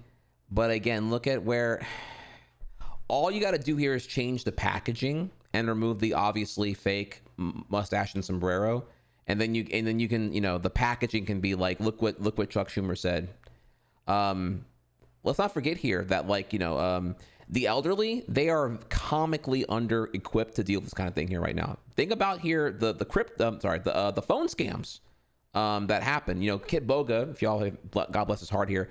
The phone scams where it's like, you know, remember this was a big thing in 2022, 2023 here, where like they would use the AI voice of like Joe Biden and it would call the old people, me like, hey, it's Joe, and I need you to help me because, and then just, you know, right, and then you send me $8,000 in, like, you know, Google Play gift cards and whatnot, blah blah blah blah blah, and it worked. People were getting got by that, just because they thought it was Joe calling them for help from the jail cell or whatever here. So yeah, the old people are not ready here for sure. Younger chronically online, somewhat, but yeah, overall the mass populace very vulnerable right now. And again, I like Nars saying here, I think we are 100% within, we are definitely within 2 years, if not a lot sooner, on this having tapped and gotten to that point, the bliss point, the point where it looks good enough, and there's enough ways to circumvent the tells that it's going to be able to fully do like deceptive and duping. Right now, there's still some tells obviously here, low resolution. The audio is still kind of shit with the quality all together here without the constant artifacting and everything else here. And the fact that the cuts can't maintain there has to be a lot of jump cuts unless you are like paying a fuck ton to generate like a much more bigger video.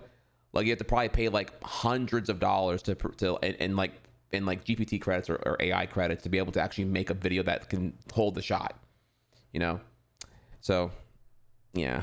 Sorry, this is a whole lot of bad news here, but I felt like it was important to talk about, dude. It's like this. It's not even politics, dog. This is just life, dude. We're talking like it's gonna be to a point where we're within 2 years. You can't believe anything you see anymore, dude. And I don't know how to feel about that.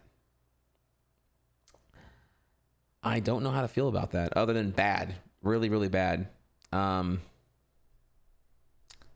than bad. Look at the Will Smith spaghetti. Will Smith spaghetti was like that was 2022. I want to say that's eons ago now. That we are so far past that now. So okay, all right. Well, I'm sorry. That was very, very depressing.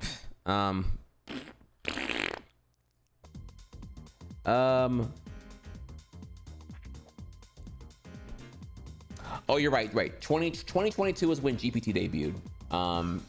2023 was when the audio deepfakes were happening and the video was really, really bad.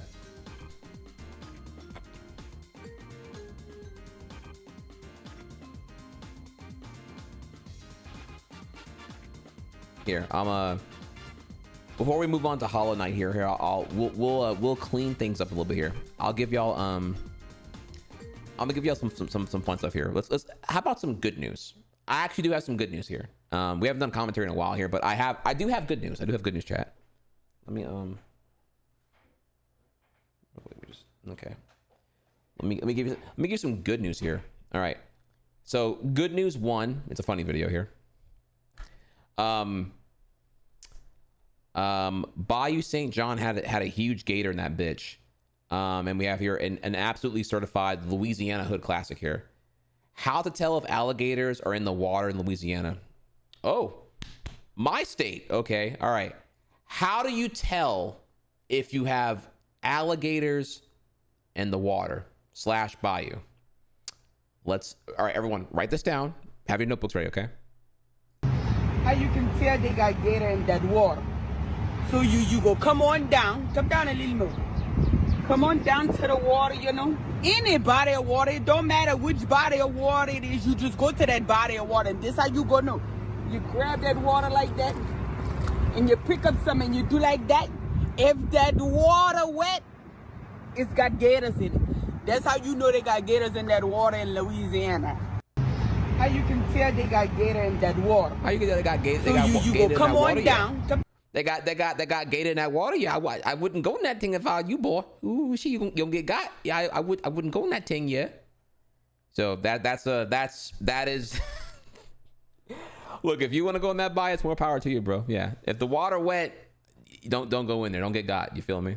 Okay. So that's the okay, we're gonna start there. That's a banger. That's a classic for me. Oh, also I should bring up here. Hang on, wait. I have this for you too, actually. I do have some breaking news for you actually here. I was gonna cover this too here. So y'all know I'm in Louisiana, right? Whenever I tell y'all, by the way, that Louisiana, it's so bad here, y'all. I am not excited to share here that this is breaking as of October 2nd here, okay? Louisiana is officially ranked dead last on the U.S. News and World Report. Well, it was like third to last, and now it's updated here. And oh, you don't hear me? The music's up here. Okay, that's my mixer acting up there. I need to. Okay, I'm gonna close this real quick here. 1 second.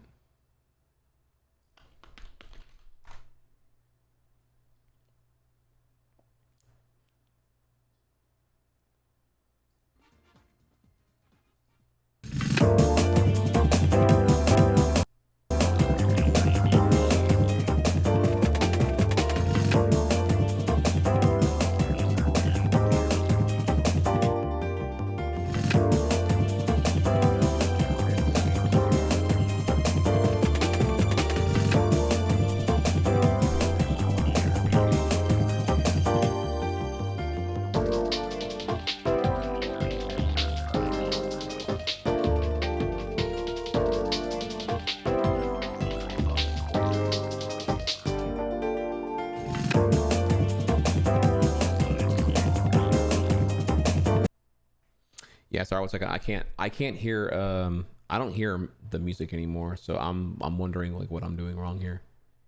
If you heard the music, I see. Okay, in OBS my meters are working here, but I don't hear my shit anymore. So I'm wondering, is it my headphones? Are my headphones coming loose? Well, no, because I hear every other audio source. I just don't hear that. So if I hear my microphone and I hear, yeah, as I pause it, I'm saying in my OBS here, it's been acting up right now. If I, let me see here, if I do this.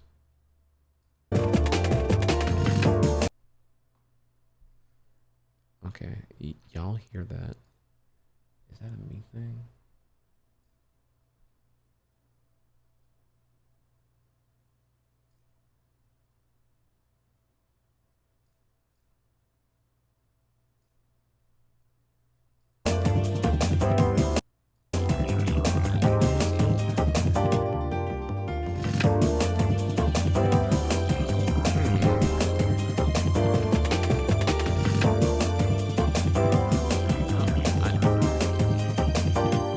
So what's happening right now is when I play the music, yeah, the audio is like, I can't just hear it. It's like ass blastingly loud, and I don't know what's going on there.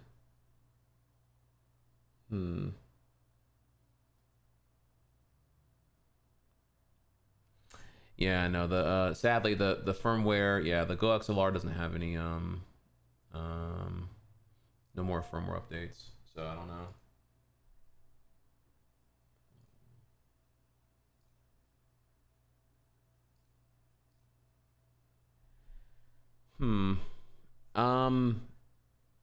That's kind of an issue because I recall this happened before, and I don't know what did I do to fix it last time though. I don't remember. This happened last week too, so it's a common occurrence. Let me think for a second here. If I play like a YouTube thing, will it and the Independence Bowl have reached an agreement to extend the title sponsorship through the 2027 bowl season with 3 additional. Yeah, so I hear that. So it's just it's a routing issue, I feel. Let's go to my routing here. I wonder if in my routing music goes to headphones, yeah.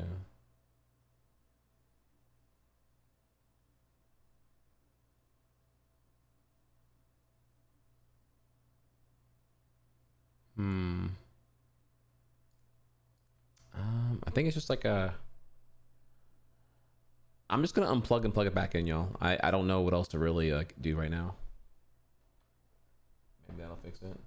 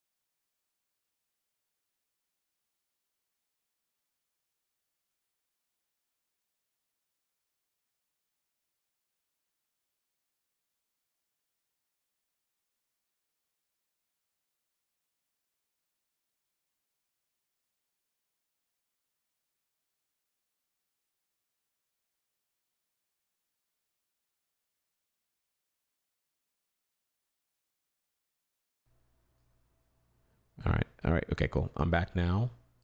That's good. And so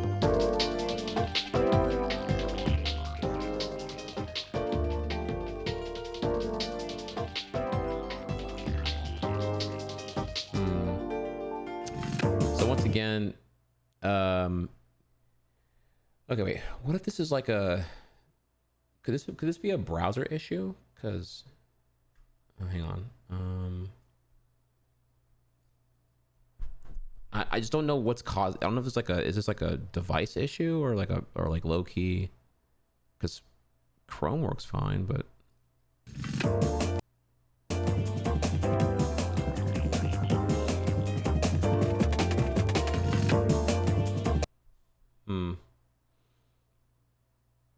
yeah, I wish I remember what did I do to fix this last time. That's like the big question here. I don't remember what I did. I recall this was fixed, or rather I was able to troubleshoot it, but I don't know. Very annoying though. Very, very annoying.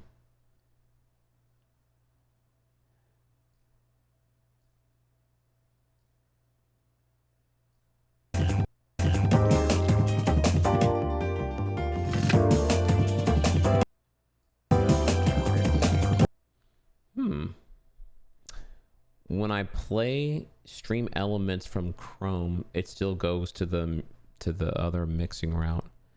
So, and then which is funny because when I do like a YouTube video. Welcome to the Shadow Realm, Pharaoh. Prepare to wager your soul. For the sake of my friends, I accept your challenge. So be it. Duel! Seeing as we're in your... It happened the moment you opened this page, if that helps. Did it? Okay. So, all right, something big here, actually. So, Stream Elements, even on Chrome, is doing the same thing. Like, I know that y'all hear something, and my level meters indicate this here, but I don't hear anything. And also, I can't control it. Like, it's really loud because I can't control it. Like, when I play it, it doesn't do anything.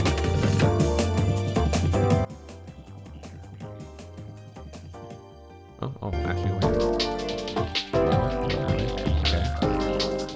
Okay, so volume adjusting does work, which makes the site's responsive, but I still don't hear anything, which is strange.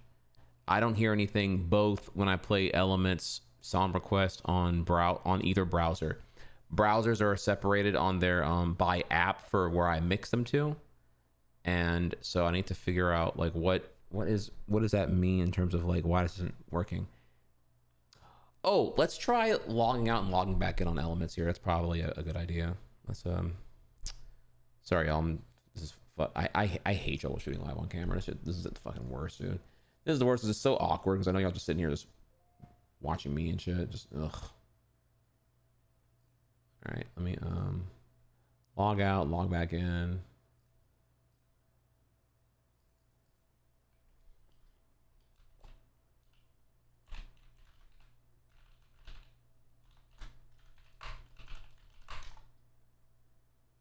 One second.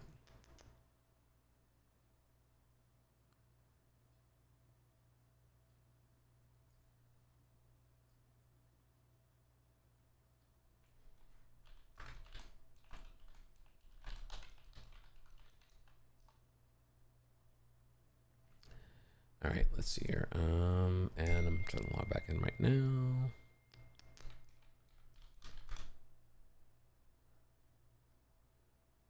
Okay, my off token may have been expired.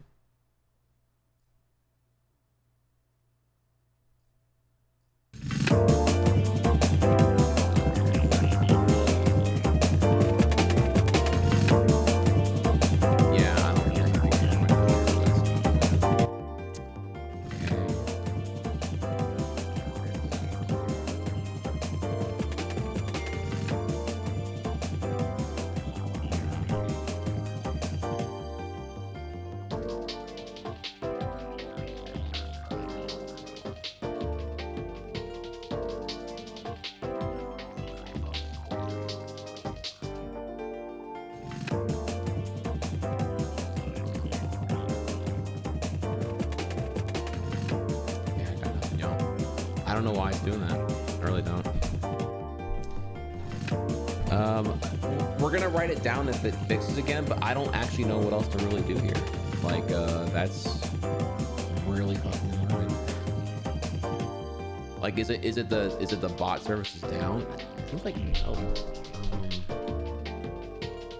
I don't know. Frustrating. Definitely frustrating. So, yeah. Well, if I can't hear it, it makes it really awkward because I don't even know what y'all are hearing at that point. I'd rather just not play at that point here. Oh, it's playing right now, actually. Okay, there, I paused it. Yeah, I don't know. I really don't know what else to really do here, other than just like, if I had an idea, if I at least could figure out what's causing it, I would definitely fix it. But I don't.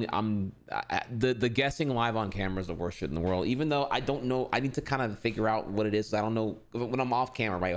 What do I do then, right? I have to recreate those conditions to see what's going on here. It's just really fucking annoying. It's such a buzzkill too. Okay. Well, anyways, kind of like losing motivation here now. We'll just move on to Hollow Knight. Anyways, blah blah blah. Yeah, Louisiana's the worst state here again this year. That's the news here. Louisiana comes in absolutely dead last due to being the worst in crime and corrections, the worst in economy, 4th worst in education, 4th worst in fiscal stability, 6th worst in healthcare, third to last in infrastructure, 2nd to worst in natural environment, and 5th worst in opportunity. Proportionality, as far as like, you know, the state's generated GDP goes, like the potential that Louisiana has proportional to how totally fucked it all is here and whatnot is insane. The crime here is bad. The political environment's terrible. The corruption's insane here. The big oil companies absolutely have a complete stranglehold in the entire economy. So the state is like a slave to the big oil companies who get subsidies for polluting and trashing the environment. And Louisiana could be great, and it's just not. So it's just a hot ass mess. But yeah, we'll just stop here though, because I feel without the sound, it's just kind of like a buzzkill. Okay. We're gonna go over to we're gonna hop right into actually Hollow Knight next here. We have a Pantheon 3 and 4 to hop on here. So I need to have a song. I need to have a song to play here actually. So I guess we're gonna like just put on something here, man. Okay, about how annoyed I am at this whole thing here now. Let me see here. I'll have to put on my own shit here, I guess. Let me see here.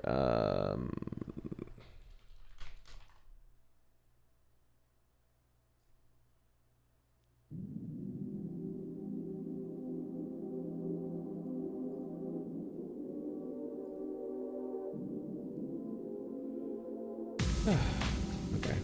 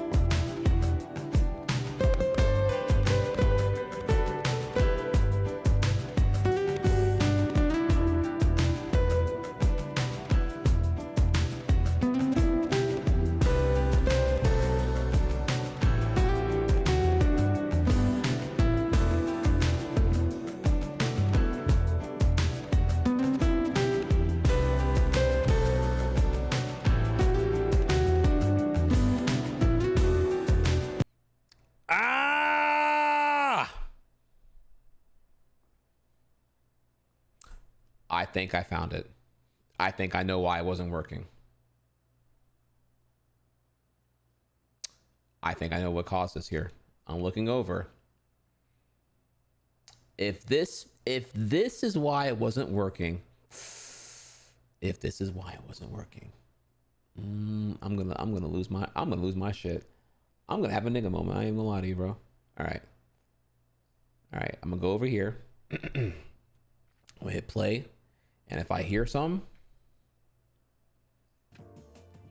brother. Okay, all right. Watch where you walking, nigga. Hey, What you say, nigga? Watch closely.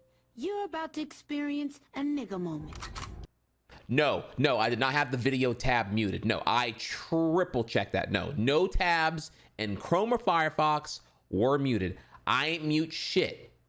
What had happened was, because I checked every setting and I'm like, why is this muted for me? And it ends up being that this fucking thing right here, right? It was muted to my headphones from the Stream Deck. I don't know why. You have to click the button. I have no hotkey here. You have to click the knob, like, for that to happen. I remember it did it on a new track. Something told it to mute that, which I don't even do. By the way, I'll only adjust volume here. Something told it to do that.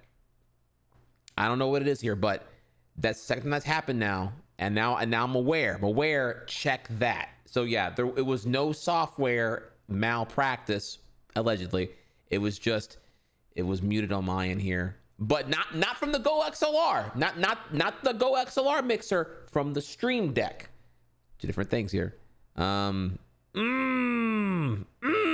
Okay, all right. So we're back now with the song request has always been working here. We're good to go. We're good to go now here. All right. Okay, we're back.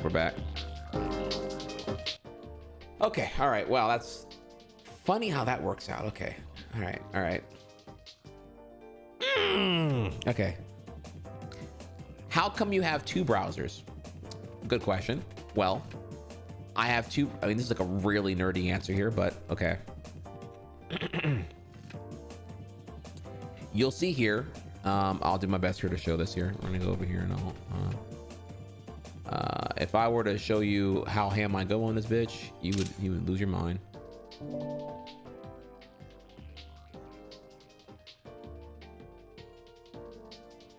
Okay, let me grab this real quick.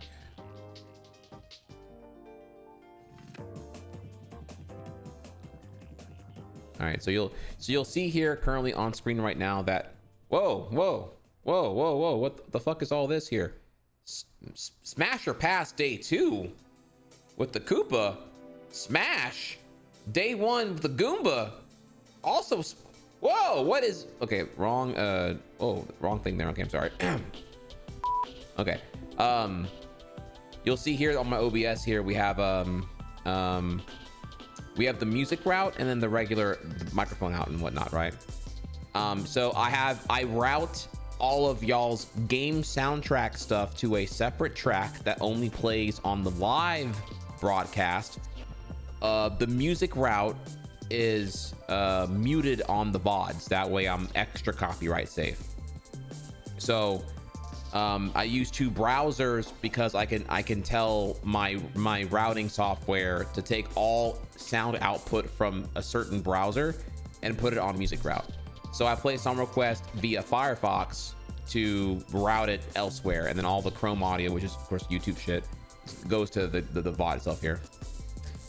Okay, so there we go. There's that there, y'all.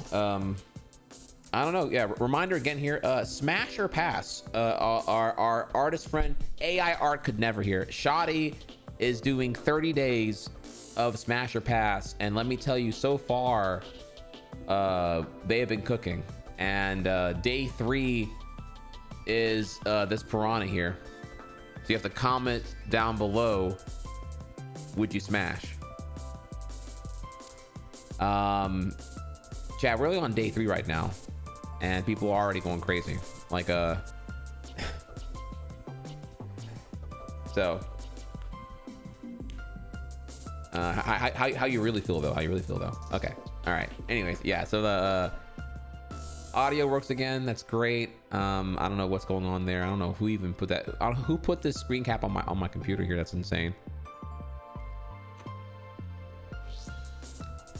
Question: is the mouth the vagina, or is there like a separate Venus flytrap in the nether regions? Is there like 2 vaginas? Is it vagina 1, vagina 2? I don't know what the fuck here. Okay, all right. Well, okay. All right, let's go back up here. A question we had earlier was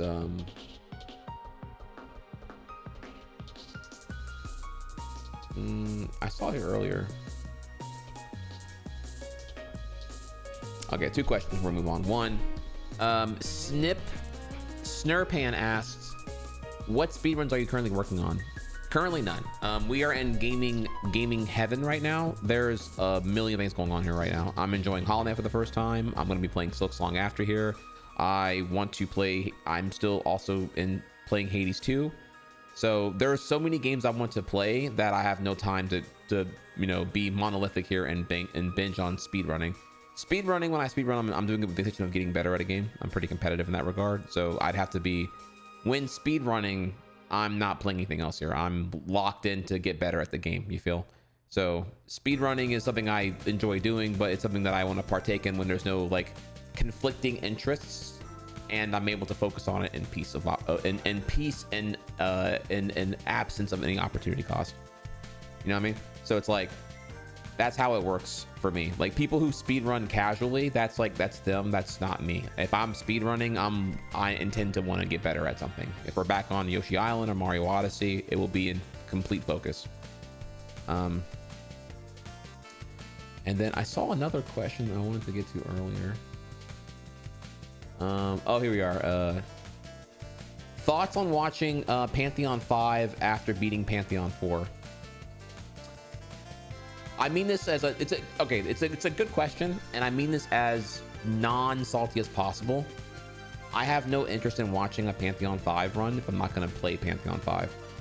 Like me watching Pantheon 5 would just be like it'd be like rubbing in that I'm not doing it. Like I can do Pantheon 5. I just know that y'all wouldn't watch me do Pantheon 5 because it would take a long ass time to get there.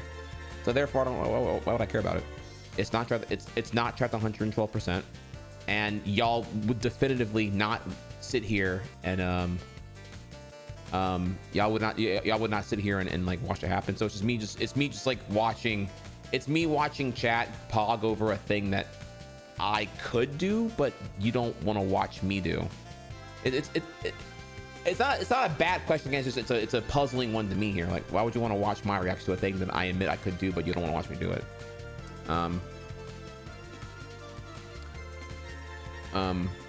Would you watch a speedrun in general of Hollow Knight? Sure. I mean, I guess, yeah. If I was gonna speedrun it, I'd rather get the Silksong sooner.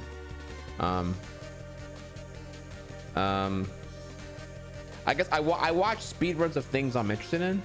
I'm not really interested in speedrunning Hollow Knight, so therefore I wouldn't watch it, right? Especially not on stream. I don't know. Like, it's like, it would just, I'm just being reminded of all things I'm like not doing well, you know? As a playthrough thing, I did a pretty good job here with the content, but speedrunning it, I know I haven't bothered to do. I'm deliberately not looking at speedruns because then it would pollute my playthrough with like speedrun tech, I would say. When are you starting? My apologies here. I was just reading chat, and before we start, we're starting now. Sorry, I just hadn't had a chance to. I was just literally responding to chat's questions here. Sorry if I'm taking too long. I thought y'all enjoyed engagement and whatnot.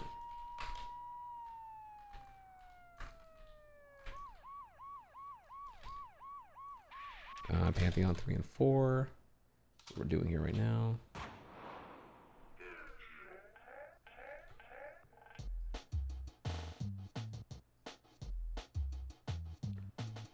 You just tuned in. Okay, so yeah, yeah. So I don't know. Like, does that make sense here? It's a weird question to ask. Because it's weird to me because it's like, I figure y'all are watching me. You're watching my playthrough of Hollow Knight 1 because you're getting a authentic first time experience, free from influence of other factors, like having watched a speed run. Like if I watched a run while doing this playthrough, then I would just be abusing all the speedrun tech with that exploitative. You know, it's like wiki peeking to me. Like me watching a speedrun of a game is to me like wiki peeking. Oh, I'm seeing what's optimal, what the min max is, and now I'm gonna use these tactics to cheese everything in the game on my first playthrough. What's wrong with using speedrun tech? Nothing. Again, notice what I said here. Speedrun tech, when you're acquiring that knowledge from an external source, like a playthrough or a walkthrough, to me, personally, is the equivalent of wiki peeking, because you're cheating yourself of the discovery. If I discover tech organically in my playthrough free from outside influence, that to me is what's valued in, like, you know, because it means something, right? Like if I just like, when I beat Coliseum 3, I did it not knowing what I was missing. I did it not knowing if it was a good idea to even do it right now. I did it not knowing how good anything really is here, right? Like I did it in ignorance of everything, which I felt is what made it compelling. If I were to look at a speedrun of Hollow Knight while playing, then yeah, I might have just like, oh wow, okay, Coliseum Trial 3 gives you like $10,000. It doesn't, I know, but like it gives you 10,000 Yugioh, and you can just use that to like just buy. You can do Coliseum 3 like 4 times in a row early game, have like $40,000, buy all the good badges, and then just do the max build. Like one glance at a speed run, and I would know the order to do things, where to go, what to do, how to do it here. It would just ruin the authenticity of the discovery of the ignorance of the first playthrough, I would say. So it's like it would neuter the whole value of the first playthrough. Oh wow, the streamer is doing everything correctly first try, knows what to do. Wow, this is like, either you're like really into that because you're duped, or it's like really boring because everything's just happening.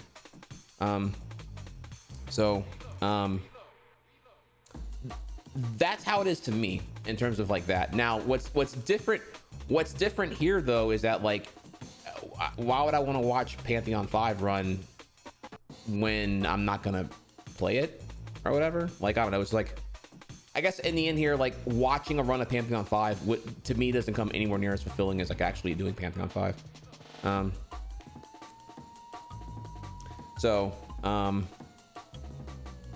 don't know. Again, different strokes, different folks is what I'm saying here. Maybe you find my reaction to the Pantheon 5 run, like, you know, you find it more valuable because I maybe whatever here, but like I'm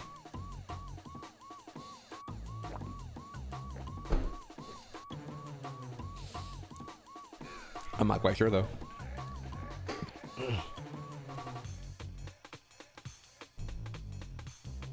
Okay, all right. Well, with that here, that's the best things I can give you there. It's an interesting difference of point of view, is what I guess is what I would say. Because I wouldn't personally want to watch that unless I was going to actually like do it first.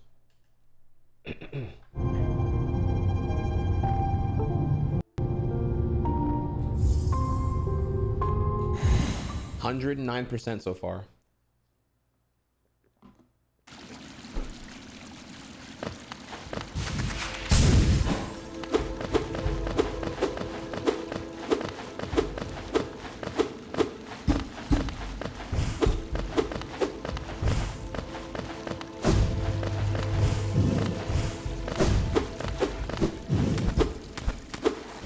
Let me clarify, this is not me saying that I wouldn't watch a Pantheon 5 run because y'all wouldn't watch me do a Pantheon 5 run.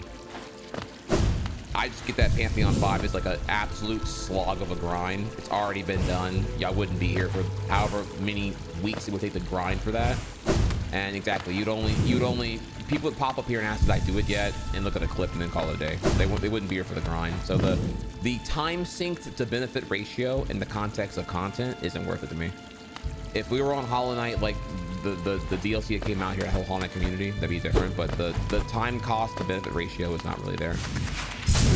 Again, just because you can already watch someone who already did it. Like, it's just not really, to me, like, worth, nor am I motivated for that. which is fine. You know, you know, that's not me faulting y'all. I get it.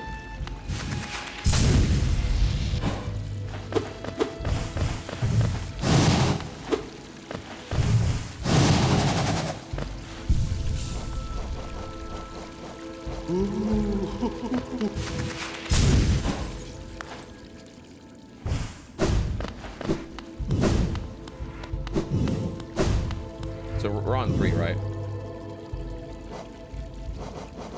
All right, let's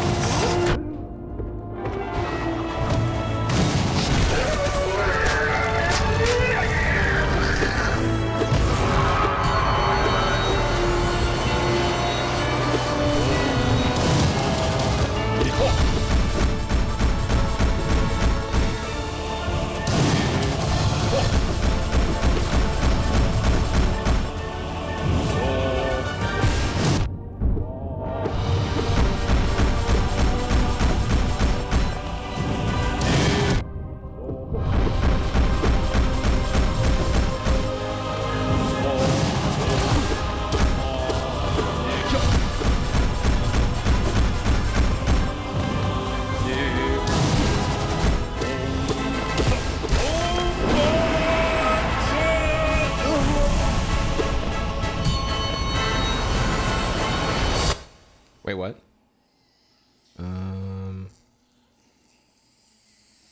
Oh, is it like really loud? Shit's loud. Okay, let's okay, y'all see it's, oh wow. Yeah, I see that. It is really funny. If it fixed itself now. Okay, it should be fixed now. I swear to God, I opened up the software and it was on 100% volume, and then like I was about to, I clicked it to fix it, and then it magically went back to 72%. Super sus. Like, it just, I don't know what's going on with this app, by the way. I don't know if that's like an end of life thing, whatever.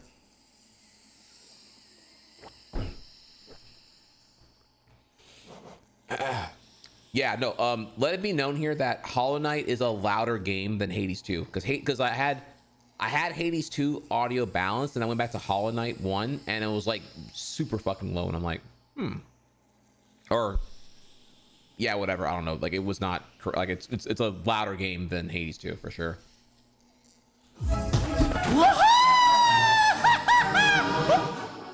Still loud.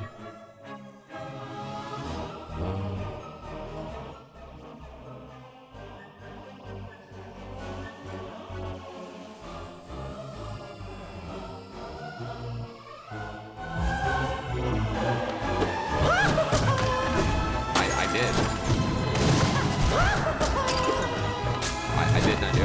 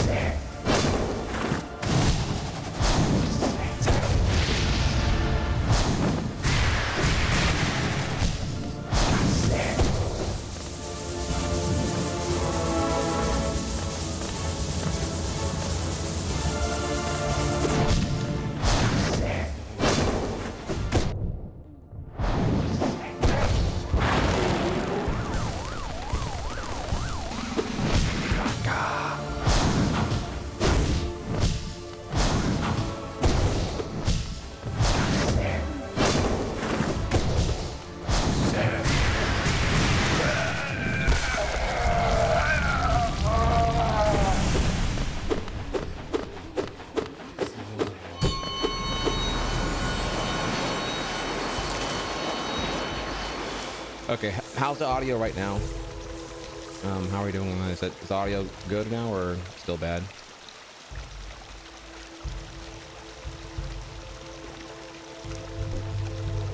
Game a little loud.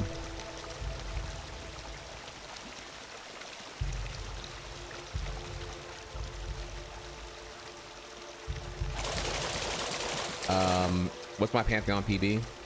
This is my, so yes, last stream, which was Wednesday, 2 days ago, 3 days ago, we did Path of Pain and Pantheon 1 and 2. I tried Pantheon 3 one time, but remember it was like a 15-hour stream the Wednesday, so I was already pretty tired. My PB is, I don't know, I did one try question mark? I don't know however long I did, and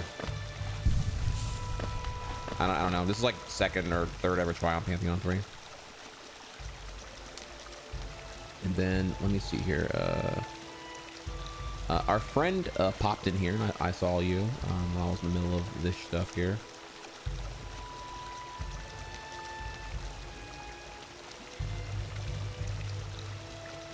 And okay, so our friend here, the third, asking, did you delete the VOD from 10 days ago, the one where I kept gifting subs? I haven't deleted any VODs. It shouldn't be deleted, actually. Let me see here if I can help you out there. Do you remember what day that was? Like the exact day?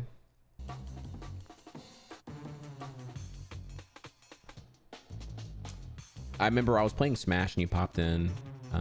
Maybe I can Twitch now has this new thing where you only have 100 hours of stored content anymore, so it might be but I can't imagine that I've already lost that. Yeah, I just don't think you were looking hard enough here. Alright, so we go over to your saying September 23rd. Yes, that bot is here.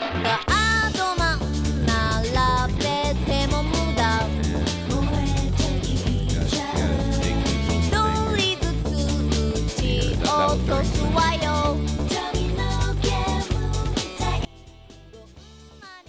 sorry. Yeah, music was really loud. I don't know. Okay. You still can't hear me? Again, it did that thing again. It muted even though I didn't press that button. Let me see. Yeah. See. So yeah, you're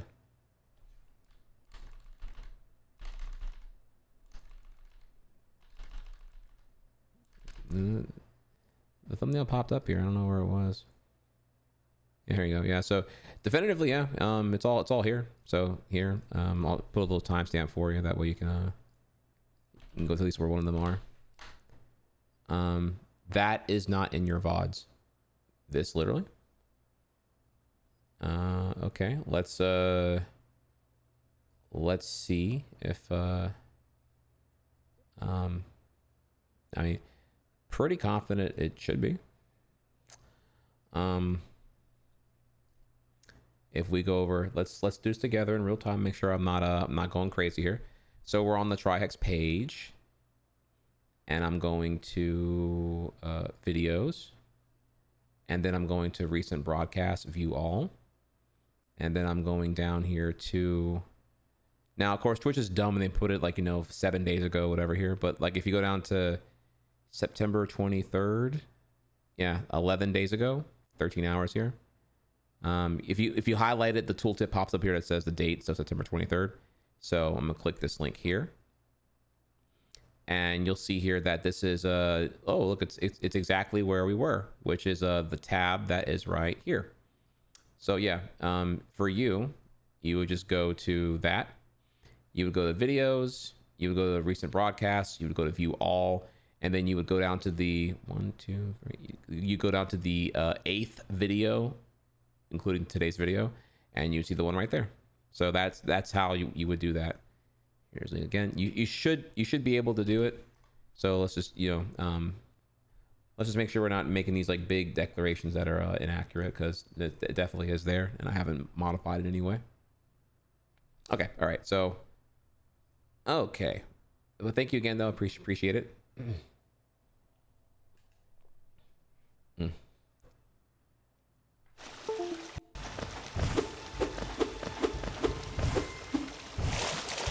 Chat, because I'm a classy bitch. There is one tech tip I did give your mom last night. I won't say what it was because I'm a classy bitch. But she is quite underskilled in Microsoft Excel, so I had to like walk her through how to do that. Okay. All right. Just want to let y'all know. Don't worry. She was able to get her productivity paperwork done thanks to me. She called me in. You feel me? Dan knows USB Type D. You know what I mean? You know what I mean? You know what I mean? Talk to him.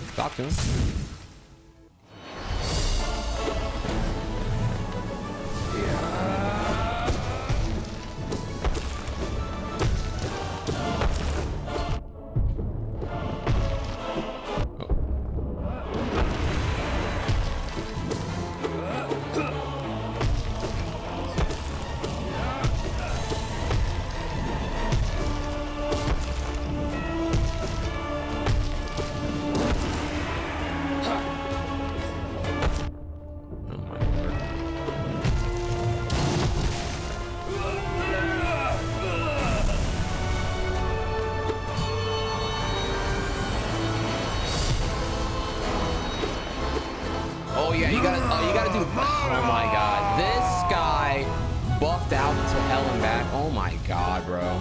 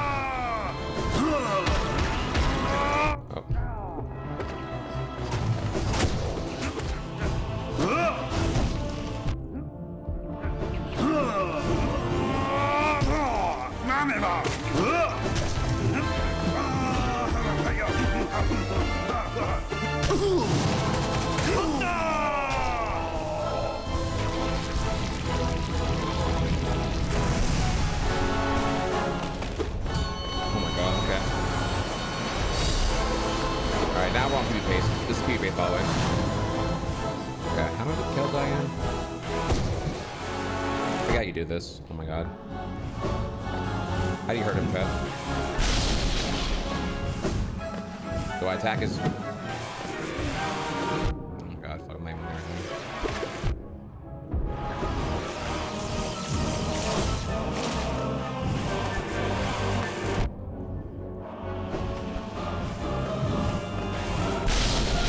I need healing. Chat, I need back. See, y'all are...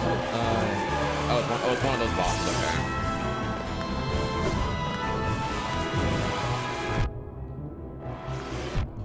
God, dude, what the fuck?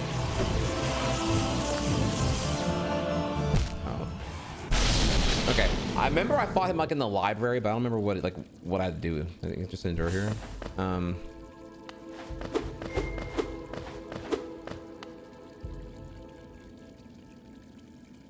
Okay, AJ officially texted me and said no go for today. All good.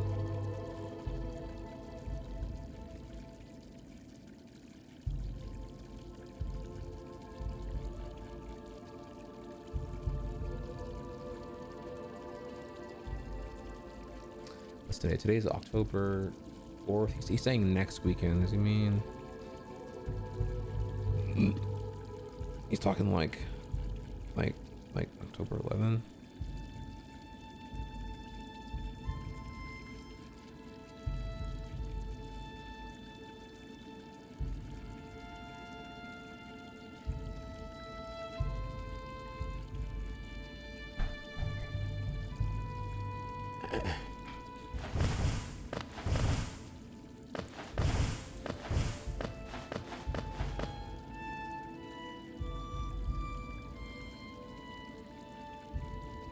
Need to kill the jellyfish till the explosion hits the boss.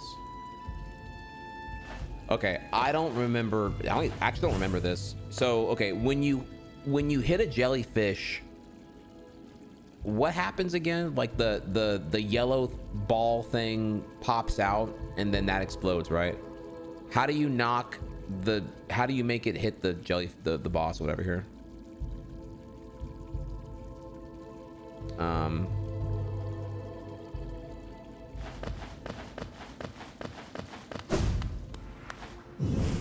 It aims right for you. Okay, so you need to you have to hit the jellyfish and then cross up the boss. That way the homing missile hits the boss, right?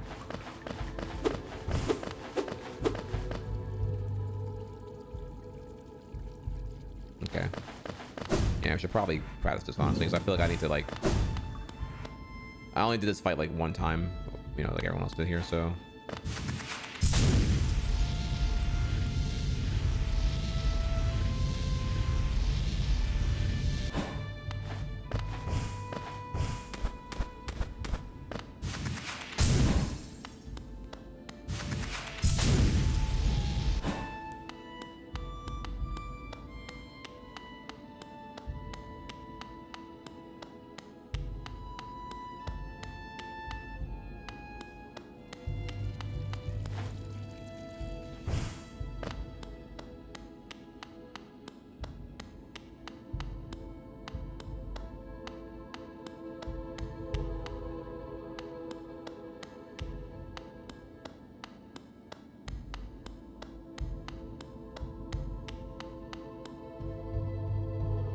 This one here, right?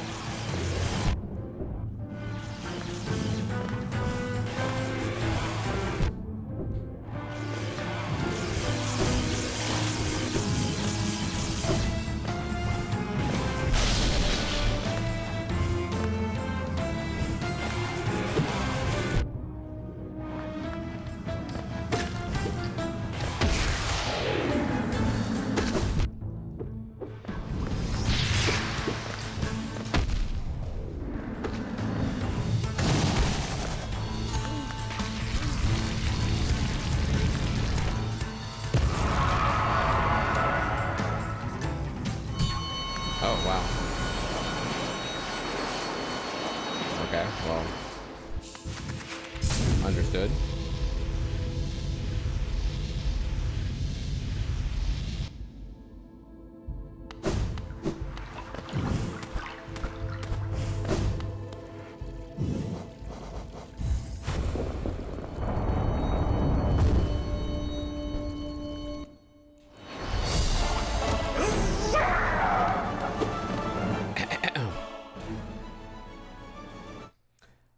Very important question here. Very important question. Yes, my friend. How may I help you? Our friend here, Costa commentator asks, could you game but without a t-shirt, hashtag no homo? I could. I'm actually doing that right now.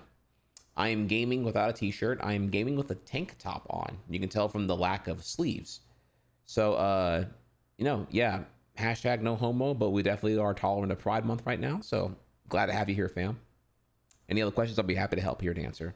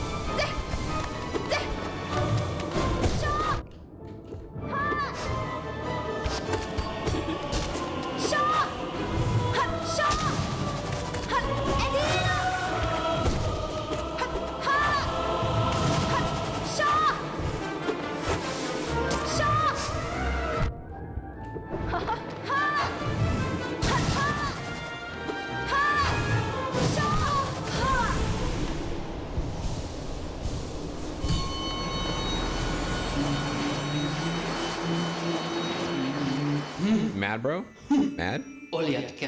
Thou art painfully persistent. Why dost thou defile this pantheon with thine presence? Seek ye glory. Go to church. Seek God. You know, meet heaven early. There's a noose right over there. Damn, this game's dark, huh? Thou misunderstand our purpose.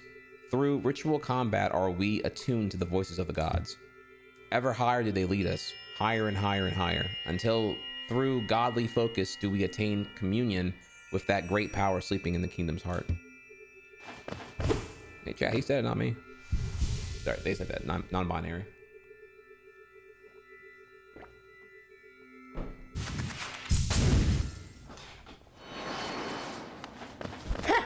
Wait, what? What? What? Wait, what? What the fuck? Bro! What is this, fucking cloud pre-patch? Brother. Oh my brother.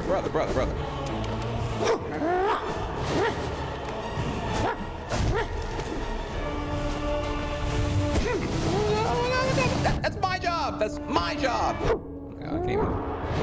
I'm terrified of those right here.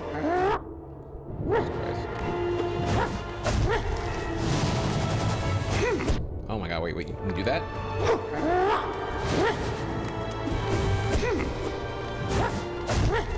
It's like fighting Pichu, dude. Pichu with fucking Cloud sword. Oh my God, fucking fuck.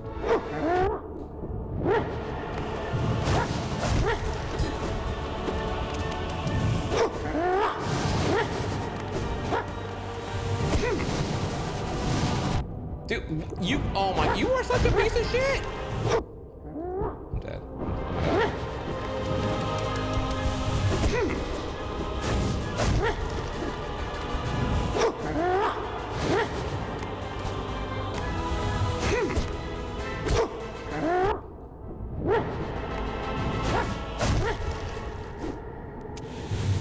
Oh my God, bro. Fuck. Goddamn, that's like fighting Pichu with like Ganon's sword or some shit. Like, oh my God, bro, you were the smallest little fuck in the world with the biggest disjoint I've ever fucking seen.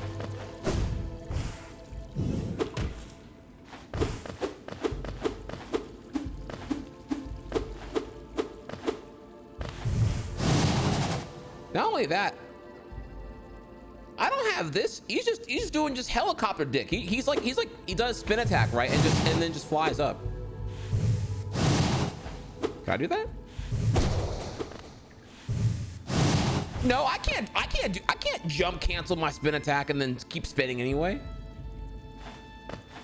Bruh.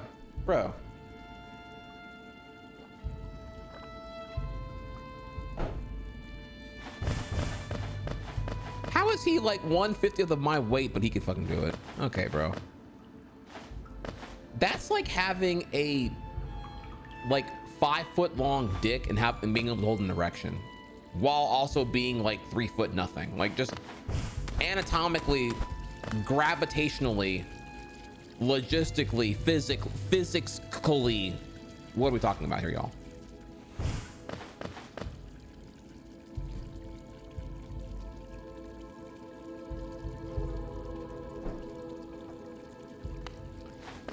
He's just built different. Okay, well look, I have to why didn't you heal? The question for the ages. Ah, yes. Oh yes. Why didn't you heal? You're right. No, you're right. Why didn't I heal on the fight that I didn't know when you're right. I should have been looking for, rather than running away, I should have been running away and figuring out when to heal on the first fight. You're right. My apologies here. Have you considered healing? I saw you weren't healing. Have you considered not getting hit? I saw you were getting hit a bunch too, actually.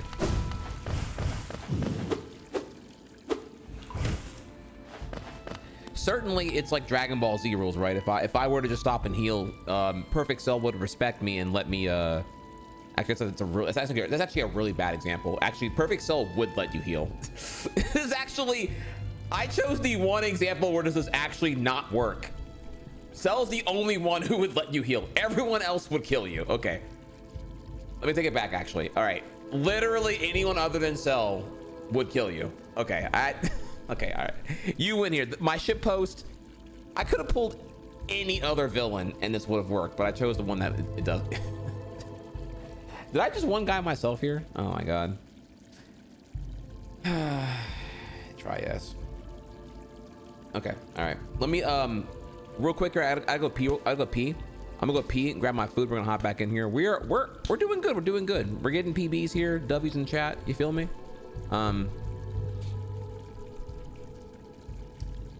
Well, it's like if you don't get hit, then you get like a scripted cutscene, and then you know whatever here, right? So I'm just like, because like what happens is like because I peeped the wiki. If you enter that fight with more than 50% HP, you get a scripted cutscene that will put you 50% HP anyway. So I'm getting hit tactically to skip the cutscene where I get put down that low anyway here. So that's, I didn't tell you all that here, but that's how that fight works here. It's scripted to give you like peril and make it not perfect, actually. The more you know. All right. So hang tight. I'm gonna go small ad break here. When we come back, we're gonna continue. Okay. And we have song requests.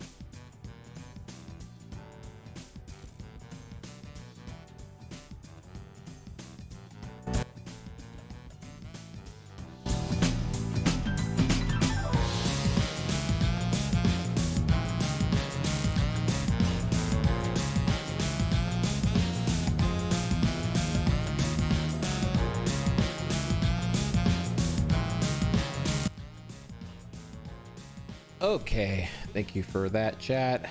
Q is fattened up now. We're doing good there. Gotta eat real quick here, so we're gonna look at a quick vid.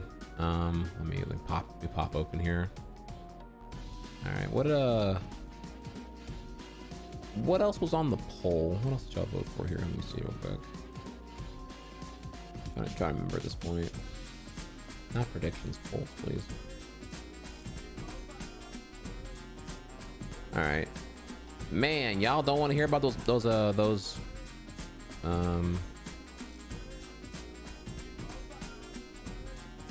I'm losing my mind right now. Looks like here that absolutely no one cares about Republican rappers. Okay, fair enough.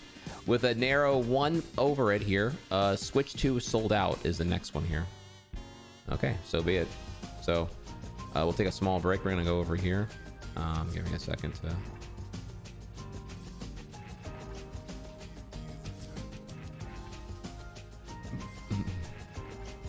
grab that real quick here.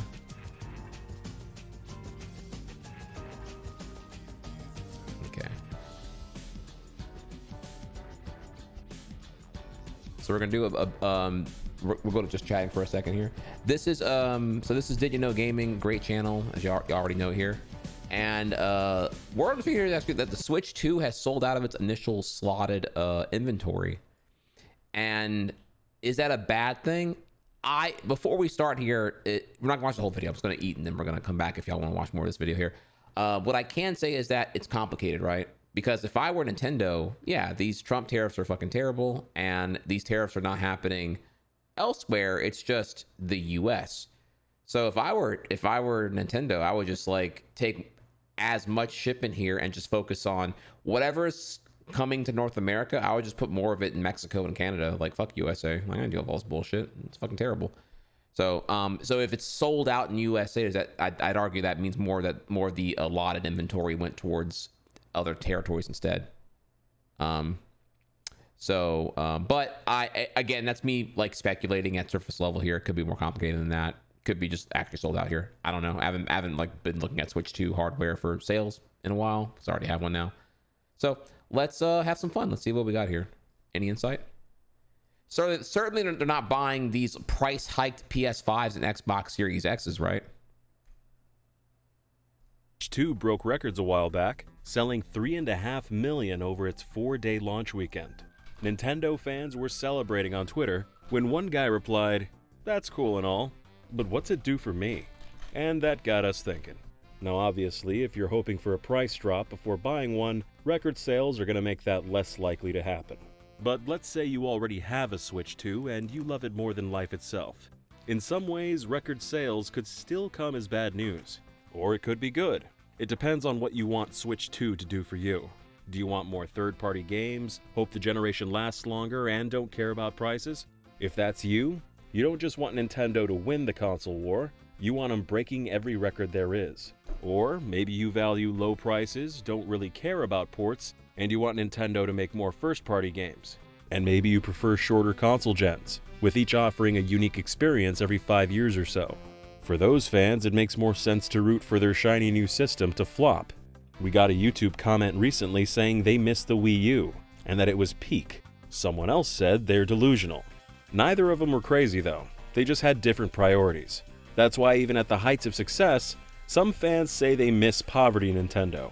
And you'll see throughout this video, for many folks, it's best if their console doesn't get too successful. Maybe not necessarily flop, but at least have to fight to stay ahead. Today, we're going to look at the last 4 console generations, examine some historical trends, and see what it's like to be a Nintendo fan when they're on top of the world. Funny. This feels very parallel to Rockstar fans, because Rockstar fans, they were, before GTA 5, they were like, yeah, man, Bully 2, Midnight Club 5. I think what else here? I don't know. Again, I say Smuggler's Run can get a sequel or a reboot of some type here. Manhunt 3, Max Payne 4. That I don't know if like Max Payne 4 is even a good idea, but like, you know, they're Rockstar fans. That was a thing. Now it's, I mean, is anyone Rockstar fans anymore? It's more just GTA normies all up in this shit here. I mean, right, there's like fans, but is there like a, well, I guess Red Dead 2 definitely has like is a very acclaimed game. So I guess there's still Rockstar fans. I more meant like fans versus just like consumers. There's a lot of consumers, but are they fans? Kind of a conflated, I guess, like deeper fandom community, right?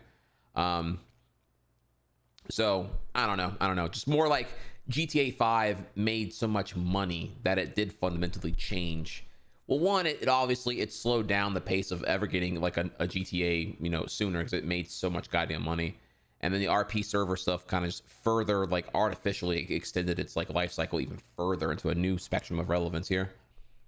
So. And when they're down in the gutter, the main topics will be console identities, lifespans, and afterlives, as well as third-party support, first-party support, and prices. By the end, you might realize you've been rooting against your own interests. Or maybe not. Let's get into it. But first, why do fans dread flops? There are some social and psychological factors we'll get to later, but usually their biggest fear is that, like Sega, someday Nintendo'd have to go third-party. The thought of Mario on a Blu-ray sliding into a PlayStation is enough to make them queasy. Even worse is the prospect of Nintendo going out of business and characters they grew up with disappearing. A dystopian future where they have to play Ghost of Tsushima instead of Zelda.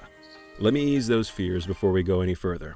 Because even when GameCube came last in its console war, Nintendo still made billions in profits. The Game Boy Advance's success certainly helped, but by that same token, they've currently got Switch 1 to fall back on. The only time in modern history Nintendo dipped into the red was when Wii U and 3DS were both flopping. And even then, they were able to slow the bleeding with price cuts, and only ended up losing $500 million over the course of the generation. Presently, they've basically got $15 billion stuffed under their mattress in case they ever fall on hard times. So sure, if they had like 30 Wii U era gen flops in a row, maybe then they'd go broke. But the odds of that are basically zero. So rest assured, Nintendo's gonna be around a long, long time. Longer than you and me. So, with the sum of all fears out of the way, let's analyze Nintendo's last 15 billion in the bank. PlayStation price hike, Xbox price hikes for their services and their hardware at the same fucking time. Remember, PlayStation only did a price hike in hardware, not services yet. So Game Pass up to $30 now. Everyone's hating that shit. Cancellation page is currently not working because of traffic spikes and whatnot. And you know, so it's just like a lot of stuff right there. $15 billion USD, if I recall correctly, not yen. Talking the real number here, like they got a fuck ton of money in cash. Like the figure is that Nintendo's current operating expense, at least as of the goddamn dude, I'm trying to remember here. This was either like as of like Switch, like year one, like 2018, like 1 year into the shit. Or this is as of like peak Wii DS. They're at that time operating expense had them able to like lose. They could operate for 70 years without ever going bankrupt at their current expense. So that's kind of what the number came from here. Yeah. So anyways, so yeah, they all of these things here is like, in a way, I'd argue Nintendo's in a stronger position now because they have media leverage.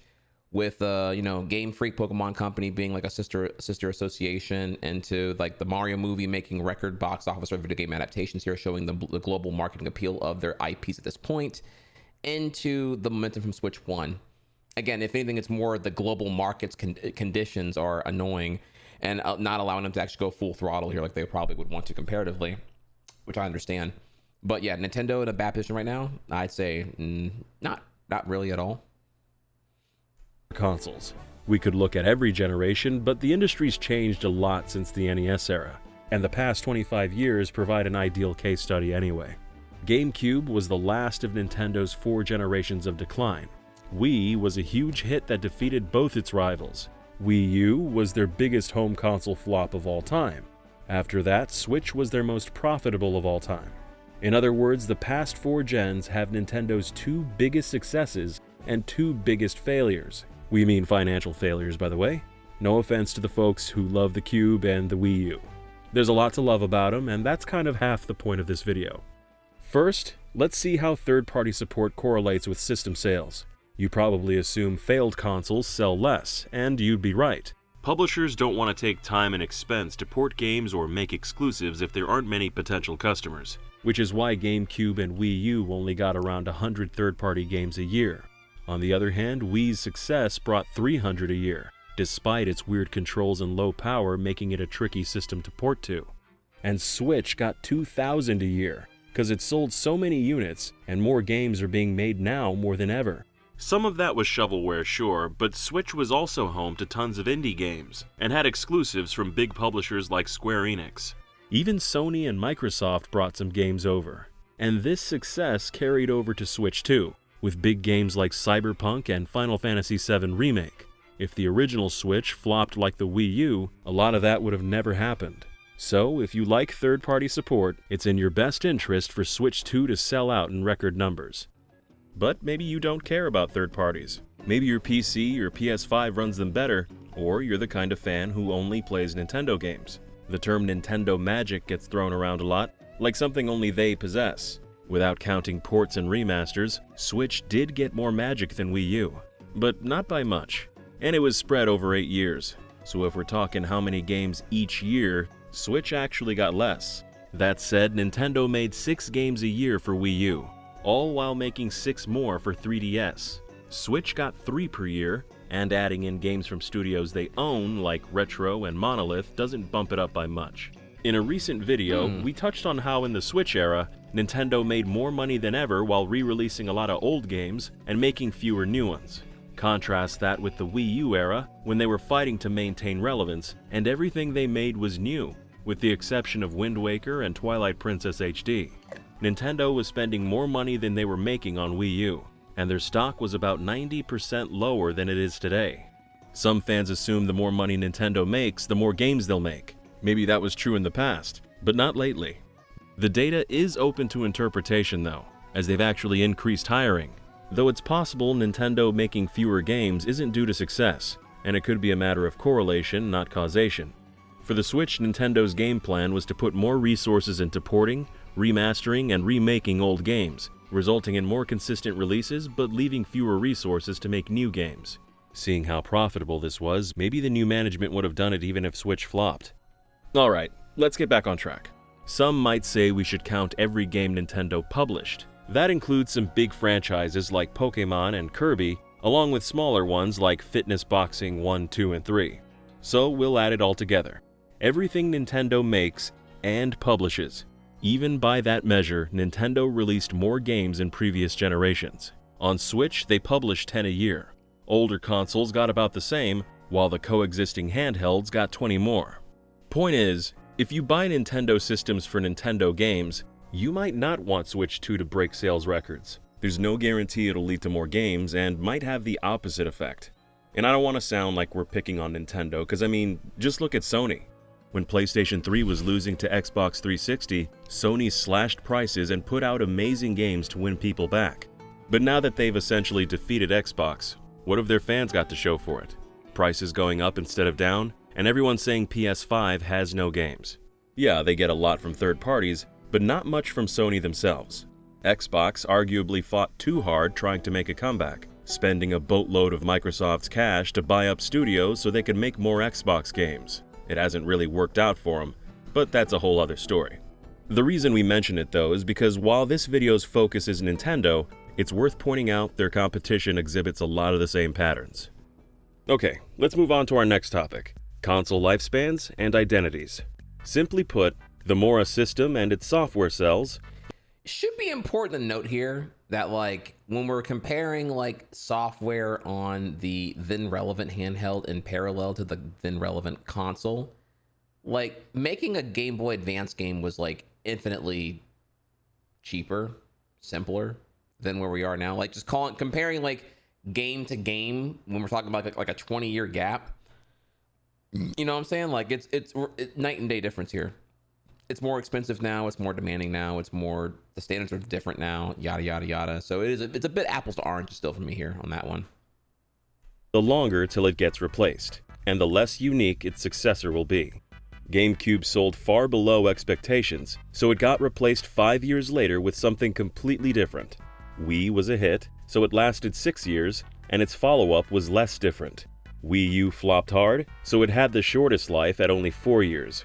This failure sandwich made Nintendo lock in and design their first hybrid console. Switch was the most successful of all, so it got the longest life, over 8 years. And its successor was the least. Also, I mean, COVID kind of totally did help that too. Remind me again, chat, anyone here who's a nerd? Like, allegedly Nintendo had the Switch 2, like, just waiting in hardware storage for like, what was it, like 18 months, 2 years, 3 years? I forget. I mean, there were so many leaks by the time the shit was done here. Like they were just waiting for the global conditions to be better in terms of like the yen to USD conversion and everything else here. Yeah, they were waiting for a little bit there. It's different. If Switch 2's profitable enough, we'll likely get a Switch 3 in the 2030s that lasts to the 2040s, which could mean a quarter century of Nintendo making nothing but Switches, maybe longer. Some folks like it that way. They don't want to invest in new consoles as often, they don't get tired of them late in life, and they're happy with more of the same. They want evolutions, not revolutions. For them, Switch 2 breaking records is great news. But if you're the kind of fan who wants new systems every 5 years or so, and likes them to have unique identities and all that, then you're probably better off when Nintendo's losing console wars. Again, look at the competition. PlayStations have all been successful, so each one's basically an upgrade of the one that came before. PlayStation 1, 2, 3, 4, and 5. But Xbox kept losing, which was a huge motivator in turning themselves into Game Pass machines. If your current trajectory is headed downwards, you change course. But if it ain't broke, don't fix it. In a lot of ways, Nintendo dances to the beat of their own drum, but they're not immune to that old adage. It's also worth noting that longer generations can have an indirect effect on a particular series. Each Nintendo system usually gets one 2D Mario, 3D Mario, Yoshi, Animal Crossing, Mario Kart, and so on. There are exceptions, of course, but if you're a fan of those series, you're likely to see less of them when generations are longer. This chart is crazy here. Damn, Super Circuit, Double Dash, DS, Mario Kart Wii, Mario Kart 7, Mario Kart 8. 11-year gap, Mario Kart World. Damn. Mainline 3D Mario. Sunshine 03, Galaxy 1 07, Galaxy 2 2010, 3D Land 2011, 3D World 2013, Odyssey 2017. Oh, look at the crickets. Where is the open world 3D Mario? Oh my god, it's been 8 years. Actually, this Halloween it will have been 8 years. Just so you know. I remember Halloween weekend 2017 was when Odyssey came out here. We are officially 7 years, 11 months since Odyssey came out. Man, crazy work here. And then finally, okay, the new games here. New SMB 06, new SMB Wii 09, new SMB 2 2011, or I guess 2012. No, I'm sorry. Both. Okay, 2012 was both new SMB 2 and New Super Mario Bros. U, and then finally Wonder in 2023. Damn. Reminder again here that we hadn't had a there hadn't been a 2D platformer starring Mario since 1994. Before this, like if you include non-new titles, it would be Super Mario Land 2, 6 golden coins in 94, and then it would be I guess SMW 1 in 1990. So yeah, like this chart is like got some pretty fucking big gaps here on the bottom part here with the Mario starring 2D shit. As we're writing this, we've only gotten one Mario Kart in the past 11 years, one 3D Mario in the past 12 years, and one 2D Mario in 13 years. Other series have been just as sparse, when in the past, sequels were a lot more frequent. Not only because the Switch generation... Only that here, can I keep it a buck here? Out of honestly most of the newer era 2D Marios, I don't really care for them. Like Wonder, Wii U, 2, Wii. In a way, out of all of these here, probably 06 DS, the first one, for the novelty, is probably the one that I enjoyed the most. I didn't really care for these, actually. That could be the Yoshimi, though. I mean, they're simple, but they're also like kind of, because they're simple for me, they're kind of boring. Again, just that Yoshi in me, that Yoshi dog in me, I'm just like, bro, I'd rather play Yoshi than this shit. So I don't know, just not really my cup of tea at this point. Like I've played them, but I have like no desire to revisit really any of them. When in the past, sequels were a lot more frequent. Not only because the Switch generation lasted so long, but also because Nintendo used to support 2 separate non-compatible systems at a time, while in recent years they only had one hybrid system. Successful consoles also tend to live alongside their successors, at least for a while. Only 8 GameCube games came out after the Wii launch, and releases dried up in under a year. Wii had dozens of releases for almost a decade after the Wii U launch, with Wii U mostly just getting indie games. Nintendo themselves, however, rarely support systems in the afterlife. The most prominent exception was Breath of the Wild releasing on Wii U, but that's mostly because it got announced 3 years before, then delayed so it could be Switch's launch title. The game was originally revealed as Zelda for Wii U, and they didn't want to break their promise to fans. Rare exceptions aside, they usually move on pretty quick and don't look back. Switch has been so successful, though, that they're currently planning to support it at least one more year. In general, Afterlife support's good for owners of the old system who don't buy the new one. But the folks that do buy the new one sometimes get annoyed when resources are spent on last-gen hardware. That was a point of contention in the early years of PS5. A lot of fans complained that cross-gen games held it back from being all it could be, and that many PS5 games were really just PS4 titles with better textures and frame rates that didn't take advantage of the hardware. Your mileage may vary on this one, depending on which side of the fence you're sitting.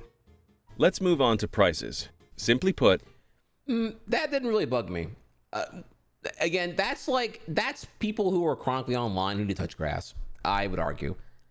What bugs me is that, again, as a PS5 owner, I'm sitting here with this thing. This thing is a dust magnet paperweight, 18 to 24 months at a time. Yeah, bro, where the fuck are the games at, dude? Like, I'm mad at AAA, Quad A. Like, you need to start deliver me like fucking AA battery games here, dog. Like AA, single A. Like, I want shorter games with shittier graphics more frequently. Like all this fucking like this like mocap ass, like, you know, fucking Oscar script ass, whatever the fuck we're doing here, dog. Bro, I'm getting one game every 18 months at best. Your take isn't really valid in the instance because you have a PC and don't play games at launch. That is a disagree there. I played the exclusives that mattered on PS5 at launch. I played Demon Souls. I played Rift Apart. I played God of War Ragnarok. The one I didn't play was the one that the ones I didn't play technically were Ghost of Tsushima, because again it competed same day with like Paper Mario Origami King. Same day launch, really annoying by the way. I had to pick that one. It's on the backlog, certainly. I played Rise of Ronin. I played Stellar Blade. I played everything I cared for. So I should not have to. I'm not judging these consoles for their third-party support. I'm judging them for their first-party killer app criteria. So I just fundamentally disagree here. If you're gonna like make this like a third-party argument as opposed to like, I don't care what normies think. That's not who I'm worried about here. I'm worried about me. I'm saying me. It was all me. It was a me argument.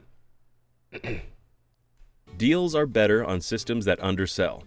GameCube was the final lowest point in an age of decline, and came last place in its console war. As a result, GameCube got its $200 price cut to $150 just months after launch, then down to $100 before its second birthday. Eventually, you could find them at big box stores for $50. Crazy. Games were cheap too, with over 100 becoming Player's Choice titles. If you're not old enough to remember Player's Choice, they were generally the best games like Mario Sunshine, Wind Waker, and Melee that got discounted to $30 around a year after release, then later down to $20. Wii was a success, so it didn't get a price cut till almost 3 years in. It did get Nintendo Selects, which were basically the same thing as Player's Choice, but not nearly as many as on Cube, and they took longer. GameCube started getting Player's Choice about a year post-launch, but on Wii, it was over 4 years. Wii U, on the other hand, got a $50 cut and generous bundles in its first year. It was flopping so hard that a few months later, you could get a deluxe Wii U bundle with Mario Kart 8, a racing wheel, and a Wiimote for $330, plus your choice of another game for free.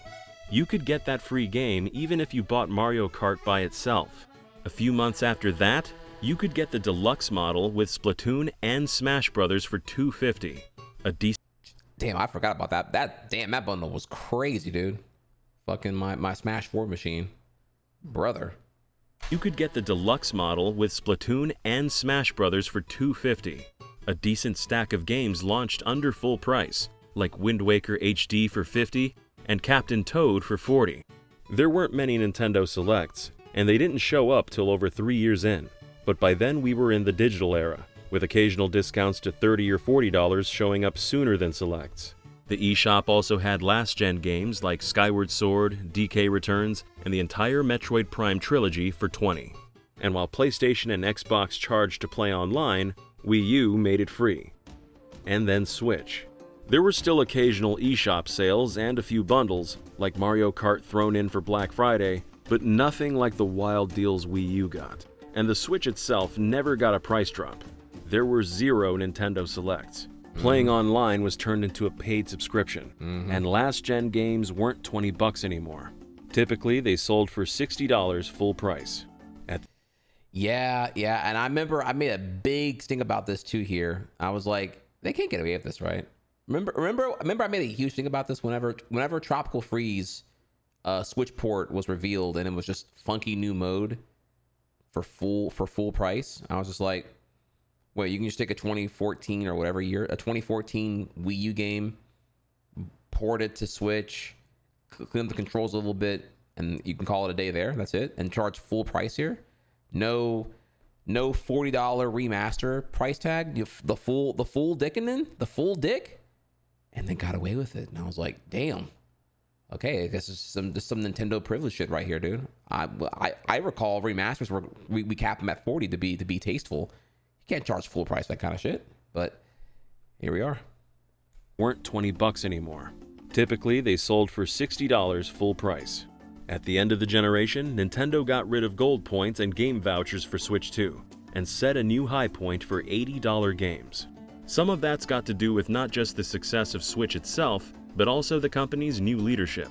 As we noted in our financial history video, the DS Wii generation sold way more systems and games, but didn't see these kind of price hikes. On Wii, you can get last-gen games upgraded to widescreen with new controls and various improvements for around $30.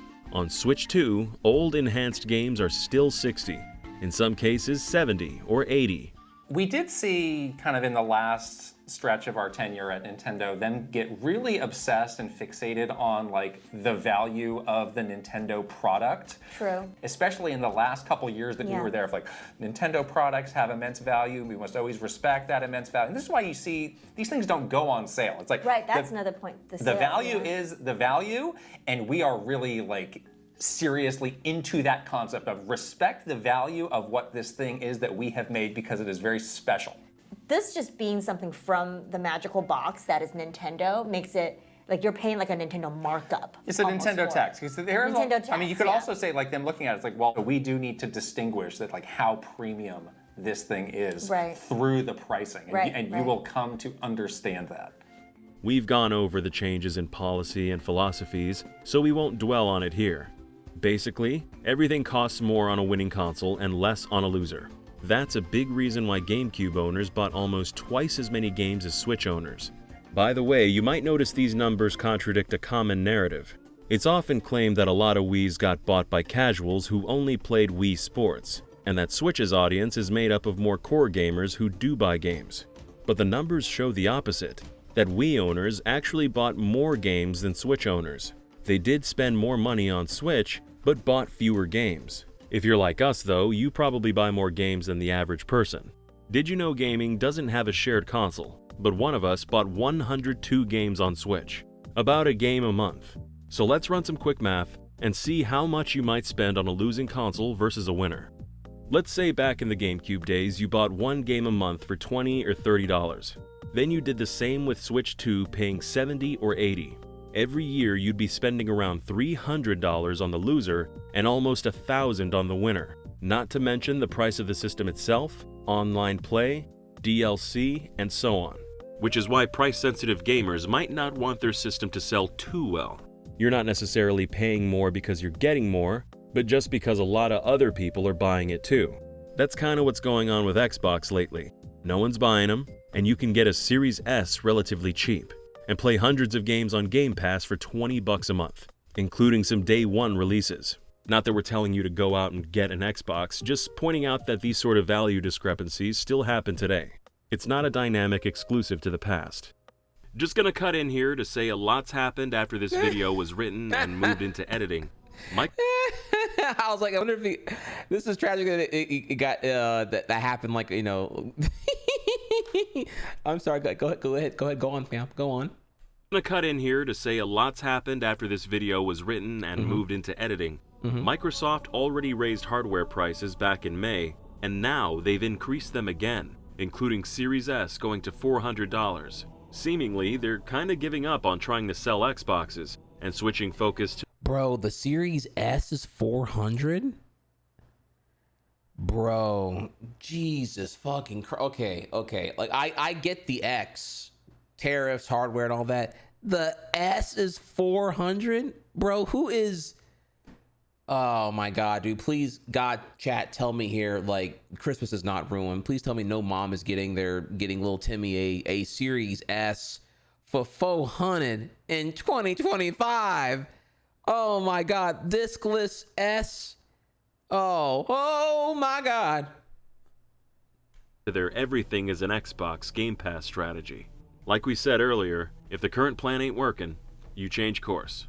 Though it's worth noting that PS5s also went up $50. And like, yeah, I'm sorry, I'm stuck because I'm just like, okay. I'm like, okay, you could probably get a Series S used way under half that. Like 400, half, 200. A used Series S, shit, I'd be shocked if that thing was I'd be shocked if it was like even hitting above 150 used, honestly. Like, I'm trying to think here, like, who, like, the demand is just like not there. I'd argue. I think you'd have an easy time selling a 64 gig base model Steam Deck.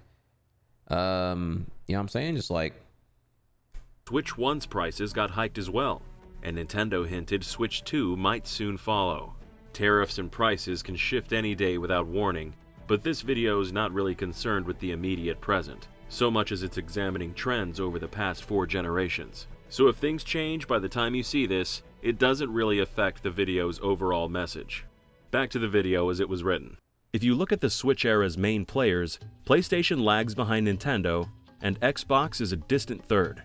Sony tossed their greatest hits a few years after Nintendo ditched selects, but lots of last-gen games go for $20 or $40. Technically, Xbox doesn't do platinum hits anymore, but old games are cheap even without the platinum label. Typically, both companies price remasters at $50. Sony charges $10 to upgrade PS4 games on PS5, while Xbox usually does the same for free. Both run sales more often than Nintendo and at deeper discounts, especially Xbox, where 75% off is pretty common.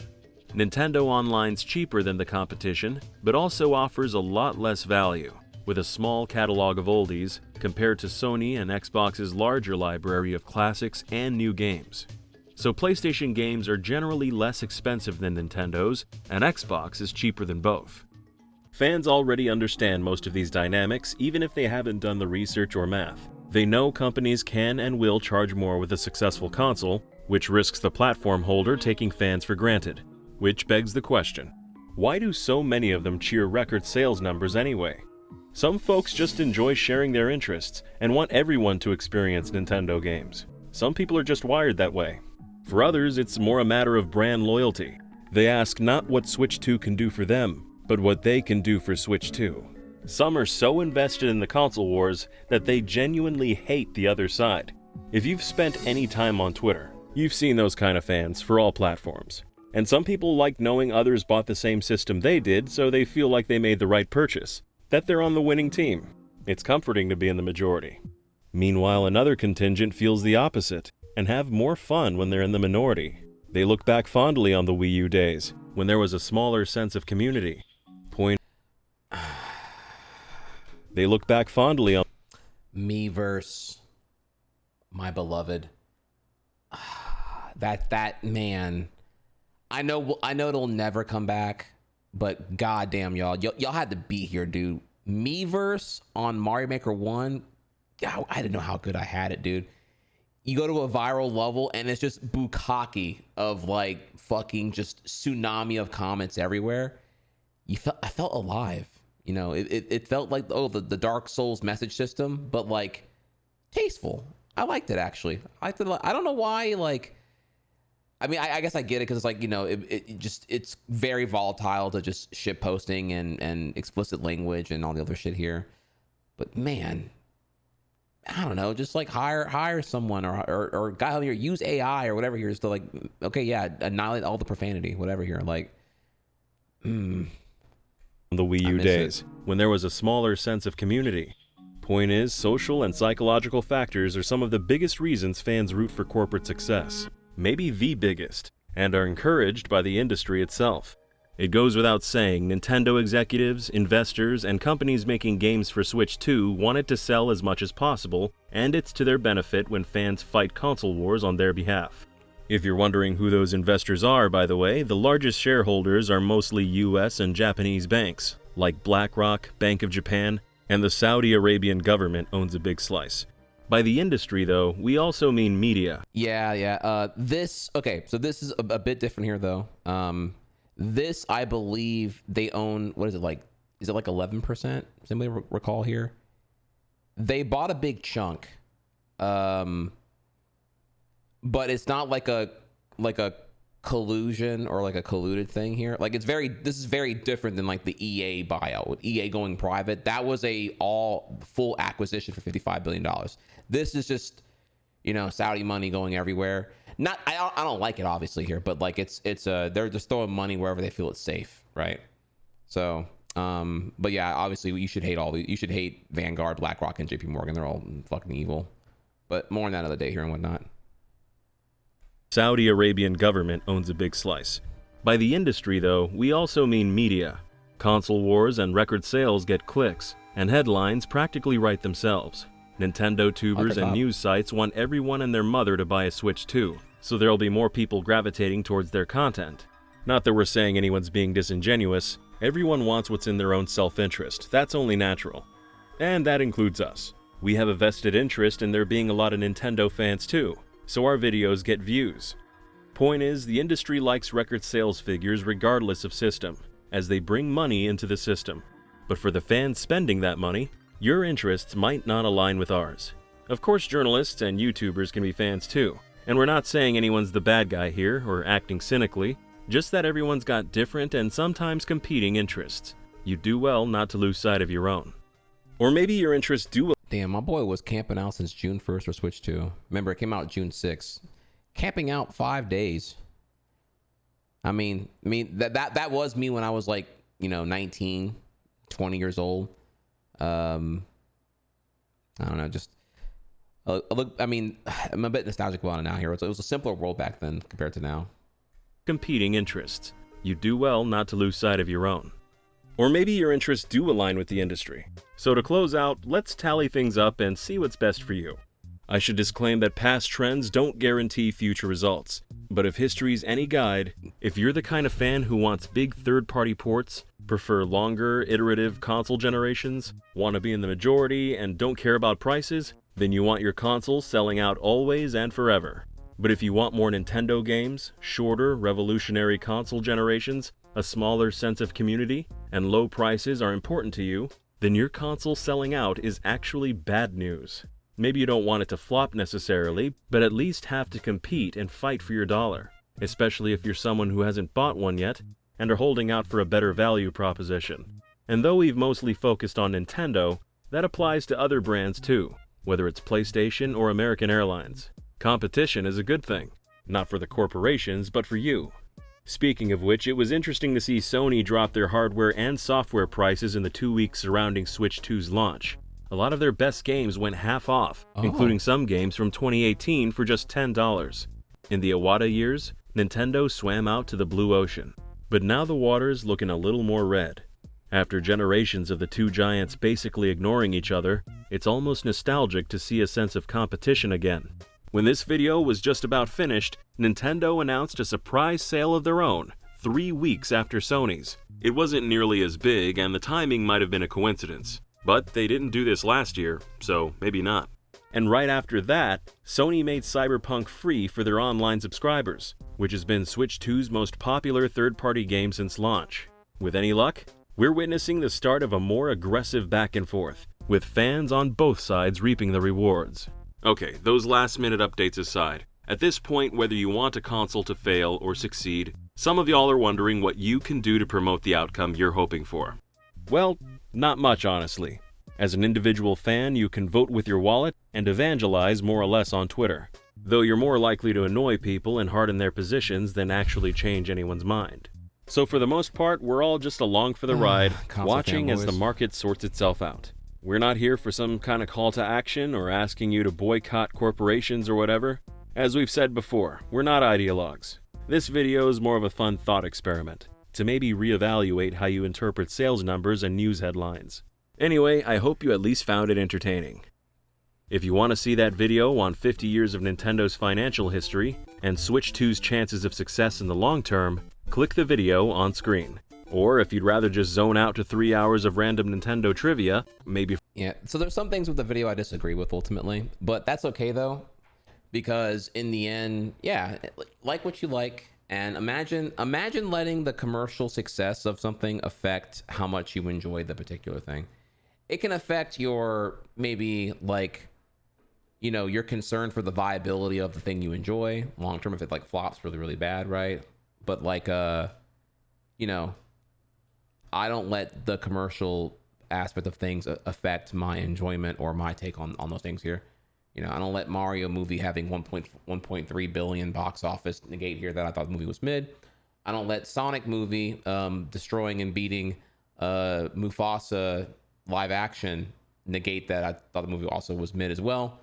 You know, I celebrate peak when it's peak. I celebrate mid. I keep a buck on when things are mid if they're mid. So, all right, I'm done eating here now. I had a point, but I forgot what it was now. It's not that important anyway. We need to get back to Hollow Knight. So let's go back over to Hollow Knight and let's do that.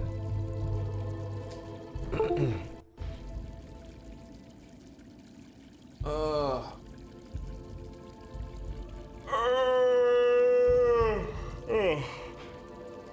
wow. Shit, I might need coffee. I'm kind of crashing right now. Fuck. And that's weird. Whenever I eat all my food, actually, the Adderall doesn't like go as hard. Shocker, shocker. I'm powered by meth and cocaine. All right, let me go grab a quick thing real quick here. I'm sorry. Very short.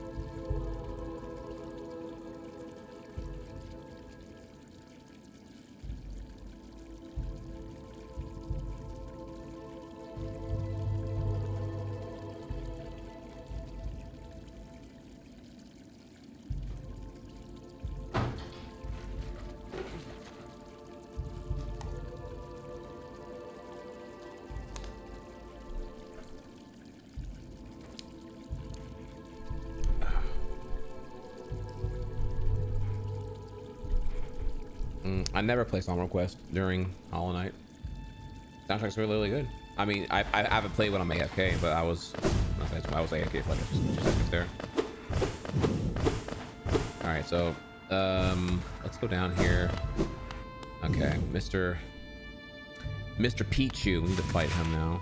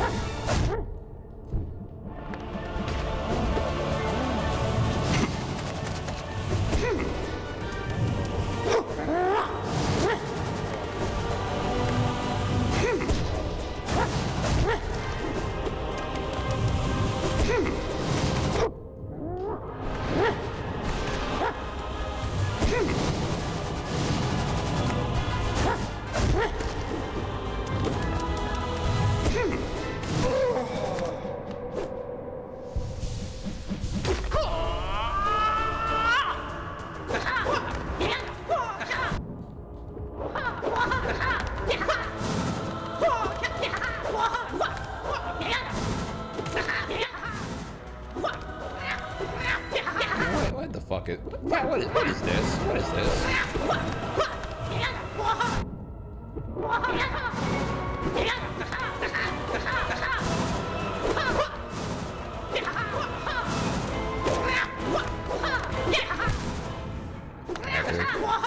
Jesus Christ, dude. Just okay, dude. Okay, bro. Okay. Okay, dude.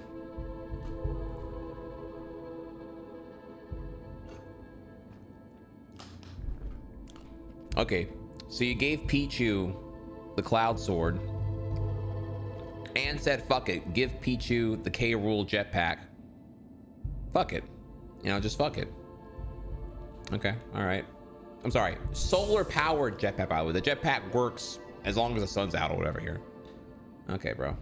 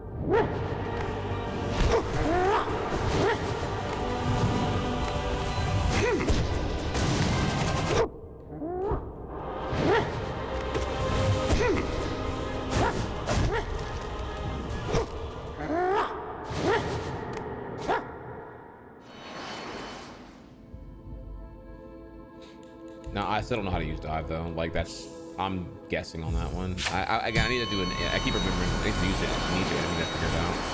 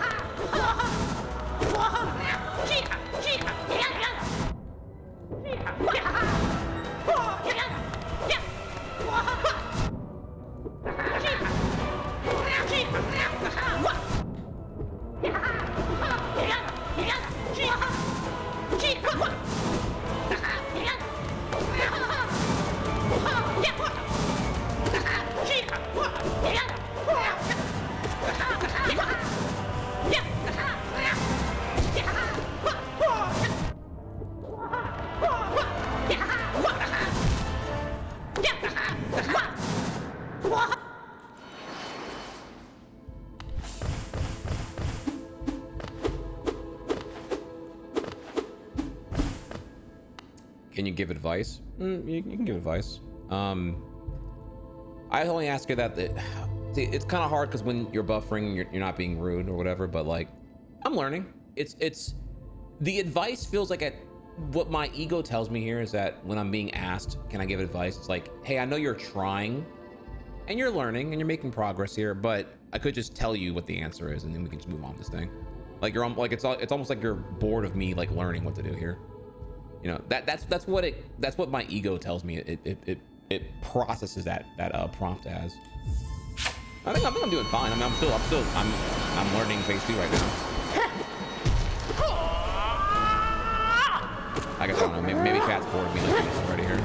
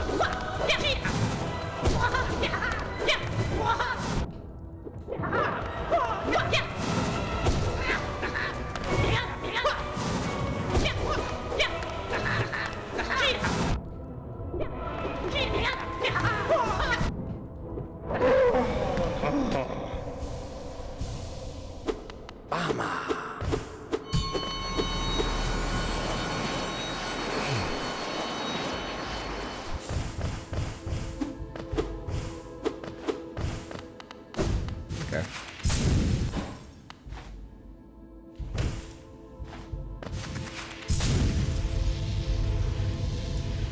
I would correct that and say it's not more satisfying to watch someone slowly get better. It's more satisfying for them to organically get better. That's what you're. Often organic is slower, but the organic is the important part.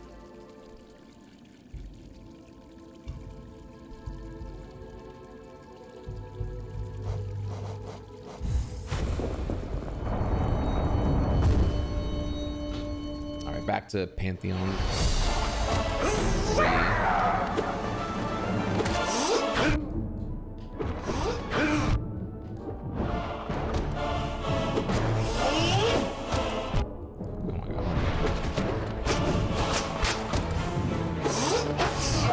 Oh my god.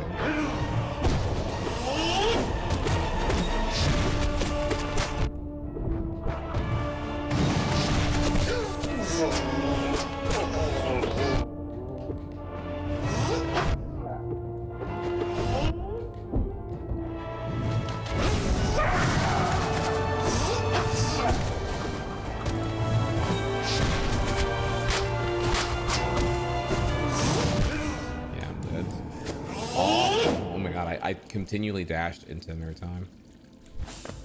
Bad habits on that guy.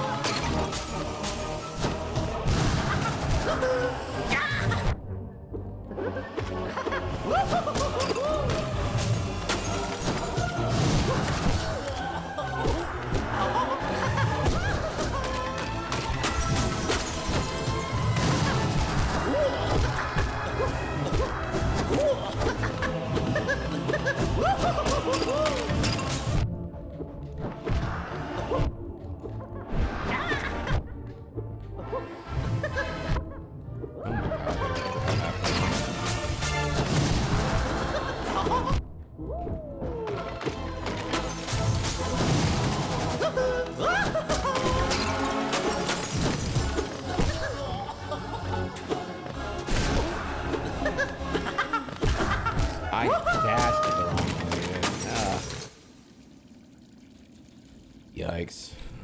Holy fuck, dude. I was confused. I thought he was, I thought he actually was dead, but it was just like the next phase. That was on me.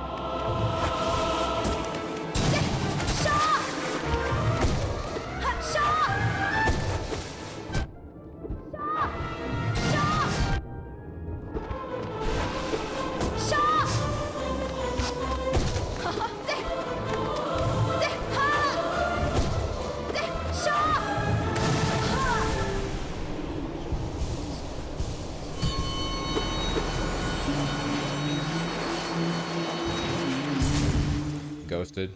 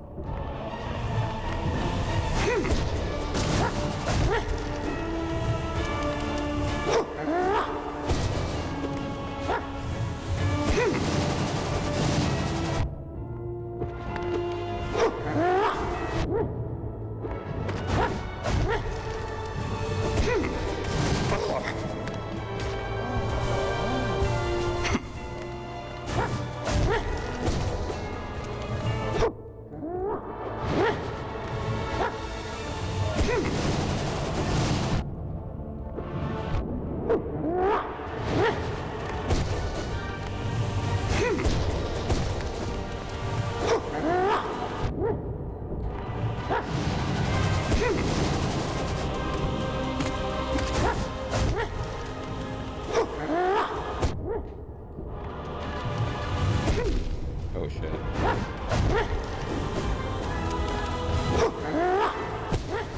I'm dead. Fuck. Damn, really? I lost that one right there? Okay. Fuck.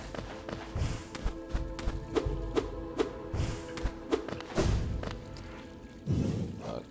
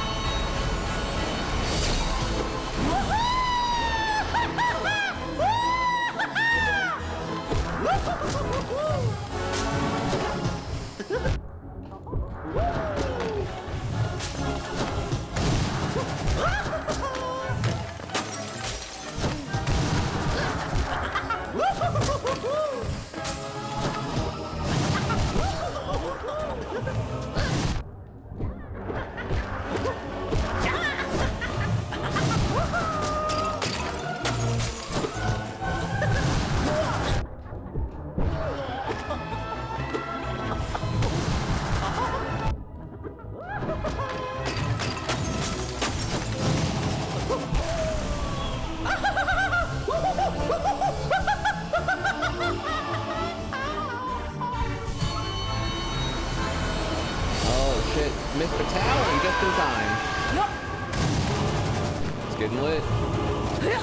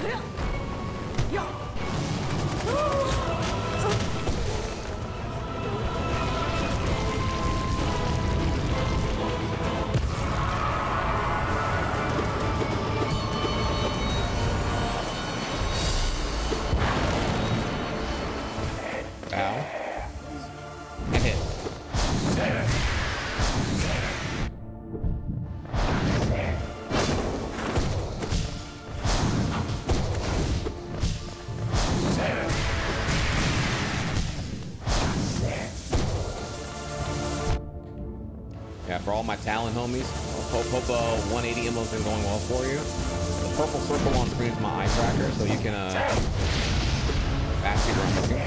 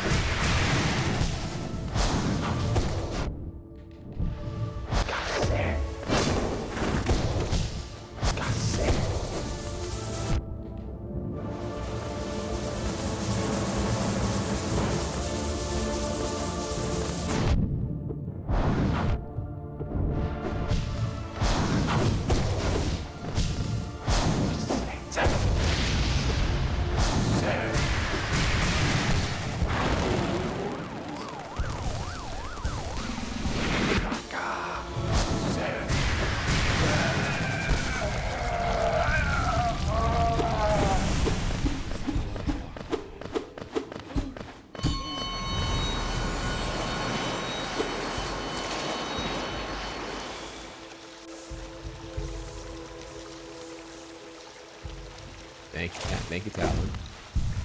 So yeah, I'm doing my first Hollow Knight playthrough ever, and I'm at 109% out of 112%. So we're almost there. And then after this, if you like how I play and everything else here, you will. Okay. Yes. Thank you for the charm. Yes. Thank you. Can I get some try kiss in chat, please? Try kiss. What was I saying here again? I'm sorry. I'm sitting here trying to. Thank you for the raid. As always, all love here. This could be, I mean, this is probably going to be the second to last day here. We'll probably get Pantheon 3 done tonight, and then I'll probably just call it there. What was I saying here again? I'm sorry, brain farted.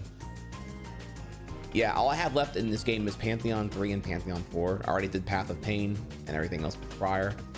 So we're going to get Pantheon 3 done tonight, Pantheon 4 tomorrow, and then Silksong. We'll start Silksong after.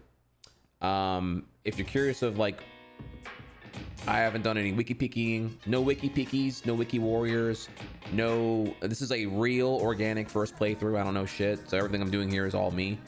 And I'm bringing, and what's happening here is what we're discovering right now. I'm bringing my Cuphead veteran skill to Hollow Knight. I fucked Cuphead in half.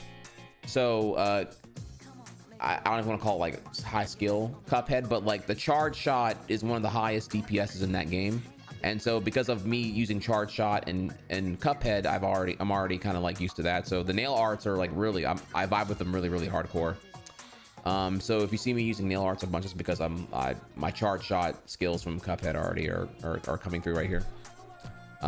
Might be different, unconventional here. I've had a lot of backseat tell me they are triggered by how I play this game. They are so mad at how I'm playing, so I don't play how they play. And I'm like, all right, cool, yeah, you know, if you want to just like, it sounds like you want me to play the way you want or how the speedrun does, which again, I didn't watch because you're here because it's a first playthrough. So I haven't watched all the other shit to have my native, naive perspective corroded with like spoiler shit. You know, you're here for the playthrough, which is the first playthrough. I should be clicking on a speedrunner doing this shit right now. So, you know, you gotta love it. You gotta love it. They mad. I ain't mad. They mad, but they ain't bugging me here, so it's whatever. So, but yeah, we're gonna do the same thing with Silksong. I finally been playing Hollow Knight, and we're gonna be hopping on Silksong afterward here. So if you're like, when Silksong? It's after we get this done. Chow's excited to see all the post-game DLC get beat. So we're on, we did Path of Pain, we're doing Pantheon now, and Pantheon 3 today, Pantheon 4 tomorrow, and then presumably Silksong could start, I don't know, I guess. And in theory tomorrow, again, I assume Pantheon 4 is going to be a bitch, so I don't want to say, you know, Silksong tomorrow. I would say, I think Pantheon in a day is very viable, but Silksong probably more of a Monday thing, for being honest. TAS Hollow Knight React win? I don't know. I'd say I'd rather just get to Silksong more than see the. I don't plan on speedrunning Hollow Knight, so I don't really have much interest in seeing like what that looks like. I don't. Y'all keep asking for my reacts here, and I'm just like, it's very interesting here. I don't know what to watch a speedrun of a thing I don't plan on speedrunning. It's interesting. Okay, and then these questions here. Pantheon 5. I feel like a broken record here, but okay. When y'all are asking about Pantheon 5, y'all are aware of how hard Pantheon 5 is, right? Like when y'all ask that question, right? Like you're aware that like Pantheon 5 with like, what is it, like 48 bosses in a row without dying once?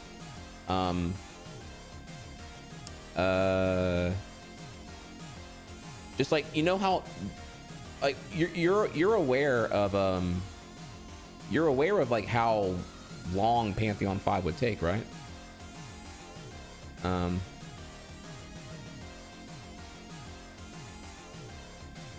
See, I'm not trying to come off either like a condescending or whatever here.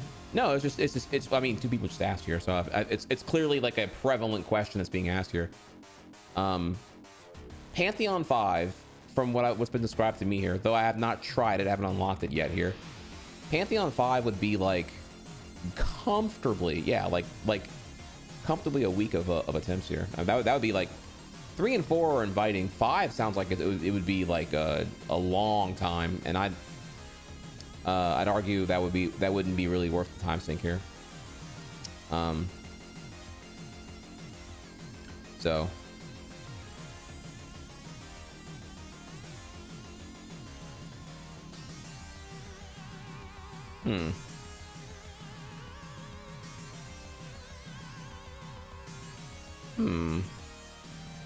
Y'all, these are some really interesting insights here.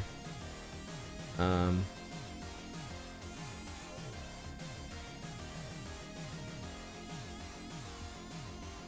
me see here. Hang on. Just a genuine question, right? And I'm giving just a genuine answer. Yeah, no, okay. Pantheon 5 would take a very long time. It would be stalling out from starting Silksong, and I don't think it's worth the time sink, given people have already beaten Pantheon 5, and I'm not really like the grind it would take to get good at Pantheon 5. People wouldn't be here for that grind. Like that'd be like days of grind, and most people would just come back and check if I already beat it or not. I don't think it's worth the sink. To me, it's like not really worth the content. I would say the grind to payoff ratio is not really there, especially because it doesn't even count for 112%. So I'm not particularly interested in that. There's plenty of like really hard challenges I can do in a bunch of other games. I'm not sure if I'm really interested in doing like weeks of grind for Pantheon 5 particularly. And then the next question is all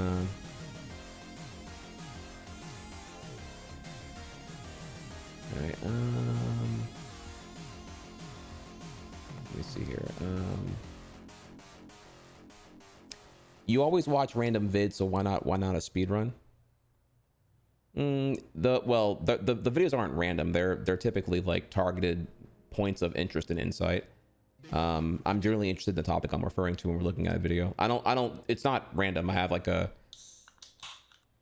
it's not a random video ever here. Actually, I have like a very, what I do typically is I have a whole, what you're seeing here is the Twitch React playlist. And I have like over 100 videos here. I tactically select whatever I think is topically relevant or of interest to me to like give commentary on and whatnot. It's not true random with Beach Chat throws me up something and I just go from there, but it's always like topical or relevant to my interest, I would say. So that's a bit of a different thing there. As far as the speedrun, again, I'm not against it. I'm just not interested in like, at least not before like Silksong. Like I could, I don't know. It's like not interesting to me. right now, or I'm not interested right now, I suppose. I'm not really worth it there. It's like it's almost like there's like a disconnect here with the whole thing. With like, do y'all really want my take on the speed run of Hollow Knight when I don't speed run it at all?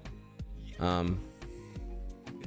know what I'm saying? Like that's where I guess I'm like a bit I don't follow that connection there. On the whole thing. So I don't I'm not sure why I don't feel, why is it not obvious to me that when y'all are saying this here?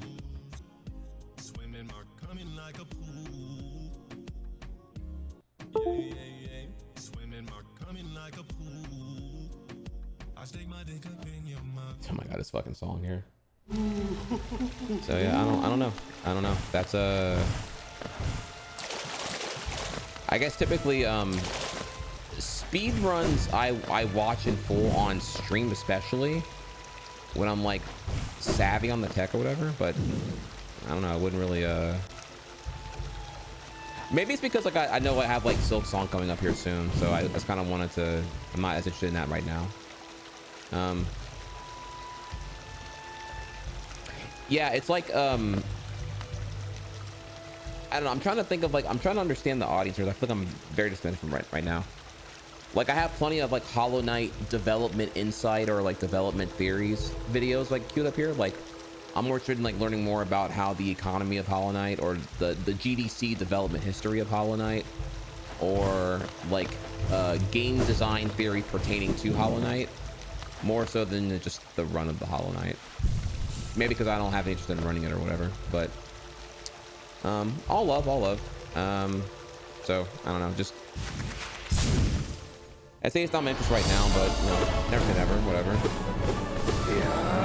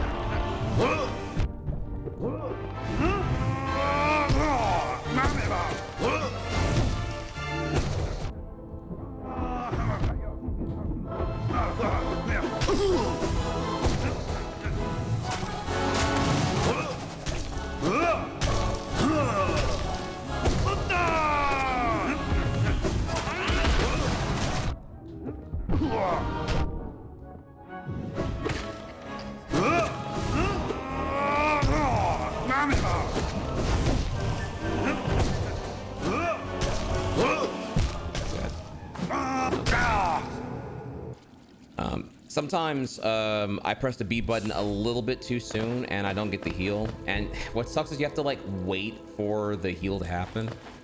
One of the few things I don't like about Hollow Knight 1, maybe they changed later on here, is that like you have to hold the B button to heal, right?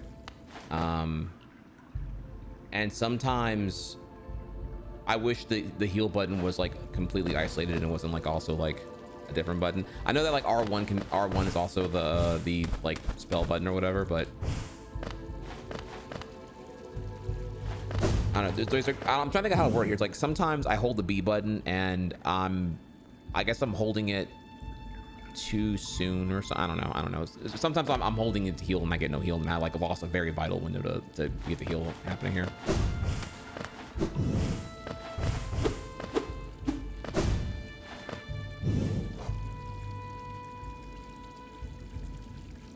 Oh, y'all probably should have opened with that actually. That the run is like 25 minutes long. That makes it a lot more inviting then. I thought it was going to be like a whole thing where like, I don't know.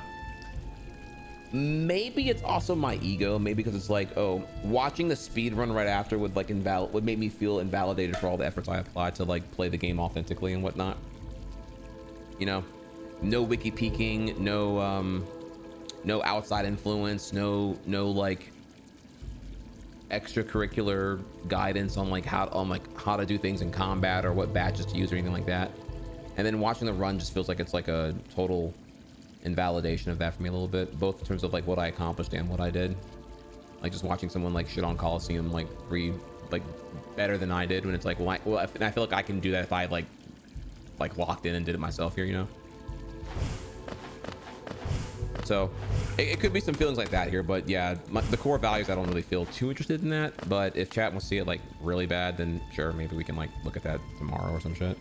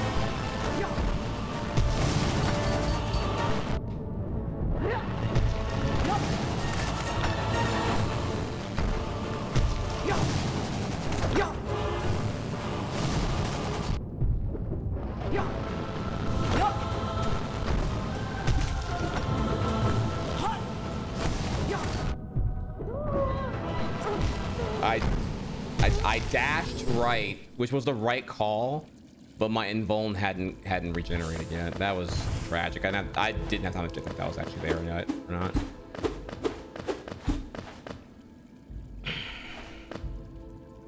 Yeah, I'm gonna do better about this. I'm sorry. The comment I made earlier about the whole like watch the speedrun thing, I can tell it was like a subconscious like ego quip, and it wasn't actually like, I intended for it to be a discourse and not actually like be a thing where people feel weird about it. It's not even nowhere that seriously. It was just more like multiple people had asked me if I'm gonna watch the speedrun after I'm done beating it, and I don't know. It just feels like it's I can tell it's a me thing, not a y'all thing. Like I'm sure y'all are just like being regular and normal and not like it's me being particular about it.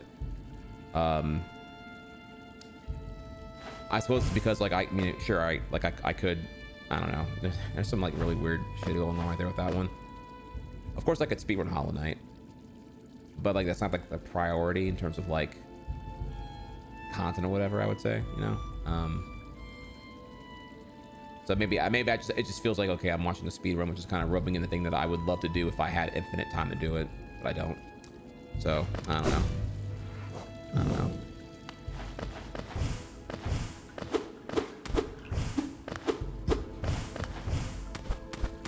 Yeah, I already gave my thoughts clear on that. Like Pantheon 5 is like just a repetitive slog fest that I doubt anyone who's actually asking for that would sit here and watch the tens of hours it would take to actually get good at that and then get it. I could do it. I don't think it's I'm not particularly inspired to do it though. But yeah, sure, we can look at the speed run, both the world record and the tasks. I'm sure that'd be fine and it'd be fun, and I'm sure I'd have like a POC reaction to it and all that. I suppose I thought that it was going to have to be like I'm not sure why. I'm not sure why I felt some anxiety over that kind of thing.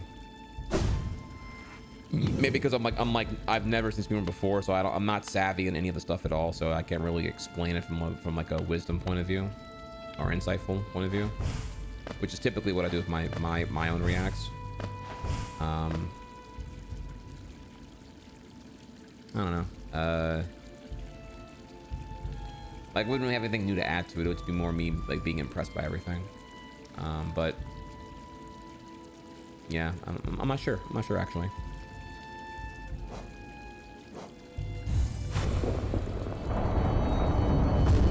I'm not sure what's going on here.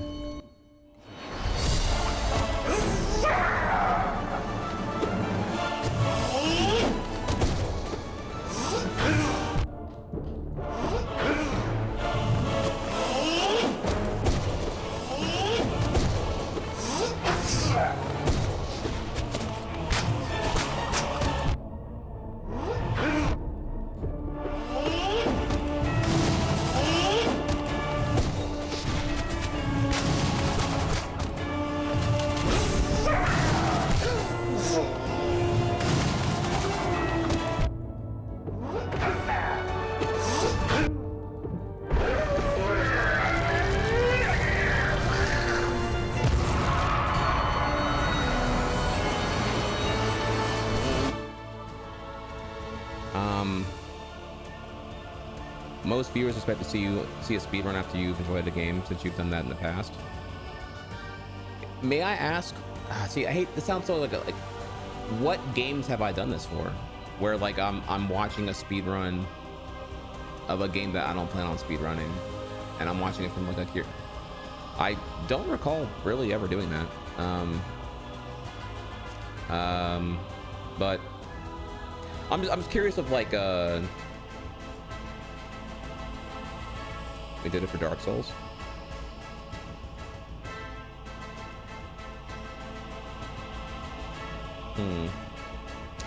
Yeah, you're right. We did that for Dark Souls actually. Though I wonder if there was some context to it. It's more like I don't understand why my feelings are this way. Why do I feel a twinge of anxiety with this kind of thing? I don't know. It might be imposter syndrome, honestly.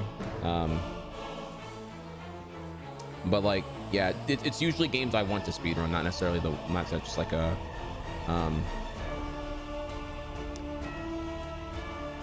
Hades dev react is that's a very that is clearly the value there is consuming the reaction of the developer, seeing their product played in a way that's unintended from how they would do it.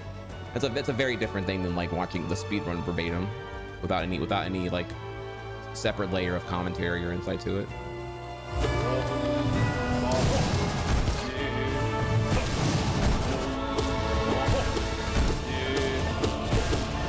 Also, Tunic guy is spearing the demo and everything else here. That's a very I did intend to actually do that speedrun.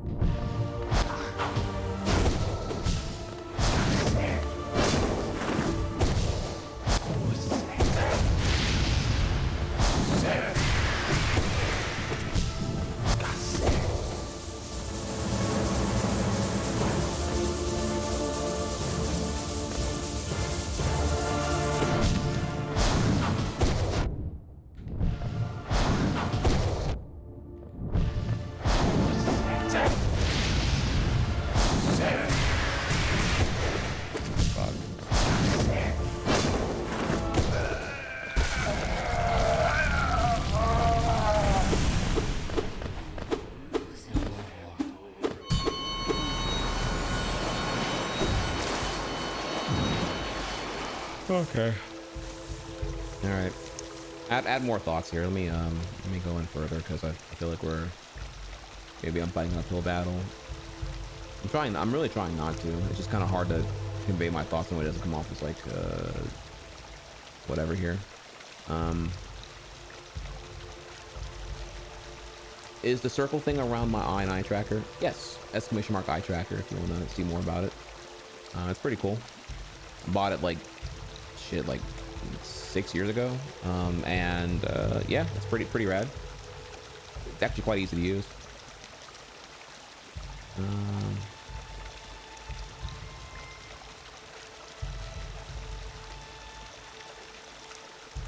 See, okay, this is, I guess, where y'all are high IQ viewers then, because I worry that people would invalidate my efforts by just seeing the speed run, I suppose. But I'm glad you're able to separate that.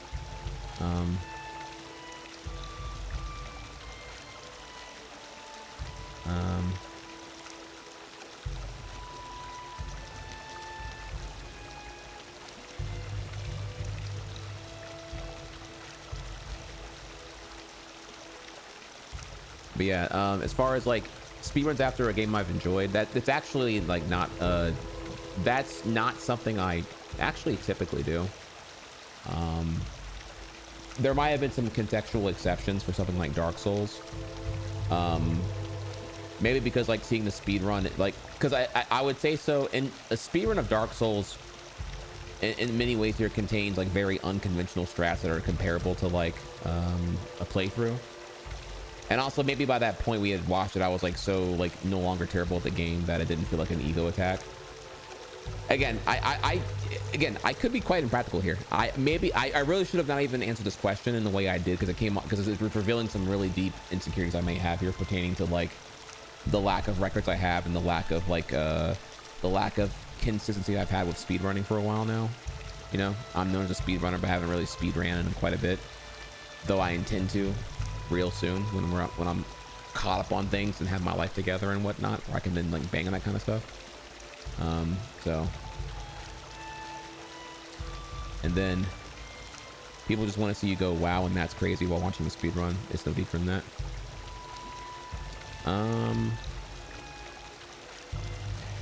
I'd say yeah. I mean, sure, maybe from the viewer point of view, but not from the streamer point of view. You know,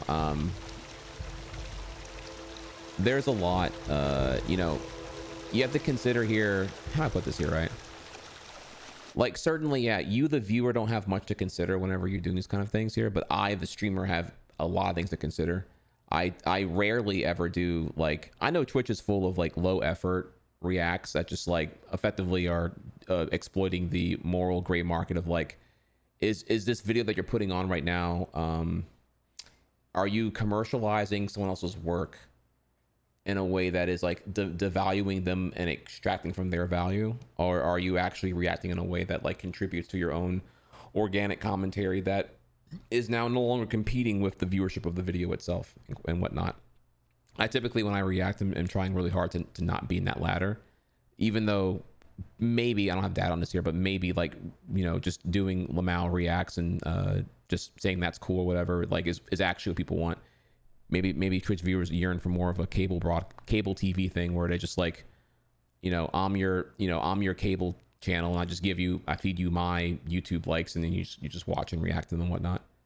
Or maybe you want like the commentary and the insight. I'm not quite sure. So I'm not sure actually on that one, but there is some psychology going into it here that I think is a bit more deep than just wow and that's crazy. At least on mine anyway.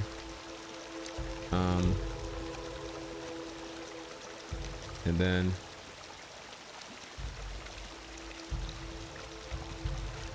the thing people do nowadays, when someone played a challenge, hey, why don't you watch a speedrun of it and just see their reaction of it? Maybe, yeah, maybe I'm a bit different there. I'll watch it now that like everyone's like making it explicitly clear that, you know, hey, I don't think watching this run invalidates your efforts, and I don't view it as competition for what you did. Maybe because like I could do that, right? I could do whatever the run did or whatever here. It's a difference, right? Like people did a challenge. Can every person who does a challenge do the speed run? I don't know. Probably, or willing to, or whatever here. Probably not. I could. I could is the difference, right?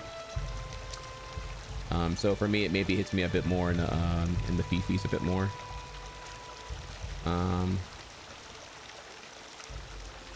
then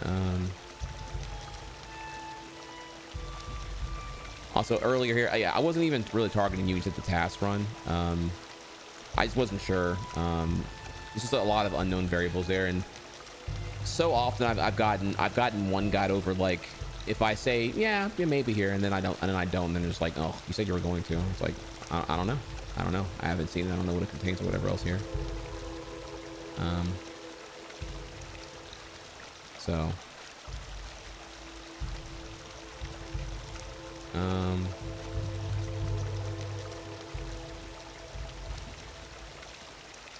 So yeah, I'm gonna like start a little bit further and try thinking over a bit more, because definitely there's some psychology going on here with myself, honestly. So I'm sorry if I kind of came off a certain way. I don't know actually. It's a bit weird. It's a bit weird. I'm caught off guard by how defensive I'm currently being about that. It's a bit of a weird thing for me. Again, maybe because I'm not speedrunning right now, anything actively. I haven't gotten records in a long time. Trying to get better at Smash. Trying to do a lot of things currently here. I think I'm quite confident at Hollow Knight right now, given how young I am in the game and whatnot. But yeah, sure, we can. If a speedrun is, if you want to see like my juicy insight into the run, sure.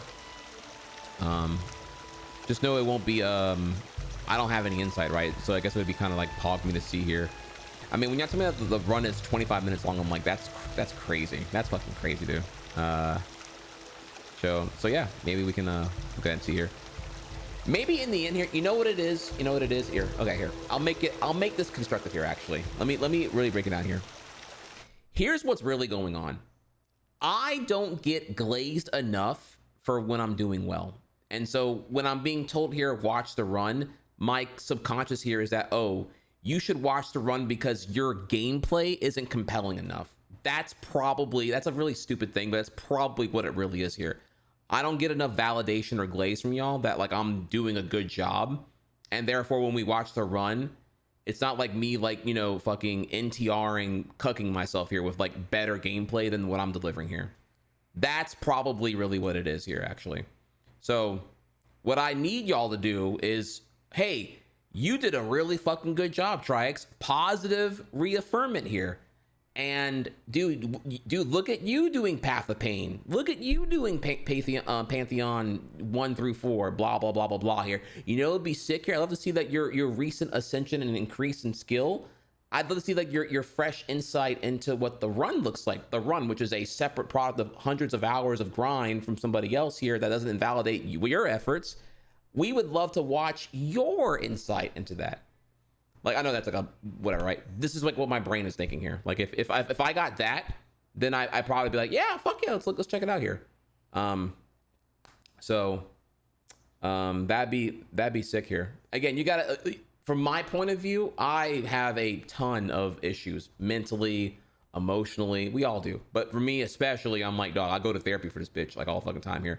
So what I have like insane amounts of imposter syndrome, both in Smash and in speedrunning altogether here. I'm working on that. But it does help a lot when I get some validation that, hey, you're doing good. You're doing good. So that's probably what I need here. I need that mommy, daddy, parent energy right now. You feel me? I need mommy and daddy to tell me I did a good job. I went to college. I got my degree. I'm a big boy now. I work full time at Twitch. I have y'all, and I'm your streamer because y'all here right now. Here, you know, y'all could be watching anyone else, but you're watching me currently because I'm delivering what no one else can, type shit. You know, that'd mean a lot. That'd mean a lot. So okay, that's probably what it is here, if I'm being honest. The analogy is like you're an aspiring singer and chat keeps asking you to put on the pro sings. Yeah, that's what it feels like here. Even though that's like illogical in a really loose, like a really unintended way to extract what they're asking about.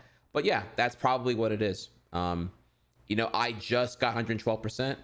Damn, bro, you gonna watch the better gameplay than what you just delivered here? That's probably what it feels like. You know, so I guess same thing with the whole Pantheon 5. Like, watch a Pantheon 5 clear. Yeah, why? Like, I know what it is. Like, you know, none really like I can play it rather than watch it, I'd say. So yeah, again, what I need y'all to do here is not leave the praise to subtext. You should I need y'all to also say that part for me here. Yeah, your gameplay was great. You're phenomenal, and we would like. I know it's asking a lot of y'all. I'm bringing up here, and we're doing a live psychoanalysis of why I just had that whole, like, my feelings are valid, but I don't know why I'm arriving at these feelings. So I'm extrapolating and a psychoanalysis right now here. That's probably what's going on, and it would feel really good to hear that. Yeah, you know, okay, I want to watch the speedrun, and because your gameplay is, you know, really good for how new you are to the game and whatnot. So, so yeah. So yeah, so that's probably what going on here. So yeah, y'all mean?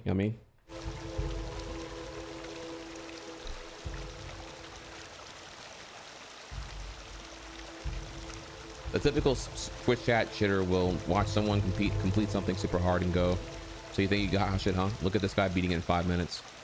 Yeah, no, a lot of people are definitely they're inconsiderate, and they say these things only in the environment of like the digital internet anonymity. Like, it's like yeah, it's pretty weird. But okay, I think I feel a lot better now. So yeah, sure. I'll have a schedule tomorrow. We'll look at both the oh my god, we'll look at the Hollow Knight world record, whatever that is, raw react, and we'll also look at the tasks, which apparently is really crazy.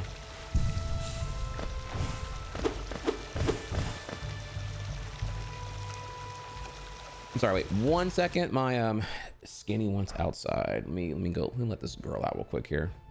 1 sec, chat. Let me let her out. Sorry, I hate to hit y'all with this again here. I'll be right back. I'm gonna let her out and make sure she's okay. It is almost 7 o'clock right now, so this is the dog usually is, you know, wanting my. Why did I do that? I'm stupid. Okay. Yeah.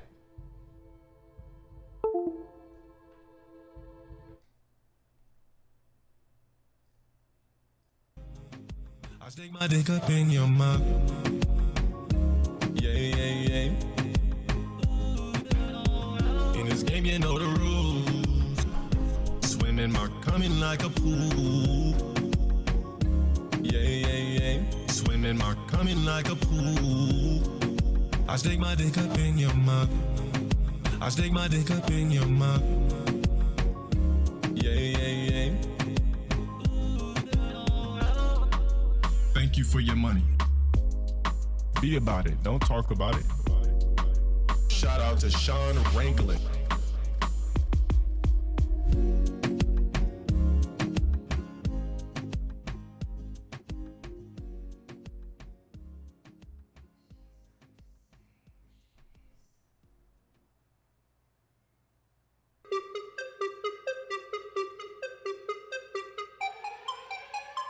Mike fucking muted.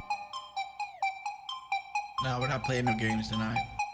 I came back, ass was ready to slap, ass was ready to slap, slap one cheek, boom, slap two, slap one cheek, boom, slap one cheek, boom, slap one cheek, boom, slap two, pussy was tight, boom, ready to slide, boom, ready to fuck, boom, she had the pussy tucked, boom, boom.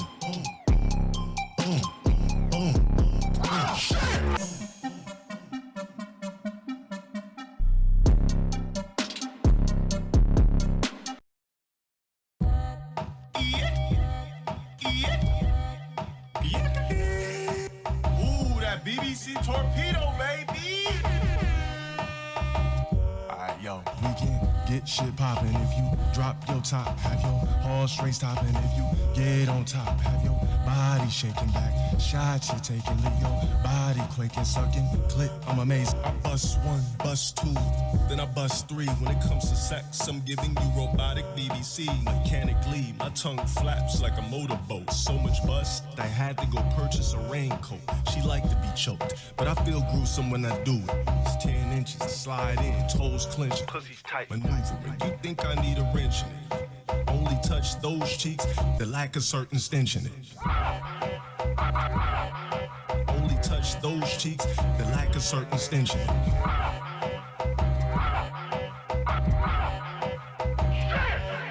Bust one, bust two.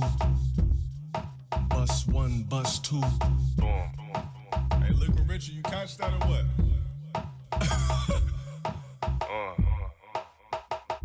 Go green. Go green. I could talk about dicks all day. Okay. I'm sure you can't look to your God. All right, shall we get back to it here? I'm sure you could.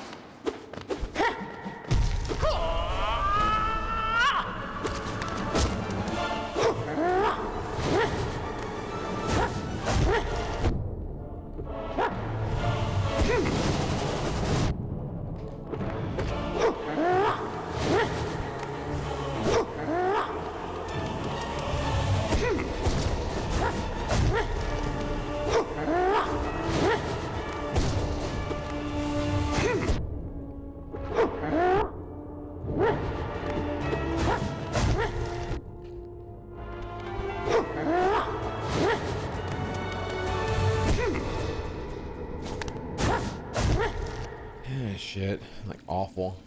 Stop, Joe.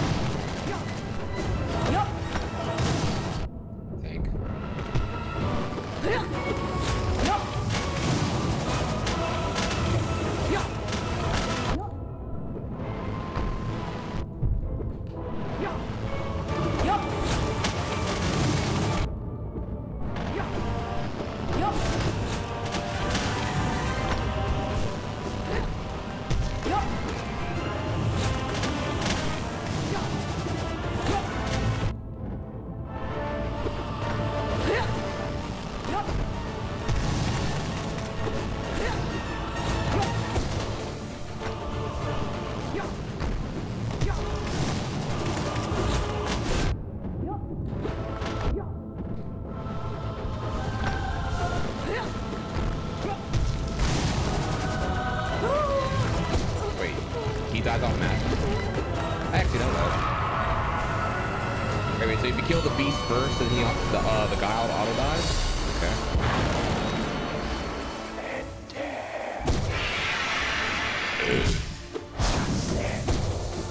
Today I learned.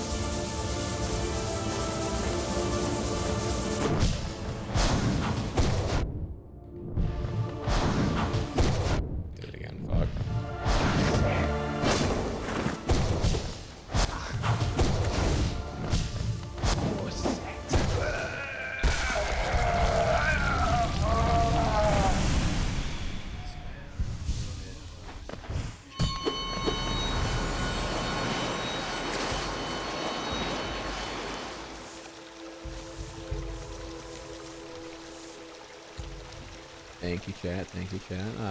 I see we're building up the great habit of some positive reaffirmment. I love to see it.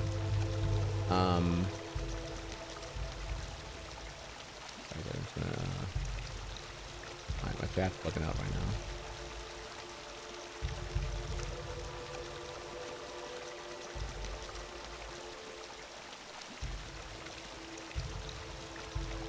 I can't do it now. Sorry, my thing is being stupid. I don't know if this is.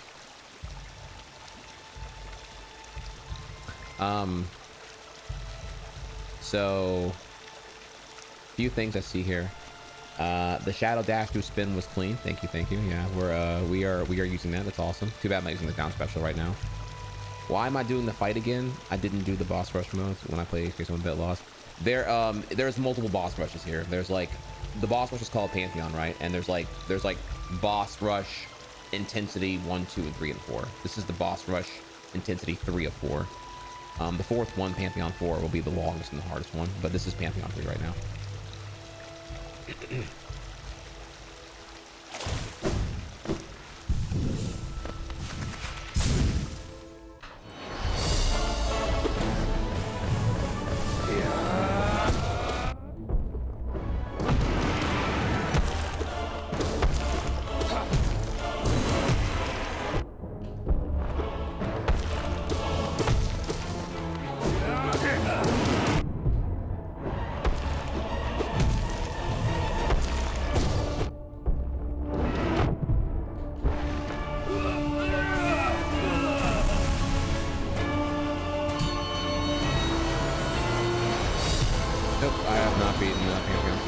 I beat 1, 2, and Path of Pain in the last stream.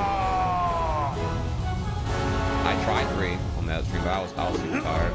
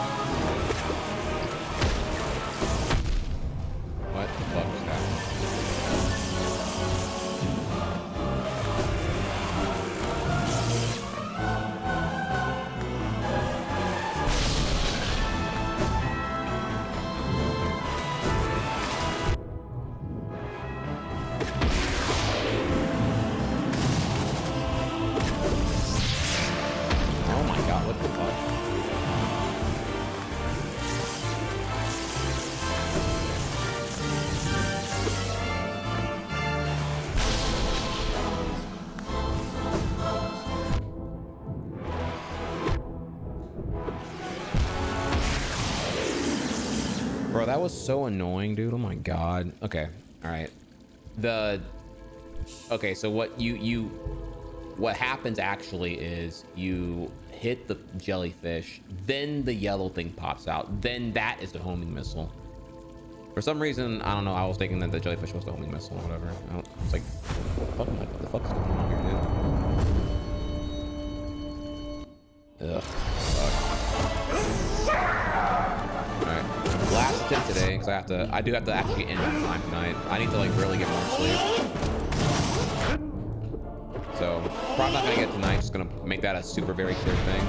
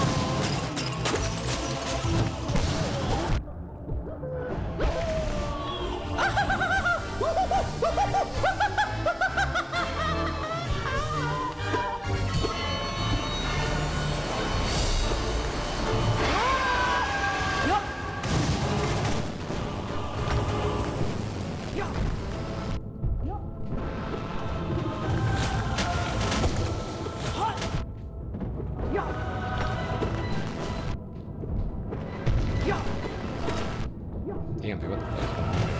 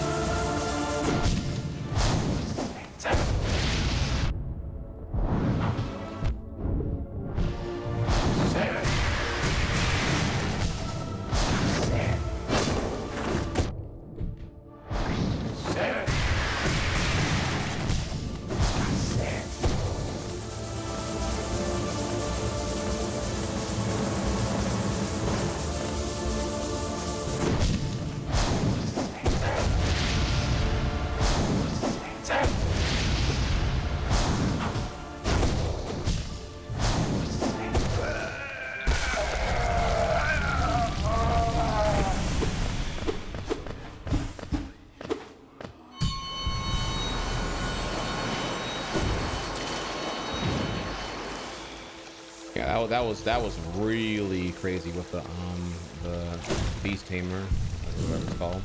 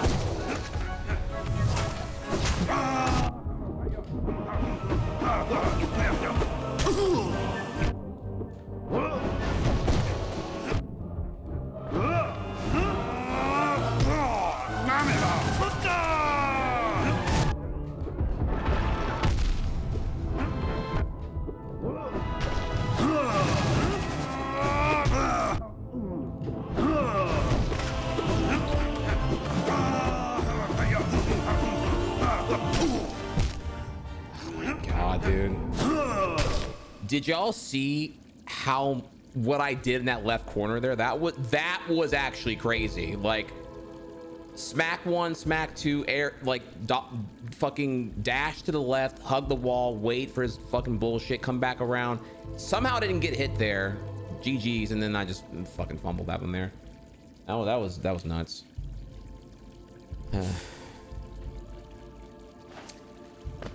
Yeah, so it's annoying because the fake outs, but also I think it's worth tanking to get the spin when he's doing his like balloon summon bullshit, but like I have to like know what's happening next if I'm gonna do that. And the problem was I tanked and I got hit twice out of the aftermath of it because I couldn't make out what was going on. I couldn't make out what was going on there. Yeah, tragic. Okay, well, let's stick to our word here. This is my first time ending the stream on time and going to bed on time. What'll happen is, and I know this sucks, of course I want to like bang and fuck Pantheon 3 in the ass here, but I go to bed on time, I'm gonna get better sleep. It's gonna make Smash go better. I'm gonna be in a better mood, and all that other shit here. We also could be here a lot earlier too, because right now, like, I've been waking up like, bro, like when I'm up at like 4 a.m. amazing stuff can happen. Right now I'm not waking up at 4 a.m. waking up like damn near like 8:30. What's important about 4 a.m. you may ask here? Well, 4 a.m. is when I want to be up, and it's when I want to be up. And when I'm up that early, that means we can actually get to the final frontier, which is bringing back DDR. I've been hopeful to announce that we're bringing back DDR this week. Your boy has not been on that, and it's been a very long time. It's been a very long time. I want to show y'all that I'm try hard and everything, baby. Like Smash, Hollow Knight, speed running, DDR. I'm hyped to get in here. So what'll happen is, for it to work, the only way streaming works, because remember, streaming itself is an innately unhealthy, terrible, toxic occupation here. Streaming is glorifying the gluttony and indulgence of consumption, both in terms of like food, fast food, video games, and I guess like social reinforcement, right? It doesn't surprise me. And I'm sorry if this comes off like a downer thing. This is really just me being like real and my thoughts on the whole thing here. Streaming brings out the narcissism, the egomaniac, and the sociopathic tendencies of God complex and cult hive mind contingent. What's the word here? What's the word for like when things happen a bunch? Whatever that word. I'm getting kind of tired right now here. You know what I'm saying? So I want to be healthy. I want to be of a well mind, and that means I need to, like, if I'm sitting here for, look at the uptime here. If I'm sitting here for 9 hours, that needs to be earned. I need to be like moving and burning calories, or else I'm gonna, like, you know, lose my ace, so to speak here. So thankfully, I don't have to go to the gym to like get there. I miss gym too, though. I want to go back to gym as well here, but DDR is the one I'm more excited about right now. So I want to get back on DDR. And for that to work, there are two things here. One, DDR, to be honest here, is something that most of y'all are not going to watch. Neither is Smash. Those are both for me. So it's okay though. As long as I get those things done earlier before the regular stream, it's all good. It's all good. It's sad to see my head right now. So if you're new here, smack that follow button. Here's how it's going to play out, okay? For my European audience, if we are up at 4 a.m., that means I am definitely live. Absolutely live by 7 a.m. I'm hoping to be even earlier than that, though. If I'm up at 4, I should be here by 6 a.m. my time, CST. And we're doing DDR. Then I get done, I shower, I come back for the real stream, and the real stream starts at 11 a.m. and that's when we're hitting the good stuff here. That's the Hollow Knight 1, that's Silk Song, that's Hades 2, that's speed running, that's Yoshi eventually, and many other things here. All that Trihex Prime content. That's me. 11 a.m. to 7 p.m. CST. That's the play right there. However, this can only work if I'm up early, because I got to do it beforehand. I got to do it in the morning. I got to do it, you know, I gotta rise and grind way before, you know, I got to work harder than everybody else here. Y'all have not seen me. I've not been doing gym or DDR in fucking months, dude. Just been sitting here trying to fucking grind away and get my shit together. I'm so excited to get back on that, dude. This meal prep shit is boring as fuck, and DDR makes that so much more fun and fulfilling to do. Plus, I want to lose some fucking weight, dude. Right now, your boy right now is 18.1% body fat. Your boy right now is like 202 pounds, bro. Your boy was, you know what your boy was at peak? Right now, I am try soft. You know when I was try harder, dog? May 2024, dude. Your boy was 11% body fat. Fucking, I don't know what the muscle mass was here, but I was clean. I was clean, dog. I was almost 170 pounds, and a fuck ton of that was muscle. Let me say, I don't know if y'all remember by that point. I was getting there, bro. I was kind of kicked up a little bit, you know what I mean? So I want to get back in there, and I thank you for supporting me on that journey right now, because like, not tomorrow, it won't be tomorrow, but the only way I can get to the path to DDR is if I wake up early and go to bed on time. So we normalize and we celebrate routine, structure, discipline, dedication, motivation, all those cool things here. You know, 9-hour stream, a fuck ton of it was Hollow Knight. I mean, we were here for a hot bit. We'll get it tomorrow. We're almost there. So I love you all.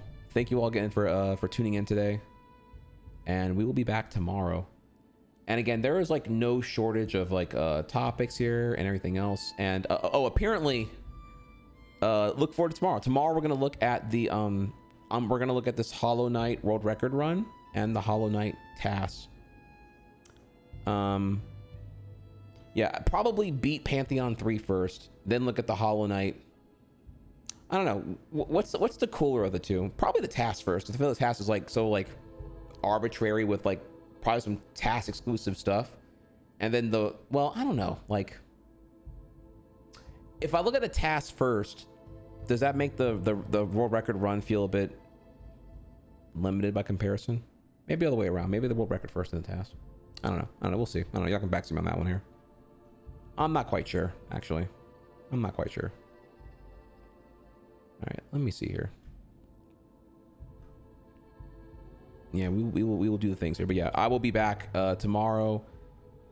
I also should say here, actually, hang on, let's more things here. If you're new here, I'm a heterosexual male. All right, yeah, thank you here.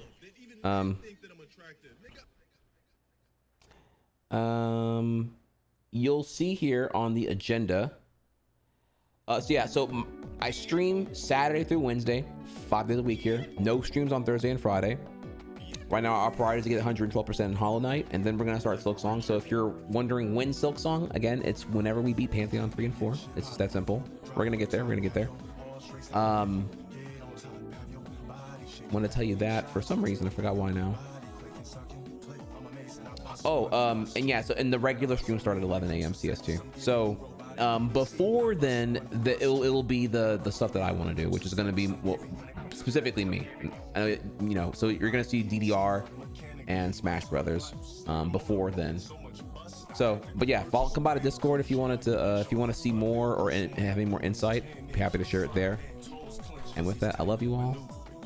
But yeah, I'm gonna go ahead and head out of here now and be a good boy and actually end on time, so I can actually be asleep before. Oh, okay, wait. I remember now. I just remembered here. I had an ADHD moment here. What's happening this week here? So, Tuesday. There's gonna be a collab happening in Smash. So Tuesday will be a bit different. I am getting coached. We're gonna have a coaching session. It's gonna be really, really good actually with Mr. Doughboy here.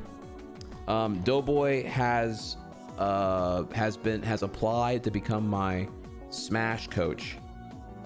He says he sees great potential in me and says I can definitely grow if I change my mental on a few things here. And I'm like, okay, I'm for it. Please, I want to get better at all costs.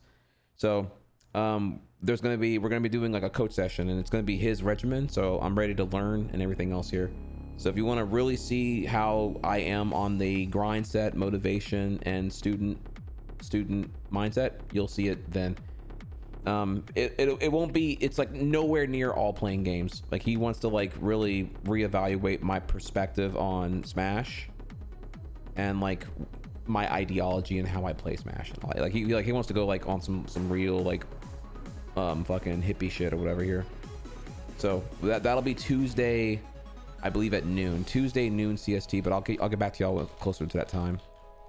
Otherwise, yeah, so tomorrow is looking like, you know, best case scenario, Pantheon 3 and 4 get cleared. That's a cope though. And then Monday could be the next day is going to be Silk Song. And then from there we're on Silk Song binge, baby. We're on planet Silk Song all of October. I already know it's gonna be a big game for me. And then post Silk Song, whatever that looks like here, that's when we start Hades 2. That's when Hades 2 continues.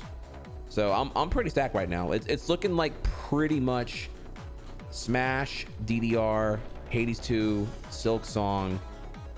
Like those four are already like pretty big on me until probably Kirby Air Ride 2, which is November 20th if I recall correctly.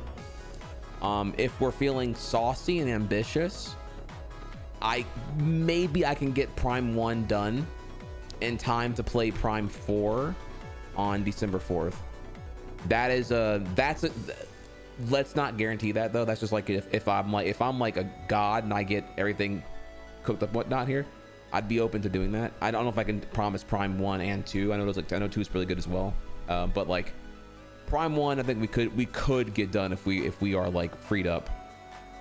So we'll see.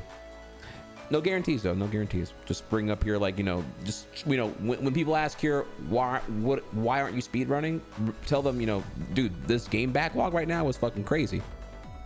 This shit is stacked more than a game of Jenga, you feel me? Okay, all right. Who are we rating? I'm looking right now.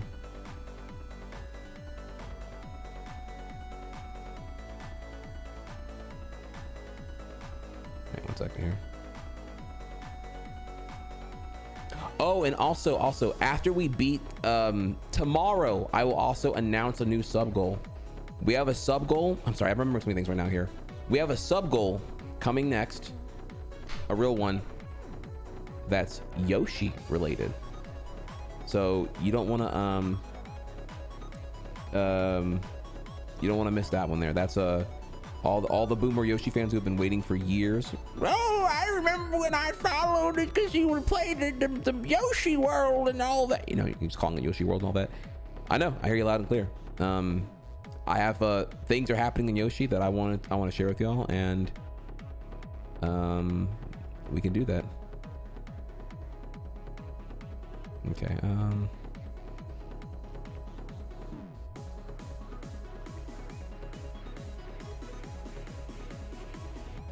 Oh man, dude, my girl is doing a fucking marathon right now. I kind of want to rate her. It's kind of sick. Maybe. Hang on, maybe I can rate my boy's also live right now though too.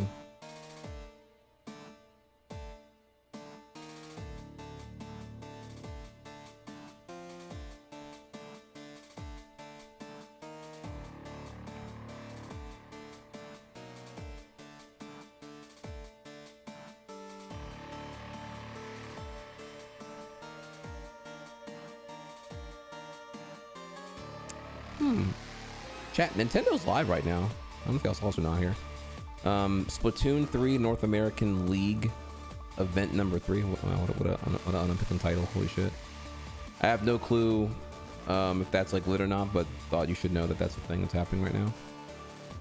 Don't see them live too often.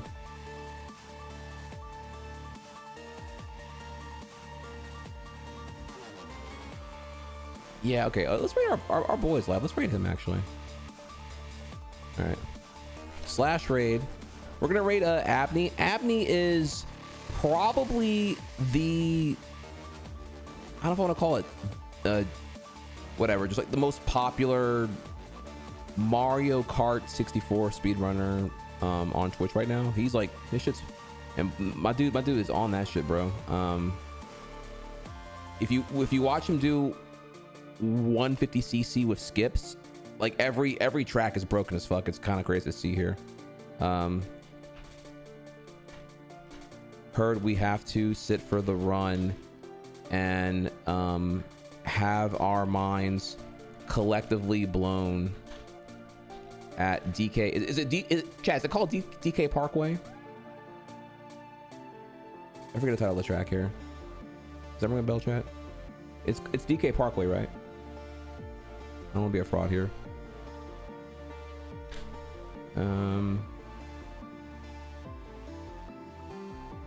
DK Jungle Parkway. Thank you. Yeah. There's an absolutely insane skip that happens there that if you don't already know it, then you have your mind blown when it makes it to that point in the run. So there's a raid.